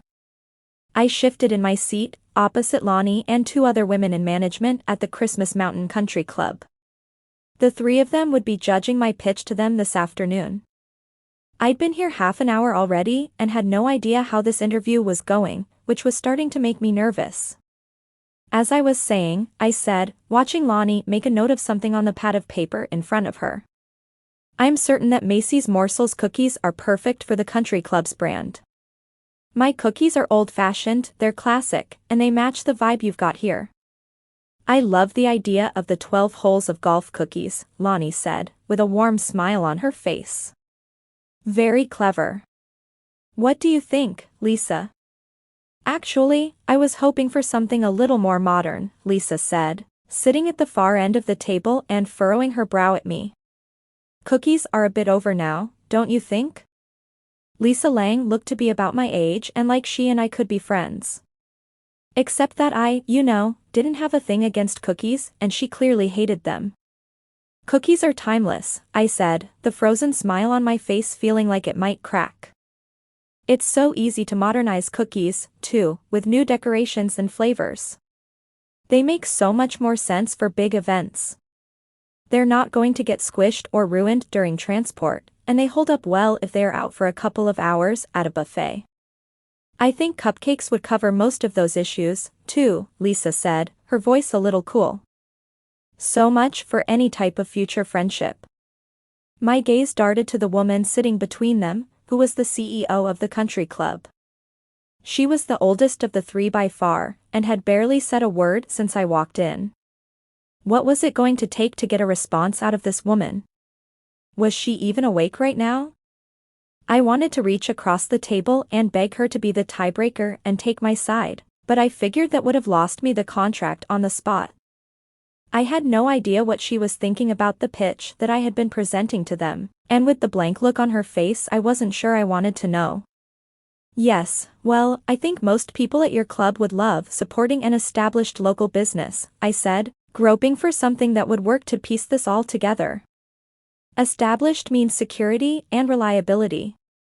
"Yes, that's a really good point," Lonnie said, seemingly enthused. I was so relieved that I seemed to have at least one of them on my side here. The cookies I had brought for them, in the hopes of bribing them with my awesome baking skills, were sitting on plates in front of them, untouched except for a bite each. How could they resist eating the full cookie? I myself had eaten 2 on the way over. "The members might like an established business," Lisa said, tapping her temple as if she were mulling this over. "Or they might be interested in supporting an up-and-coming newbie, instead. Plus, cupcakes are so delicious." I narrowed my eyes, wondering if she was a friend of Kara's. Sure, Kara had only recently moved back to town, but why else would this woman be die-hard into cupcakes? Alarms sounded in my head and I didn't trust Kara at all. Lisa tapped her pen against the table and I noticed a little penguin charm hanging off of it. For someone sitting in a room decorated with tinsel and Christmas lights, she didn't seem to be in much of a festive spirit. But I supposed that running a business where everyone relied on you to provide the good time would have that sort of impact.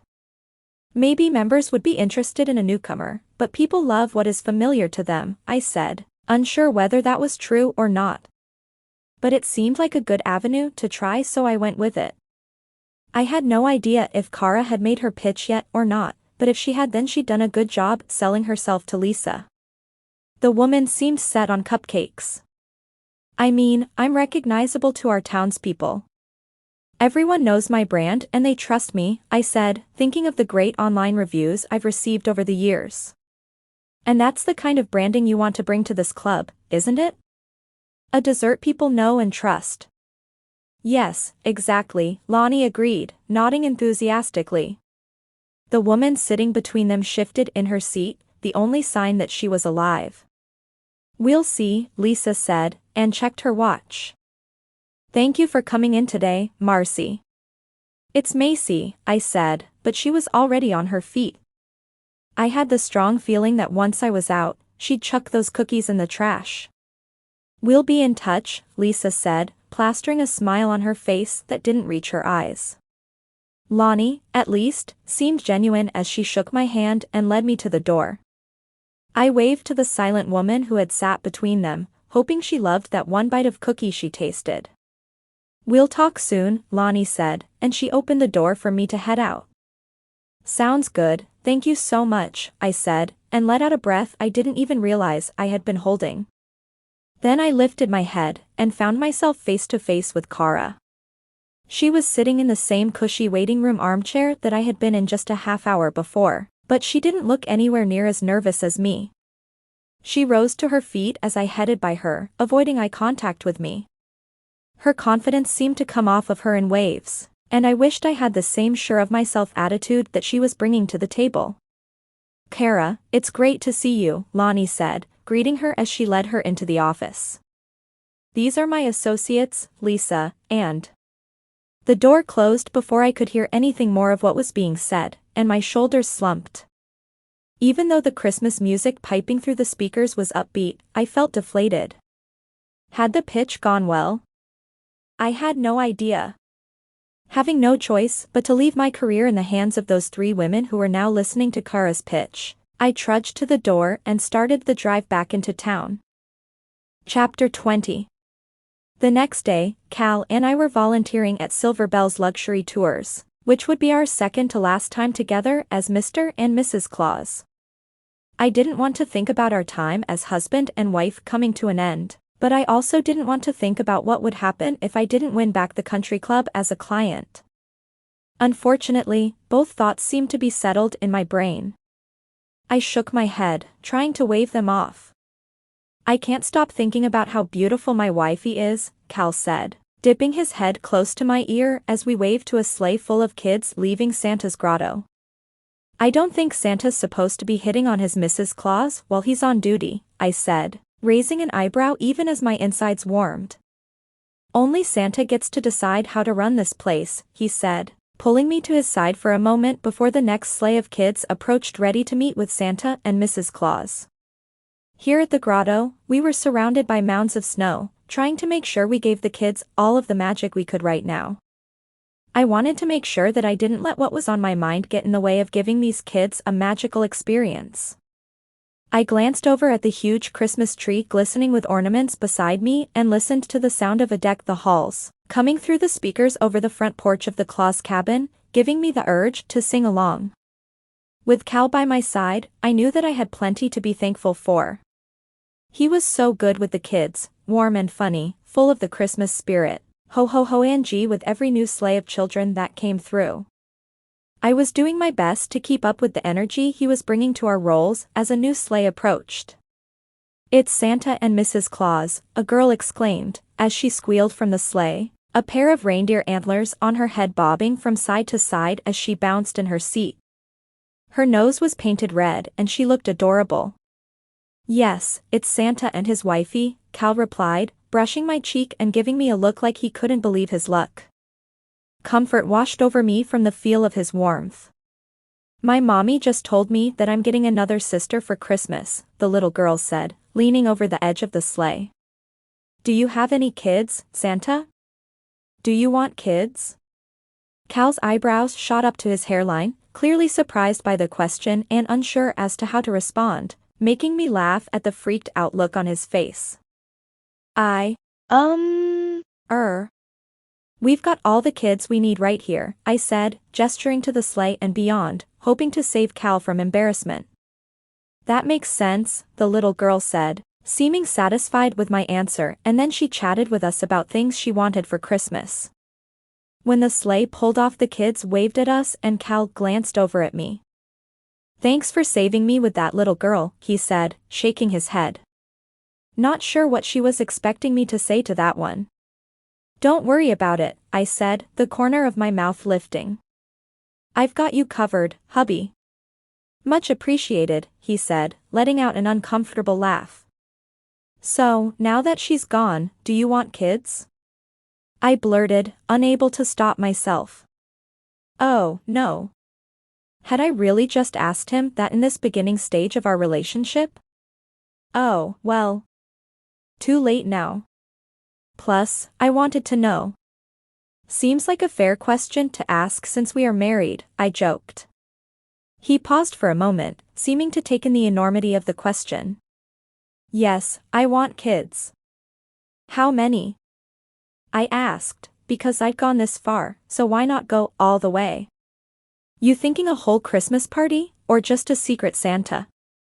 I'd like a big family, he said, seeming to warm up to my probing questions, a smile spreading across his face as though he were getting more comfortable with the topic. Loads of kids, running around, the more the better. I would make every Christmas special for them, too. I think that'd be a lot of fun. Well, given that their dad would be Santa himself, you'd be required to put extra effort in, I teased. I suppose that's true, he said, the corners of his mouth twitching. What about you, Mrs. Claus? You want a big family? An extra special Christmas with them? It was a fair turnaround question, but I immediately felt deflated. I don't have time to think about the future until I know my business is secure, I said, chewing on my lip. I had promised myself that I wasn't going to bring up work, but honestly, it was hard to avoid the pressure mounting inside my head. You had the pitch meeting yesterday, right? He asked. I nodded. Yes, for the big contract that would let me take Macy's morsels out of my condo and into my own cookie shop. I'm just not sure how the pitch went. I'll bet it was amazing, he replied, squeezing my hand.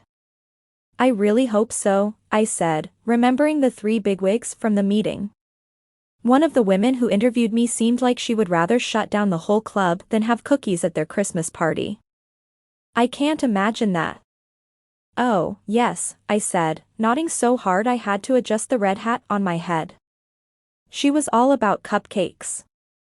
I think she'd marry one if she could.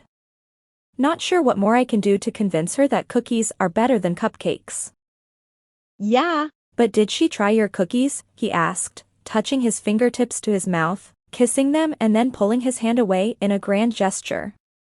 Because I don't think anyone who eats your cookies could possibly think cupcakes would taste better. You're sweet, I said, my heart lifting a little. Voices came from behind us as the next sleigh rolled in. My gaze flicked to the passenger seat and then my eyes bulged at who was sitting in the front, Kara Baker. Iris sat on her lap, beaming as she stared wide-eyed at the glittering Christmas wonderland surrounding her. Kara, on the other hand, looked less than enthralled to see me. She offered me a tight smile, and I returned it, waving to her niece. We hadn't seen each other since that meeting, and she probably wondered just as much as I did how it had gone, and who would win the client. Well, hello there. Cal greeted Kara and Iris and the kids in the back seat, who leaned over the side of the sleigh to catch a closer look at Santa. They loved him, that much was obvious. My heart warmed as I watched how he interacted with them. He joked and they laughed. They asked questions and he answered them with enthusiasm. If this was anything to go by, he'd make an amazing dad to his many children one day. Is that your real house, Santa? A boy asked, his face lighting up as if he could hardly believe he had been lucky enough to see Santa in person. Cal's kindness, his sweetness and his open nature must make them feel like they were meeting the real Santa Claus. This is the Claus cabin, Cal said, gesturing behind us. Our permanent house is at the North Pole, of course. Wow. You came a long way to see us, the boy exclaimed. Merry Christmas. I smiled and waved, and made it through without having to talk with Kara and make things even more awkward, as if that were possible. I tried to push work from my mind until the next sleigh came along, and I saw Lisa from the country club inside. Was this some kind of conspiracy against me? Hi, there, I said, wondering if she recognized me in my Mrs. Claus getup. Hello, kids. Have you been good this year? I'll bet you have, Cal said, greeting the children warmly again. I tried to hang back as Cal talked with the kids, keeping my smile in place as I wondered whether Lisa had recognized me. Her eyes seemed glued to Cal and she hardly seemed to notice he had a wife standing by, but it seemed like the little girl with her had spotted something else. Does Santa like cupcakes or cookies better? She asked Cal, pointing straight ahead down the path where the last sleigh had gone. The woman in the sleigh ahead of us bakes cupcakes and she says they are Santa's favorite. What? I blurted, my mouth dropping open. Kara had resorted to competing with me for kids' approval now? The woman had taken this rivalry thing too far. Santa is grateful for anything that you want to give him, Cal said, leaning toward the sleigh and lowering his voice to a theatrical stage whisper as though this was just for the little girl to hear. But to be honest, Santa really prefers Christmas cookies. He does? She asked, her mouth forming a pink O. Yes, that's probably why so many people leave me hot chocolate and Christmas cookies when I come down their chimneys on Christmas Eve, he said, and she nodded seriously. I stifled a giggle by putting my hand over my mouth. This might not have been the best time to do some promo, but I'd take anything gratefully. I glanced up at Lisa, who seemed somewhat amused by what Cal said. I hoped she might be convinced by a little Christmas magic, too. The sleigh drew onward, and I raised my eyebrows at Cal. Christmas cookies, huh? Well, she asked what I liked best, so I had to be honest, he said, slipping his arms around my waist and pulling me in close. And I know who I like the most. He leaned toward me and pressed his mouth to mine, our smiles meeting as he stole a kiss before the next sleigh came along. I felt grateful for the Christmas magic that had brought Cal and me together. I just hoped the same kind of magic would save Macy's morsels. Chapter 21. The next day, Cal suggested we go to the sharing tree by the falls so we could hang ornaments together, as per the Christmas mountain tradition. I couldn't think of any better way to forget about all the stress regarding the coveted country club contract. There was a part of me, of course, that wanted nothing more than to invite him back to my place so we could dance in front of that beautiful tree he had brought me. Maybe that would be fun to do later. I could bake cookies and make hot chocolate for us. It's so pretty up here, I said, as we hiked up the steps towards the sharing tree. Cal squeezed my hand and smiled. Am I allowed to say that it's not half as beautiful as you are, or is that too cheesy? He asked, playfully. I can cope with it, I said, nestling against him as we walked down the path toward the tree. It was chilly outside and mist blew over from the roar of the falls, but with California close to me, I felt this blooming warmth from the inside out. There was something about being with him that made even the coldest days feel comfortable. This was a secure feeling I'd never known before. What are you hanging on the sharing tree? I asked him. I had stuffed one of my cookies in a glass ornament, as a wish that my cookie business would succeed. Almost everyone in town came up here at one point or another during the holiday season, and maybe it would remind them that the tradition of Christmas cookies is something not to be forgotten. Even though Lisa seemed to think cookies were over. Harumph.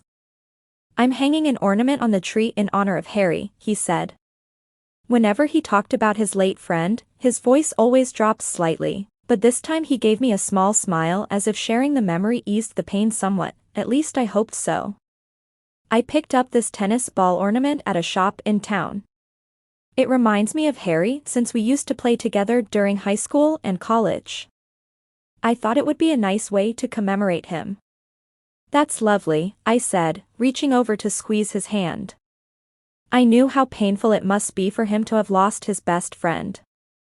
I wanted him to know I would be here for him, the same way he had been there for me with all I had going on. As we approached the tree, it sparkled in the soft evening light, already covered with charms and trinkets and letters from people sending their wishes out into the universe. Hard not to be emotional when looking at this tree, knowing all the secret desires and dreams that it held in its branches amongst the candy canes and the tinsel.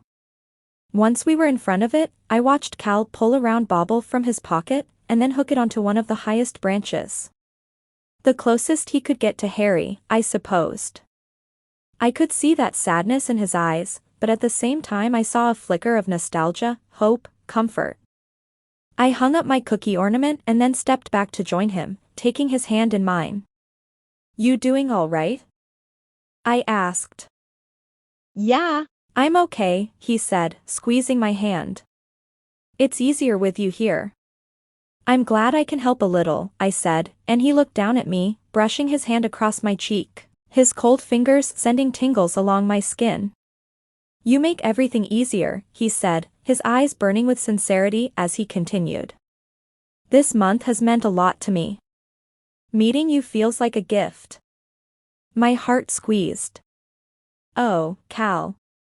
I've fallen in love with you, Macy," he said, those blue eyes peering into mine. "I can't stop thinking about you, and it feels right when we're together." My breath caught in my throat. Part of me felt elated to hear those words and wanted to tell him that he completed me in a way I'd never known before. But the other part of me had fear racing through my veins, caught up in the memory of what had happened with my mom and dad. How sure she had been that he loved her, and how abruptly he'd left both of us. I wanted to believe Cal's love was for real, but there was a nagging part of me that wondered if he knew me a little longer maybe he'd leave and I'd be crushed. Just like my mother had been hurt from having trusted someone with her whole heart. Now she lived a lonely existence, focused on other people's lives, and I knew that could be me in the future. Cal cupped my face in his hands and leaned down to kiss me. With my heart racing, I closed my eyes, trying to focus on the here and now, how good it felt to be with him, how much I wanted this moment to continue. But my forehead wrinkled as worry soared through me. "What's wrong?" he asked, and I opened my eyes. "If you don't feel the same way, then..." "No, I do," I said, my voice firm. "I just can't stop thinking about my parents." He sighed, creating a little cloud of warm air floating between us. "I can't imagine what you and your mom went through when your dad left. But I would never do that to you." I chewed my bottom lip, wanting to believe him. But he might mean those words now and change his mind. He couldn't know for certain how he'd feel about us in the future. And where would that leave me? The town gossip's daughter following the same path as her quirky singleton mom. Not a pretty picture. "It must be hard to trust me," he said, understanding in his tone. "I'm determined to show you that you have nothing to worry about when it comes to me." "That's not going to come easy to me," I said, honestly. "I don't care if it takes forever," he murmured. "I'll show you." And then he kissed me. His mouth was warm against mine and I felt a little hole in my chest close and seal. Even though he'd never given me a reason not to trust him, he accepted me with all my fears without pushing for more. I felt like I could believe in Cal. When he pulled back and looked into my eyes, his thumbs brushing my cheeks, a tear slipped down my cheek. Not from sadness, but from the possibility of what we could have together. I knew I had been given a gift in meeting Cal. I intended to work to open my heart up all the way and show him how much he meant to me, if he could continue to give me that time. Chapter 22. I placed the cookies into the oven, closed the door, and set the timer. I was just about to drop onto the couch and put my feet up when my cell phone started ringing. I raced across the room to answer it before the call went to voicemail. I was still waiting to hear back from the country club about the contract and knew that any minute now they could make their choice. The number flashing across my screen was a local one that I didn't recognize. My heart raced and I wondered if it was the country club. "Please don't be Lisa calling to tell me cupcakes rule and cookies can go elsewhere." Taking a deep breath, I answered the call. "Hello?" I said, breathlessly. "Hello, is this Macy?" "Yes," I said, not recognizing the woman's voice on the other end of the line. It could be any one of the three bigwigs. It had to be them, who else would be calling? Any second, I'd hear the words to either make my dream come true or destroy everything I'd ever wanted. "Who am I speaking with?" This is Andrea, from the snowflake skating rink, she said, clearing her throat. I'm calling to follow up on your application to lease a space in our building? Oh, yes, of course, I said, shifting awkwardly from foot to foot. If I didn't have the contract, I couldn't afford the space. Once they did a little underwriting, they would know that truth, too. We've looked through your application, which looks good from our end. Are you still interested in leasing the space? I was about to call you about that, actually, I said, wondering how to stall. We have other applicants if you've changed your mind, she said, sounding a little impatient, as if she thought I was wasting her time. Truthfully, I was hoping to have a couple more days to consolidate my finances. I gripped the phone to my ear, pleading for them to wait 2 measly days. We feel like your business would work well with our clientele, she said, dragging out the words as if she were considering the extension. I can give you until Friday to confirm, otherwise we're going to have to consider other applicants. Thank you so much. I grimaced, not wanting them to consider anyone but me. I'll make sure to be in touch by then. I appreciate your patience. Well, we all love your cookies, she said, her voice brightening. But business is business and we must hear back by Friday. I promised to call before hanging up and flopping down onto the couch. 2 days wasn't much time to make this work for me. If I didn't get the country club contract, was there any other business I hadn't pursued? I sat there, trying to crunch the numbers in my head to make the impossible work, until I smelled something. Smoke. I sprang to my feet, ran into the kitchen, and grabbed my now crispy cookies from the oven. Ugh, I said, dumping the tray on the stovetop. They were nearly charred. I must have set the timer wrong. When had I ever burned a batch of cookies? Never. I needed to get it together. Suddenly, my phone rang again. A local number. I answered right away, assuming that Andrea was calling back to press me for more information. Hello? I asked, coughing into the phone as I opened a window to let the smoke out before the smoke detector went off. Macy Wilcox? Speaking, I said, waving a dish towel to clear the air. Hi, this is Lisa Lang from the Christmas Mountain Country Club, she said, in a smooth perky voice. Lisa was calling me? The lover of all things cupcake. Why? This did not bode well. Hi, Lisa, it's great to hear from you, I said, trying to sound as professional as possible, and not like I had just burned a batch of cookies. I wanted to let you know our decision on the contract, she said, her tone giving no indication whether this would be good news or bad news. We loved your pitch. Christmas cookies are a staple for this town and we love to support established businesses. I squeezed my eyes shut, willing her to grant me the contract that had been mine for years. Please, please, please. But we've decided to go with another company this time around, she said. My heart dropped to my feet. Another company? That could only mean Kara's Cupcakes. It was official. Kara had taken my biggest client from me and ruined my business. But we'll be sure to be in touch if we ever need cookies in the future, she said, seeming to have no clue she'd just destroyed my dream. Thanks for considering us. Thank you, I said, but the moment she hung up the phone, I turned to the burnt batch of cookies, and felt my stomach twist into a knot. There was only one person I wanted to see right now, only one person who could make me feel any better. I needed to go see Cal. Chapter 23. Since Cal had to work today, I parked outside the ski resort, and sat there for a moment, not sure if I should go find him and admit the disaster that had just hit me. If I went in and told him about it, then that would make it real, and I wasn't sure that I could face that right now. I glanced down at the box of cookies I had brought for the staff here, as my pretense for showing up unannounced.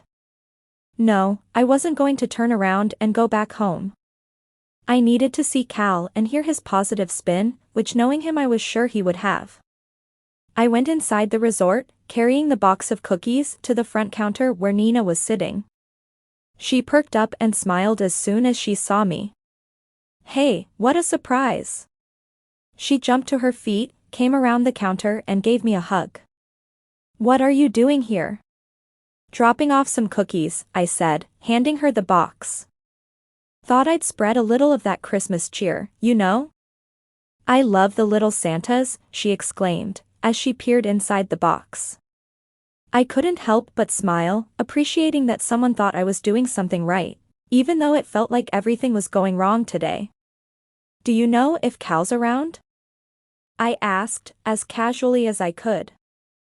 Yeah. He's giving a lesson right now, Nina said, planting herself back behind the counter. Ever since we were kids, Nina seemed eternally optimistic in a way I wasn't sure I could ever be, no matter how much I wanted to change. Thanks, I said, studying her a little longer and noticing red rims around her eyes. Maybe Nina's strong exterior was masking something underneath. The thought made me sad. How's your grandfather doing? He's getting better each day, Nina said, her tone sounding forced. Thank you so much for covering the Mrs. Claus job for me so I could help him out. He really needs me right now. It's been hard on him since my grandma passed away. I'm glad I could help, I said, feeling bad for the hard time she was going through. The role has been different than I thought. But Cal makes everything better, you know? She grinned, cocking an eyebrow at me. If there was one thing that I knew for sure in a town as small as Christmas Mountain, it was that gossip traveled fast. How are things going between you two? Good, I said, thinking of how close we'd become after our visit to the sharing tree. He's a great Santa. Not surprising, she said, putting a hand on the counter. The kids all love him here. He knows what he's doing when it comes to entertaining children. For sure, I agreed, feeling a little flutter in my belly as I remembered the two of us at the sharing tree, the wind chill on my cheeks, the warmth of his kiss, his promise to me. We'll miss him when he's gone, for sure, she continued casually, and my happy memories came to an abrupt halt. What do you mean? I asked, feeling my forehead wrinkle.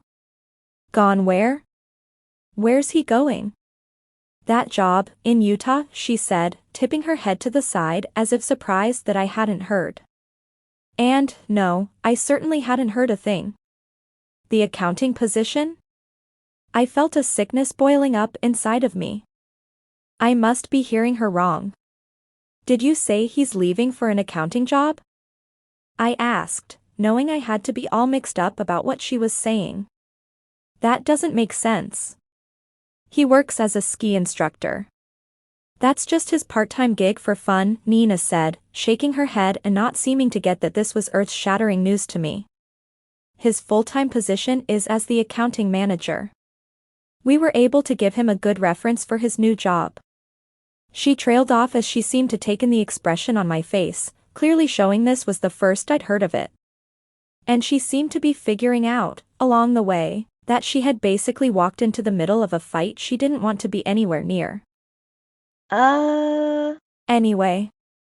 I'm sure he can tell you more about it than I can, she said, grabbing the box of cookies. I'll take these to the staff room. I bet everyone will be so happy you brought these. With that, she dashed into the back, leaving me standing there and wondering what in the world had just happened. Cal was moving to Utah?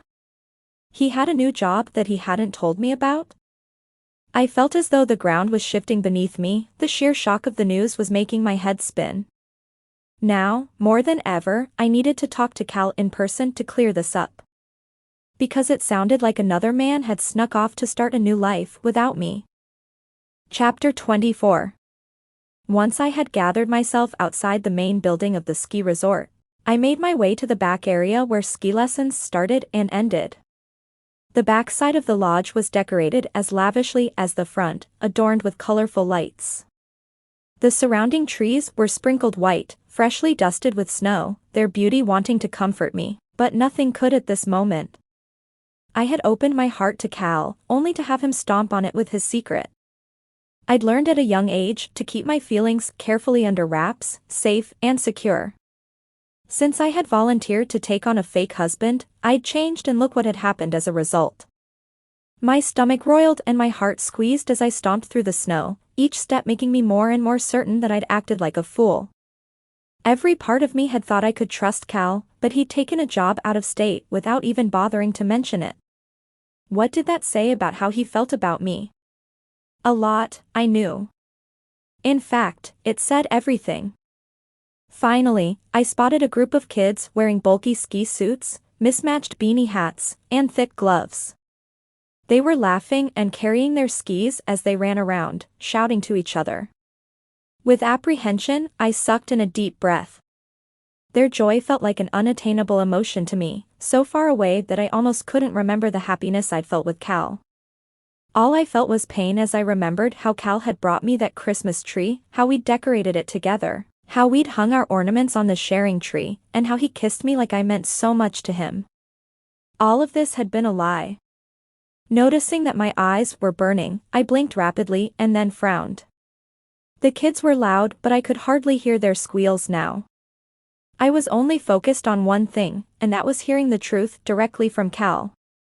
It was only fair to hold out the tiniest bit of hope that Nina had gotten it wrong, but I knew the chances were nil.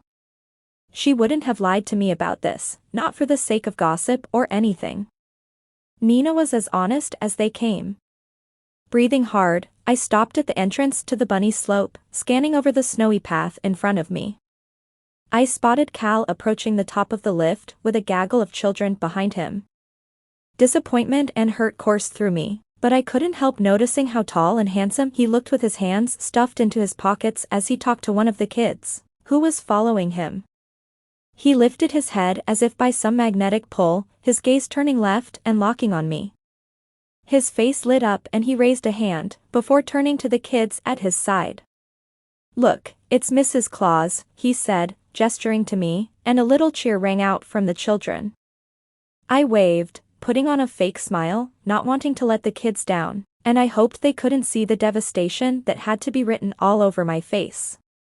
The snow glittered on the mountain behind Cal, almost unbearably beautiful, as though the world had carved this small slice of magic for the two of us. And yet, I couldn't enjoy it, couldn't even come close to enjoying it, knowing he'd been hiding something from me. As the kids rushed past me, Cal reached for my hand, his cheeks red from the chill, but I pulled my hand away from his reach. Deep down, I wished this moment could be different, and that the two of us were coming together to warm up after a long day. But our relationship had fallen apart. "What's up?" he said, his brows knitting with concern. I took a deep breath, trying to muster the strength to tell him what I knew. "You look upset," he said, the corners of his mouth turning downward. "Did you hear about the contract with the country club?" "Yes," I said, even though I'd almost forgotten about that since the blow of finding out Cal had lied to me. But hearing the words come out of his mouth brought a fresh wave of disappointment, draping over me like a dark blanket. "The client chose Kara's cupcakes." "I'm sorry," he said, stepping forward and pulling me into his arms. "Thanks," I said, and even though there was so much I needed to say to him, I couldn't help but nestle against him, my refuge against the cold world. My fake refuge, with my fake husband. "Now I won't be able to open the cookie shop," I said. "There must be another way," he said, brushing my hair away from my cheek. "I'll help you think of something. We'll brainstorm and come up with a solution together." I stared at him, cold steel coursing through my veins as I stepped back. "That's going to be pretty difficult, given that you'll be in Utah," I said. "What are you talking about?" he asked, tucking his chin. "Nina told me about your new job," I said, studying his reaction. His facial muscles tightened, but, to his credit, he didn't deny it. Unfortunately, that meant this news had to be true. I could feel my heart pounding in my chest as I stared up at him, silently pleading with him to tell me that none of this was real. "She said you took an accounting job in Utah," I said, doing my best to keep my voice steady even though I could feel it beginning to crack. "That your job as a ski instructor is just a part-time gig for you, a bit of fun. Is that true?" A line formed between his eyebrows. "Yes, that's true," he said. "I can't believe you're leaving without telling me," I said, putting the words out there so that I couldn't deny what was happening here. So, it's true. That's all I came here to find out. As I walked away, he put a hand on my arm. Macy, wait. Wait for what? I asked, spinning around to face him. Wait for you to leave without telling me? Wait for you to start your real life instead of having to pretend you care about me? What? Macy, give me a chance to explain. I crossed my arms. Are you taking the job with that company in Utah? He nodded. Yes, but Then I don't see what else there is to talk about, I said, tossing my hands in the air. You never said a word to me about a potential job, even though I opened up to you about all that was going on in my career. The fact that you kept a secret says everything. I wanted to tell you, he said, his voice steady and calm. But what? You knew that it would get in the way of this fake relationship you were playing with me? I asked, a slice of pain stabbing my heart. No, I didn't want to rub my job opportunity in your face when I knew that you were having a hard time with your own business, he said, softly. Yeah. Right, I said, thinking that was a lame excuse for keeping something from me. I knew I was lashing out, but I couldn't stop. I couldn't stand this feeling that the world was falling out from beneath me and that feeling of having no control. Suddenly, I was transported back to when I was a kid, a memory I'd long forgotten came rushing back. My dad standing by our front door with his suitcase in one hand, and a bag over his shoulder. It was my father walking out on my mom, walking out on me, but back then I'd been a helpless child. This time, I'd allowed it to happen. Cal took off his beanie hat and raked a hand through his hair. I get that you're upset, especially in light of losing that contract. So kind of you to think of my feelings, I said, putting my hands on my hips. But don't you think I deserve to hear the truth? I didn't want to keep anything from you, he said, stepping toward me, but I took a step back. I meant what I said, Macy. I've never felt like this about anyone before. Stop, I said, holding my palm up.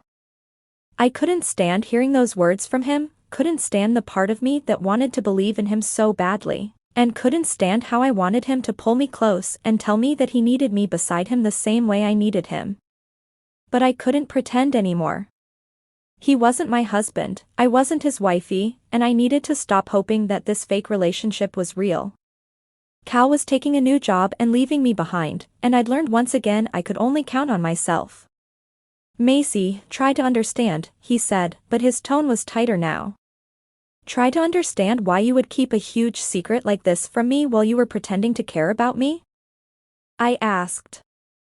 I wasn't pretending, he said, the muscle on his jaw twitching. I don't believe you, I said, watching him flinch. I composed myself as best I could. I knew he would be gone soon, off to live his life in Utah and far from Christmas Mountain. Part of me wanted to go with him, seemed like I'd need a new job soon anyway, but it wasn't like he'd invited me to come along. He hadn't told me about it at all. You think you have me figured out, don't you? He asked, shaking his head. I need you to know that I really cared about you, I said, my voice catching at the back of my throat. I balled my hands into fists, trying my best to calm the shaking, but the cold was coming from inside me now, and threatening to consume me. Macy, I care about you, too, he said, his face softening. But I can't make you trust me, that's something I know. If you're not going to believe me, then you're leaving me no choice but to accept that it's over between us. We both need to accept that, I said, needing to get out of here with what little dignity that I had remaining before I fell apart. Good. Bye. Cal. With that, I turned on my heel and marched back toward the parking lot. As I stomped through the snow, I swiped at the falling tears with the back of my hand, refusing to let him see how much he had hurt me. I had promised myself that I'd never let a man make me feel this way again, but I'd let it happen. And now, I was paying the price. Pain pulsed through me with every heartbeat, but I would survive just like I had before. I wasn't going to let anyone else hurt me like this, not ever again, not as long as I lived. Not if I could help it. Chapter 25. There you are. Mom exclaimed, as she swept into the sleigh cafe where we were meeting for lunch. I thought you'd dropped off the face of the earth. Nope, still here, I said, trying to smile and failing. I had spent all morning baking with my headphones in, music turned up louder than was healthy to try and drown out the thoughts in my head. Unfortunately, it hadn't been enough to get me to my happy place. My mom had been calling all morning, trying to get hold of me, but it wasn't until she left a message threatening to put out a police bulletin on my disappearance that I actually got back to her, and agreed to meet with her here. It's so good to see you're alive, darling, she said, dropping a kiss to my forehead before taking the seat opposite me. She narrowed her eyes, cocked her head. What's wrong? Nothing, I muttered. I didn't want to get into it with her. I knew she wouldn't understand, that she would just tell me to put on a happy face and hope for the best. The server came over and set down the hot teas I'd ordered when I arrived. Hot chocolate seemed too joyful for how I was feeling, and I needed the tea to soothe me. The server took our lunch orders, the winter soup special and a salad. He assured us we had made excellent choices since the soup had been a big hit today. Too bad I didn't have an appetite at all. If nothing is wrong then cheer up, Mom said. You don't want everyone seeing you in a bad mood so close to Christmas, do you? People will talk. For once in my life, I didn't care what people said about me. Maybe they could buy some of my cookies if they really want to cheer me up, I said. Yes, I heard about the contract. That must be so hard, she said. I shouldn't have expected anything different, I said, wishing I could go back home and bury myself under my covers where it was warm and safe. But I was stuck with reality and trying to plow forward. It's always been like this with Kara, even back in high school. She's got no shame, stealing whatever she wants from me. Now, don't be so hard on her, Mom said, clucking her tongue as she waved to a woman passing by. She needs to get her business off the ground, doesn't she? I need my business back on the ground, I said, feeling exasperated. I had no idea what it was going to take to get my own mom on my side here. You'll be fine, she said. It didn't sound like she was trying to cheer me up, more like she was trying to smooth over my miserable mood by pretending it all away. You're strong. You'll always be fine, no matter what. And what if I'm not okay? I asked, a little louder than I had intended. Her eyes narrowed. What if my dream just isn't going to happen? Macy, come on, she said, bristling in her seat. You have to stay cheerful for everyone right now. It's almost Christmas, Anne. I don't care. Yes, you do, she replied sharply. That's what we do in this town, we care about this season. You don't want to ruin it for everyone else, do you? Everyone else has no problem ruining it for me, I muttered. I know that it must be hard for you, with Kara, but... It's not just Kara, I admitted. I hadn't talked to my mom about Cal yet, let alone anything that had happened with our breakup. But I was at the bottom of the barrel right now. What else is bothering you? She asked, reading my mind. It's Cal, I said, sighing. Saying his name out loud sent a wave of pain slicing my chest. I couldn't believe I was really going to tell her about what happened. The two of you seemed like you were getting along very well, especially if what I heard from Ivy Reed is true. She claims to have seen you at the sharing tree. We were there, I said, confirming whatever she'd heard, even as my eyes teared up. But then... Hello? Mr. Abbott suddenly appeared beside the table, beaming down at my mom and seeming unaware I was here, let alone how miserable I surely had to look. Are you all right, Addie? He asked. Just wonderful, Mom replied. Thank you for your concern, though. I'm glad to hear you're well, he said, backing away with a nod as the server set down our soups and salads. Mom smiled again at Mr. Abbott and then turned back to me. I knew she wanted nothing more than to pretend everything was okay, to keep people from talking. But inside me, something gave way, the last vestiges of my ability to keep up this game were gone. I don't want to pretend anymore, Mom, I said, crossing my arms. She furrowed her brow. Pretend? Pretend that everything's fine, I said, sucking in a deep breath. I know you want to keep up the good mood for Christmas. But things have been hard lately and I don't want to pretend that I'm the picture of happiness right now, okay? Darling, I think you should. Cal and I are over, I said, before she could brush me off. I loved him, Mom. I thought we had something special together, but he took a job in Utah. He's deserting me like men obviously do. It reminds me of everything that happened with you and Dad. Her face clouded. Even after all these years, the mention of my dad seemed to be enough to bring her back to the moment that he had left her. I know how much Dad hurt you, I said, tucking my chin and swallowing the lump creeping up my throat. I know you want to pretend your life is still great, to protect me, but you don't have to do that anymore. I'm an adult. I can handle the truth. I need you to be able to handle it, too. She fell silent. For once, Addie Wilcox wasn't trying to shut me up or pretend that she didn't hear me. She knew I was right and there wasn't much she could say to deny it. I know you'd still be with him if it weren't for me, I said, my throat tightening. I know I cost you the love of your life. I'm sorry, Mom. Don't be ridiculous, she said, pressing her palms to the table. The love of my life would never have left when I had the greatest joy in my life, you. My eyes watered. Your father left because he couldn't handle it, she said, her tone hard. I wouldn't want someone like that around you anyway. We deserve better.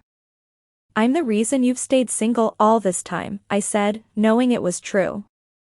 I know that you're trying to protect both of us from going through a loss all again, and I think you're right. I mean, I let Cal in and now he's leaving. I blinked back the tears that were pricking behind my eyes. I was about to lose it and needed to get out of here. Leaving my lunch on the table untouched, I rose to my feet and hurried to the door. Drama, drama, drama. The town would surely be talking about this for weeks. But I didn't care anymore.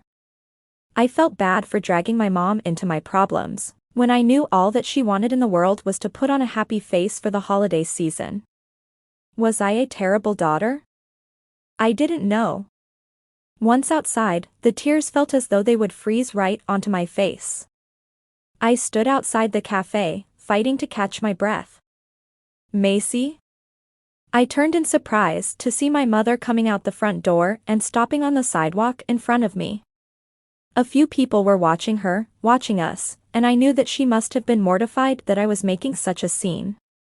I'm sorry, I blurted, tears slipping down my cheeks. I know you want me to be upbeat, but I just can't pretend right now. Upbeat? No, I want you to be honest, she said, putting a gloved hand to my cheek. I want you to know that you can talk to me about anything. My heart is broken, Mom. I don't know how to handle what I'm feeling, I said, as hot tears slipped down my cheeks. Cal is gone. I should have guessed that he would leave, but... No, you shouldn't assume that, she replied firmly. If a man loves you, if he really cares for you, then he's not going anywhere. Not for anything. Even when there's a baby in the picture? I asked. Your father was a coward, who couldn't stand the thought of living the rest of his life with the pressure of being a parent, she replied, shaking her head. It took me a long time to see that, but he didn't leave because I didn't love him enough. I just loved you more, and he knew that. I sniffed. I don't want to be the reason that you stay single. You're not, she replied, with a chuckle. Mom, you have not dated since Dad left. Ever. Not once. Her face paled. It's not as though I have men breaking down my door. What about Mr. Abbott? I asked, nodding toward the coffee shop. Her cheeks flushed a little. What about him? He's been hovering around you for years, I said, because it was so obvious how much he adored her. He really likes you, Mom. Can't you see that? If you really believe what you told me, then there's no reason for you not to give it a go with him, right? Macy. See? Deep down, you know he'll just leave like all the others. Mr. Abbott isn't the kind of man to run off. She looked back to see him standing just inside the door, not far from the window, looking out at us. I haven't dated anyone because I just have my priorities, darling. I shook my head. Is that true? My priority is you, she said, reaching for my hand. It's always been you, Macy. You don't have to worry about me anymore, I said, not wanting her to be alone because of me. I'm sad, but I'll be okay. I don't want you holding back on having a relationship on my account. If that's really the reason. I thought she was going to brush me off and tell me I was crazy, but instead she turned back to me with watery eyes. Maybe I've been a little scared, too. Of putting myself out there. Oh, I understood that completely.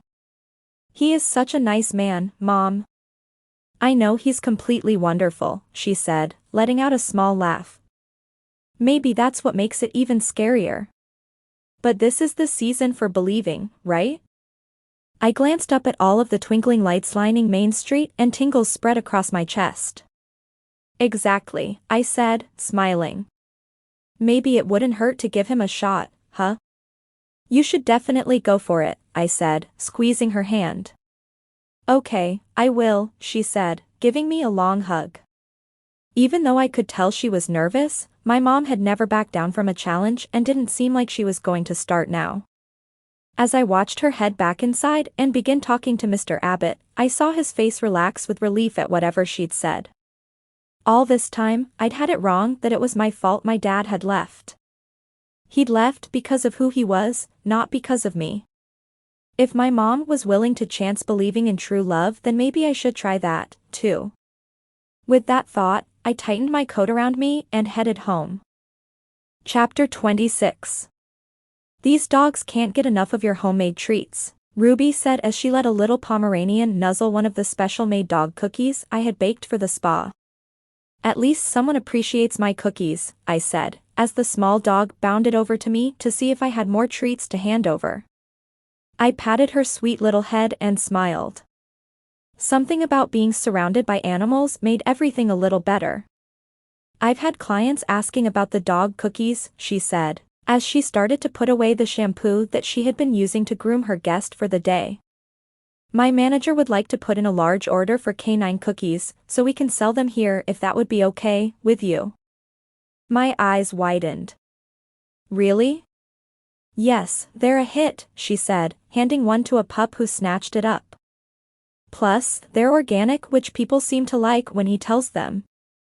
Apparently, a lot of clients have asked to purchase a box. When she told me how many cookies he wanted to order weekly, I nearly fell off my chair. I'm happy to bake cookies for you to sell here. I'll send you over a contract tonight. Great, thanks, she said. You know, this is a big deal for my business, I said, giving her a look of appreciation. Thank you so much. I'm not doing you a favor, she said, rolling her eyes. I'm going to make a profit on your cookies. It's win-win. I think most of the dogs here would refuse to come back if they didn't get to have some more of your treats. I smiled at her, and then furrowed my brow as something hit me. Your manager wants to order them? I asked. I thought he quit for true love. Yeah. He came back a couple of days ago, she said, with a shrug. The woman he had been chasing told him that it's over. He was a total mess, just wanted his job back so he could get on his feet again. I didn't have the heart to tell him no. Even after he just left with no notice? I asked, more than a little surprised. I'm not saying he was right, but I admire that he was going after his heart, she said, letting out a long sigh. We all should learn to do that, don't you think? I can't blame him for trying. Besides, this is the season of forgiveness. So, Yeah. he's back. Wow, I muttered, impressed with her assessment. Everyone seemed to have embraced the spirit this year. Will you give me a hand getting my next guy into his festive outfit? She asked. The dog has an outfit? I asked, laughing. The owners asked me to get him dressed as Santa for their Christmas party, she said, giving me a smile. He's a big boy. I need some help to make sure he doesn't wriggle free. Sure, I said, getting up off my seat. Speaking of Santa, she said, once she had the impressively huge Labrador Retriever on the table in front of her, his jaunty Santa hat and matching fur-trimmed coat ready and waiting for him. How are things going with you and Cal? Oh. They're not, I said, grimacing. He's moving out of state. A big secret he kept from me, so I broke things off with him. He kept it a secret? From what you've told me, that doesn't seem like his personality. He claims he was trying to protect me since my business was doing so poorly. He didn't want to rub it in my face that he'd gotten a really good offer, I said. Seems kind of thoughtful, she said, giving me an unreadable look. You broke up with him over that? I don't even want to think about it, I said, tying the red coat over the lab. I heard that you and Kara made up. You decorated gingerbread houses together? We didn't make up, I said, remembering how she stole my biggest client. But we did make gingerbread houses with her family. Honestly, it felt like old times. Or it would have, if she hadn't stolen the country club contract from me. If it felt good to be with her again, maybe you could think about forgiving her, Ruby suggested. Do you want to deny yourself a friendship because she has a similar business? I raised my eyebrows at her as we helped guide the dog's ears around the Santa hat. She opened that business because I had a similar one. Didn't Oscar Wilde say that imitation is the highest form of flattery? Or something like that? I'm sure he said it better than I'm remembering, she said, chuckling. I've never thought of it that way, I said, as we guided the dog's ears around the Santa hat. I don't know if resuming a friendship with her would be that easy. You said it was like old times, she pointed out. I sighed. That's true. Of course it is, she said, straightening the dog's Santa coat. And while we're discussing uncomfortable topics, you might have been too hard on Cal. Hey, whose side are you on? I protested. Yours, 100%. I heard you say he was trying to spare your feelings. Doesn't sound like a reason to break up. And besides, long distance can work, if you really give it a try. It sounds like you really cared about each other. Are you going to give that up over one miscommunication? I just don't know if I can trust him, I said, honestly. It's hard. I get it. Why do you think I'm single? She joked, guiding the dog off the table. But you seemed happy with Cal. It's hard to find a great connection with a guy. You don't want to throw that all away for the sake of one thing he wanted to tell you on his own terms, right? I'll think about it, I said, chewing on my bottom lip, as I rubbed the lab's back, his coarse fur under my fingers. Ruby did have some good points, much as I hated to admit it.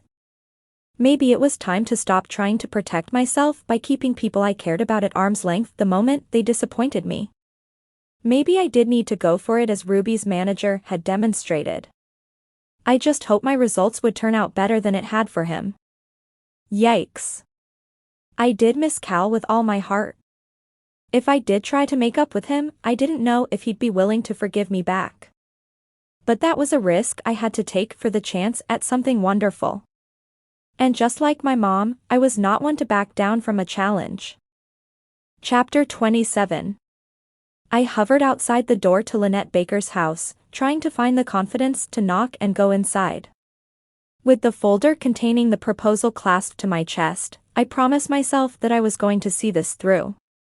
Ever since that conversation with my mother, and my chat with Ruby, I realized I'd been afraid of letting people get close to me.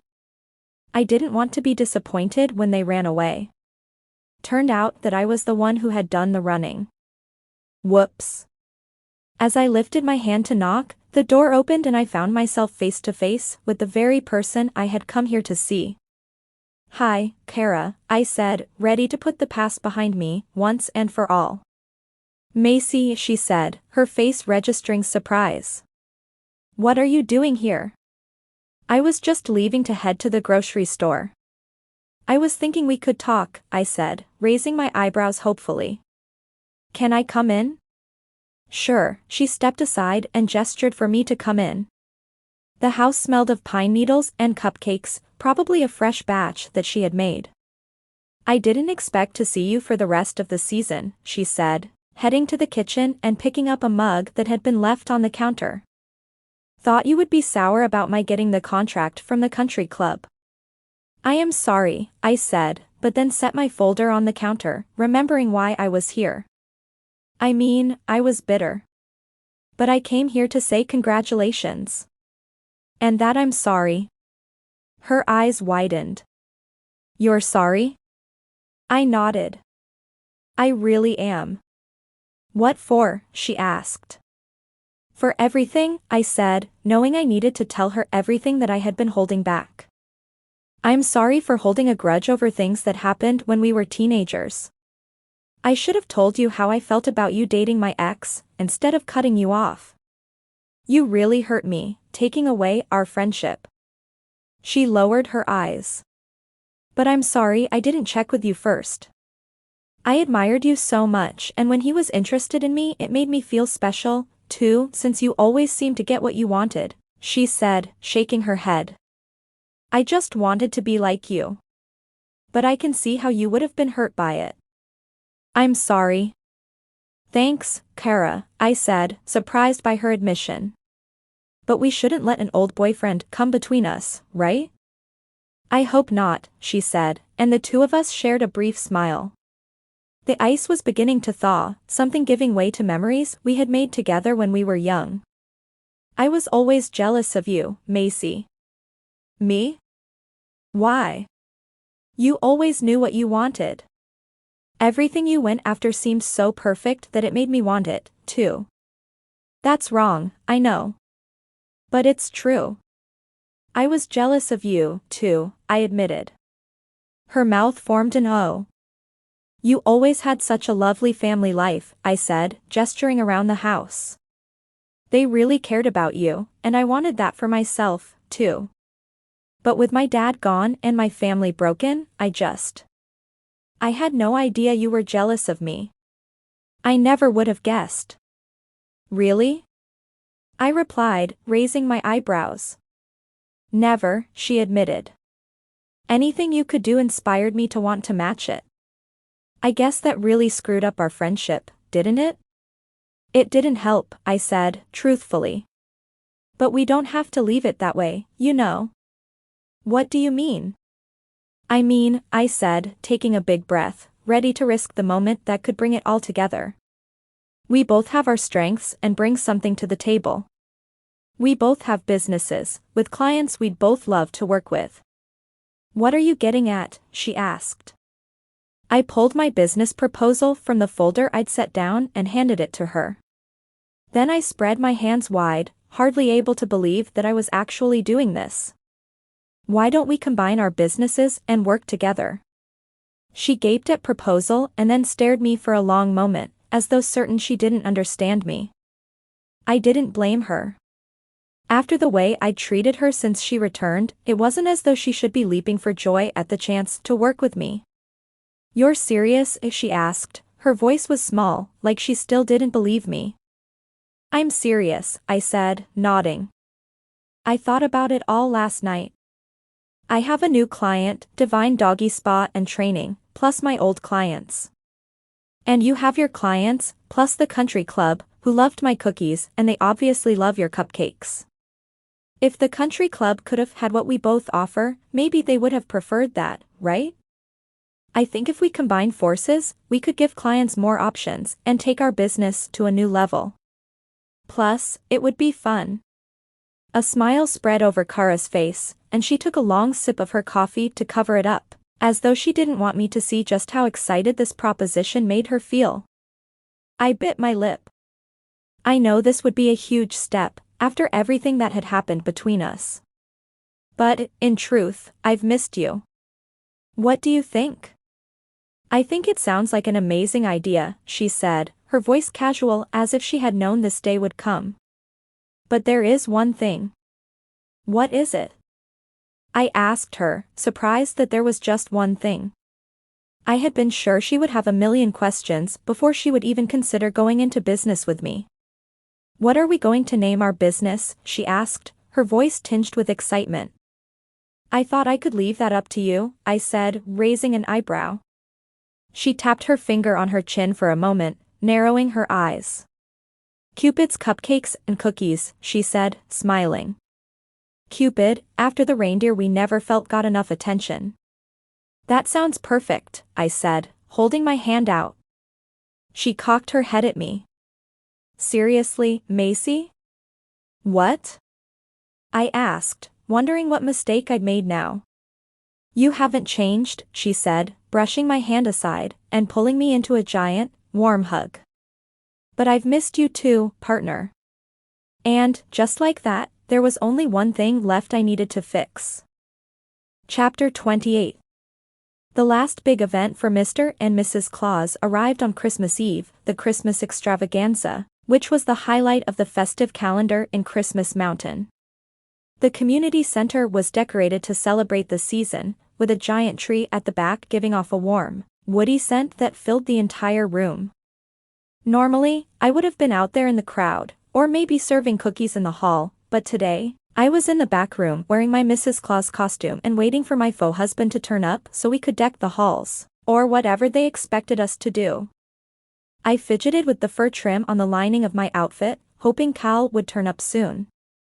He was late and I was starting to wonder if he wasn't going to show up.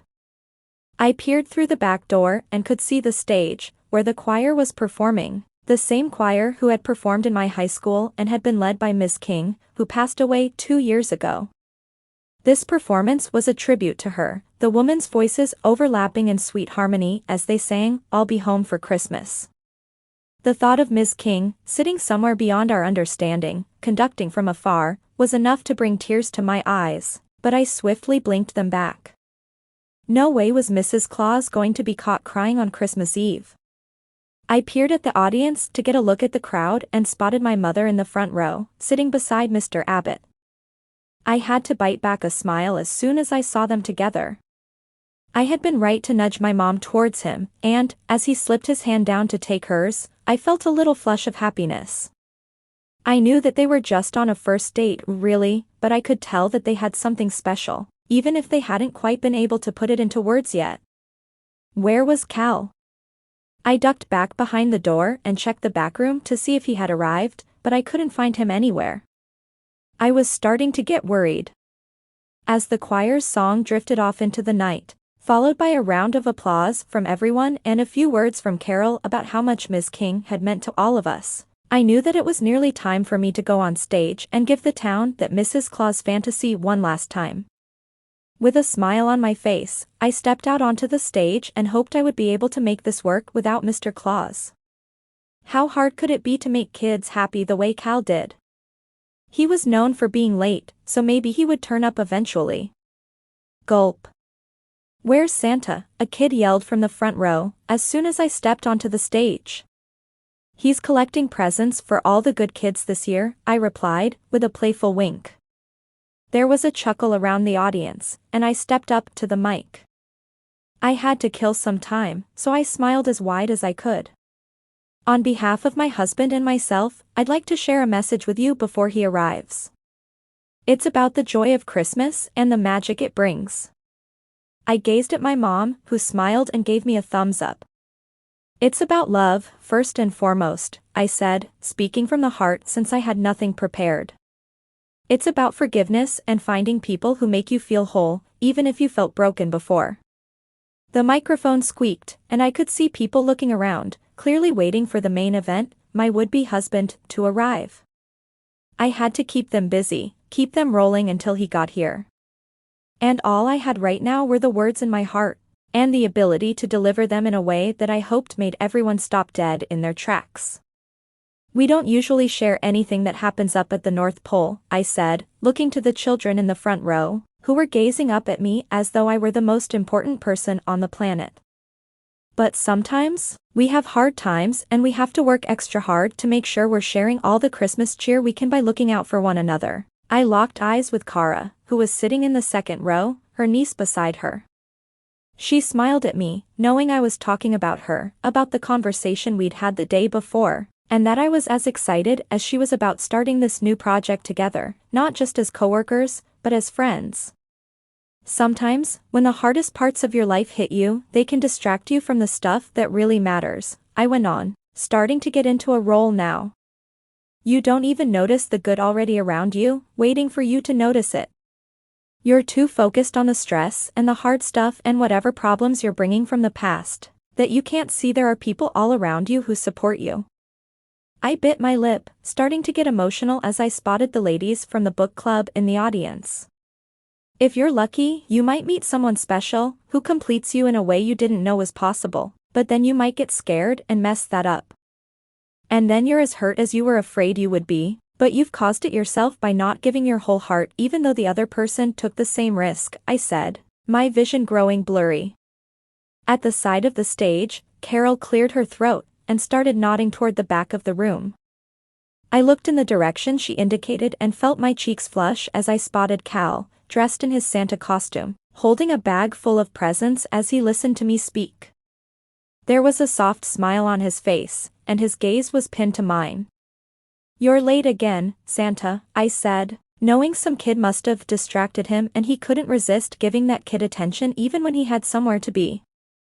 How much of that did you hear? Santa hears everything, he said, as the audience turned toward him and started clapping.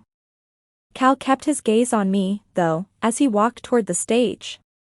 I could feel my nerves on edge, but at the same time I was glad he'd heard what I'd had to say because I'd made a mess of things when I stormed off outside the ski lodge.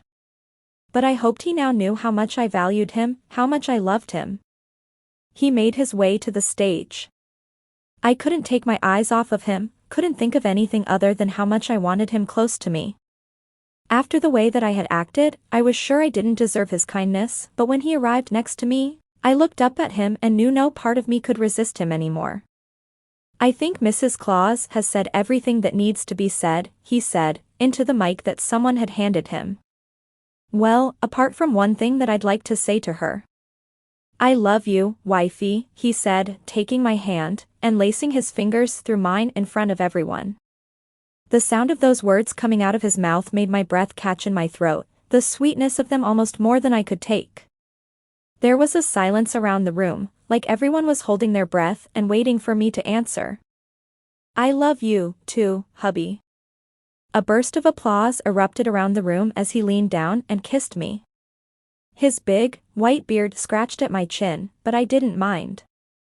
All that mattered was that Cal was here with me and that we would help make this Christmas the best ever for the kids surrounding us. Sorry I'm late, he announced, staring into my eyes. But I had to get an extra special present for someone. He reached into his pocket, pulled out a small box, and handed it to me. I undid the red ribbon around it, and gasped when I saw what was inside. A beautiful necklace, with a tiny version of the sharing tree on a silver chain. To remind you of wishes and dreams, he said, as he clasped it around my neck. I love it, I said, into the microphone, and the audience cheered. Mrs. Claus must have been good this year, a woman yelled, who sounded very much like Harmony Harris. Oh, and the job, he said, his voice low enough that it was just for me. It's a work-from-home gig. I only go out of state a few times a year for meetings. The rest of that time, I'll be here in Christmas Mountain with you, which I would have said if you'd let me. I turned to him, with my eyes wide. I'm sorry for everything, Cal. He brushed his nose against mine. Time to move forward. It really is time, I said, turning to the audience. I guess it's time for the kids to get some presents, huh? Go ahead and line up, he said, before slipping his arm around me and leaning close to my ear. For the record, I did find a Sarah Sunshine doll and the snake in here for Alvin is a stuffed animal. I gasped. You filled all their wishes? Of course. Santa can do anything, he said, grinning. Because you're magic, I said, my heart melting with love.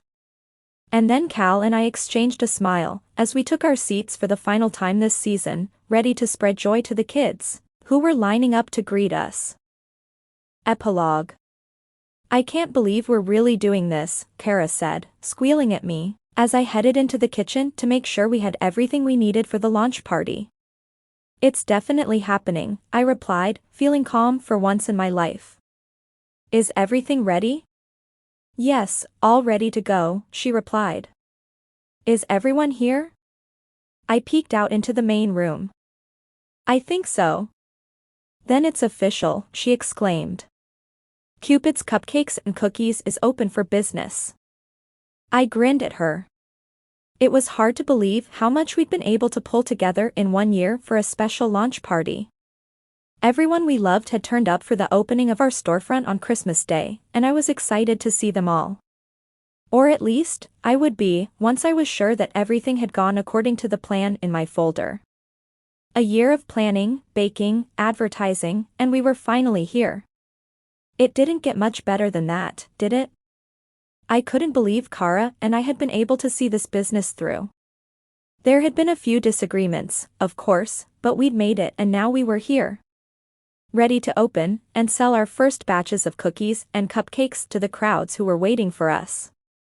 Kara and I slipped out of the kitchen to greet our guests. Mom came over at once, with Mr. Abbott at her side. Congratulations, darling, she exclaimed, swooping in to kiss me on the forehead. You must be so proud. Yeah. I can hardly believe it, I confessed, but before I could say anything else, Ruby had cut in to talk to me. And wait until they try the dog treats, she remarked. Well, not the guests, but their dogs. Are we allowed to start on the cupcakes yet? Nina asked me. She had been eyeing them since the moment she walked through the door, along with the rest of the country club staff, including the 3 ladies who had turned down my contract the year before. This year, of course, they had signed our new business, and I couldn't have been more excited. We had decked out our little storefront with every bit of Christmas finery we could get our hands on, with a tree towering in the corner, by the cashier's counter.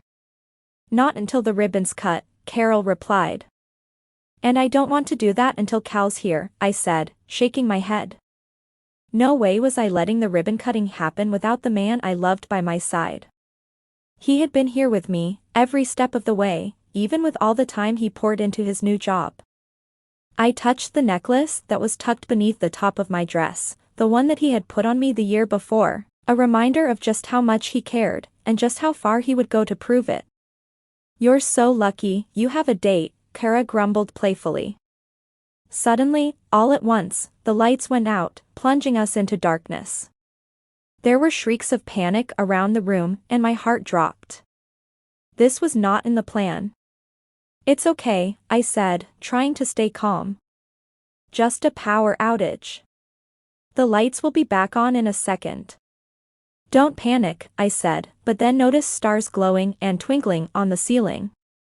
My jaw dropped as I stared up at the shimmering dark sky that had been fashioned above us.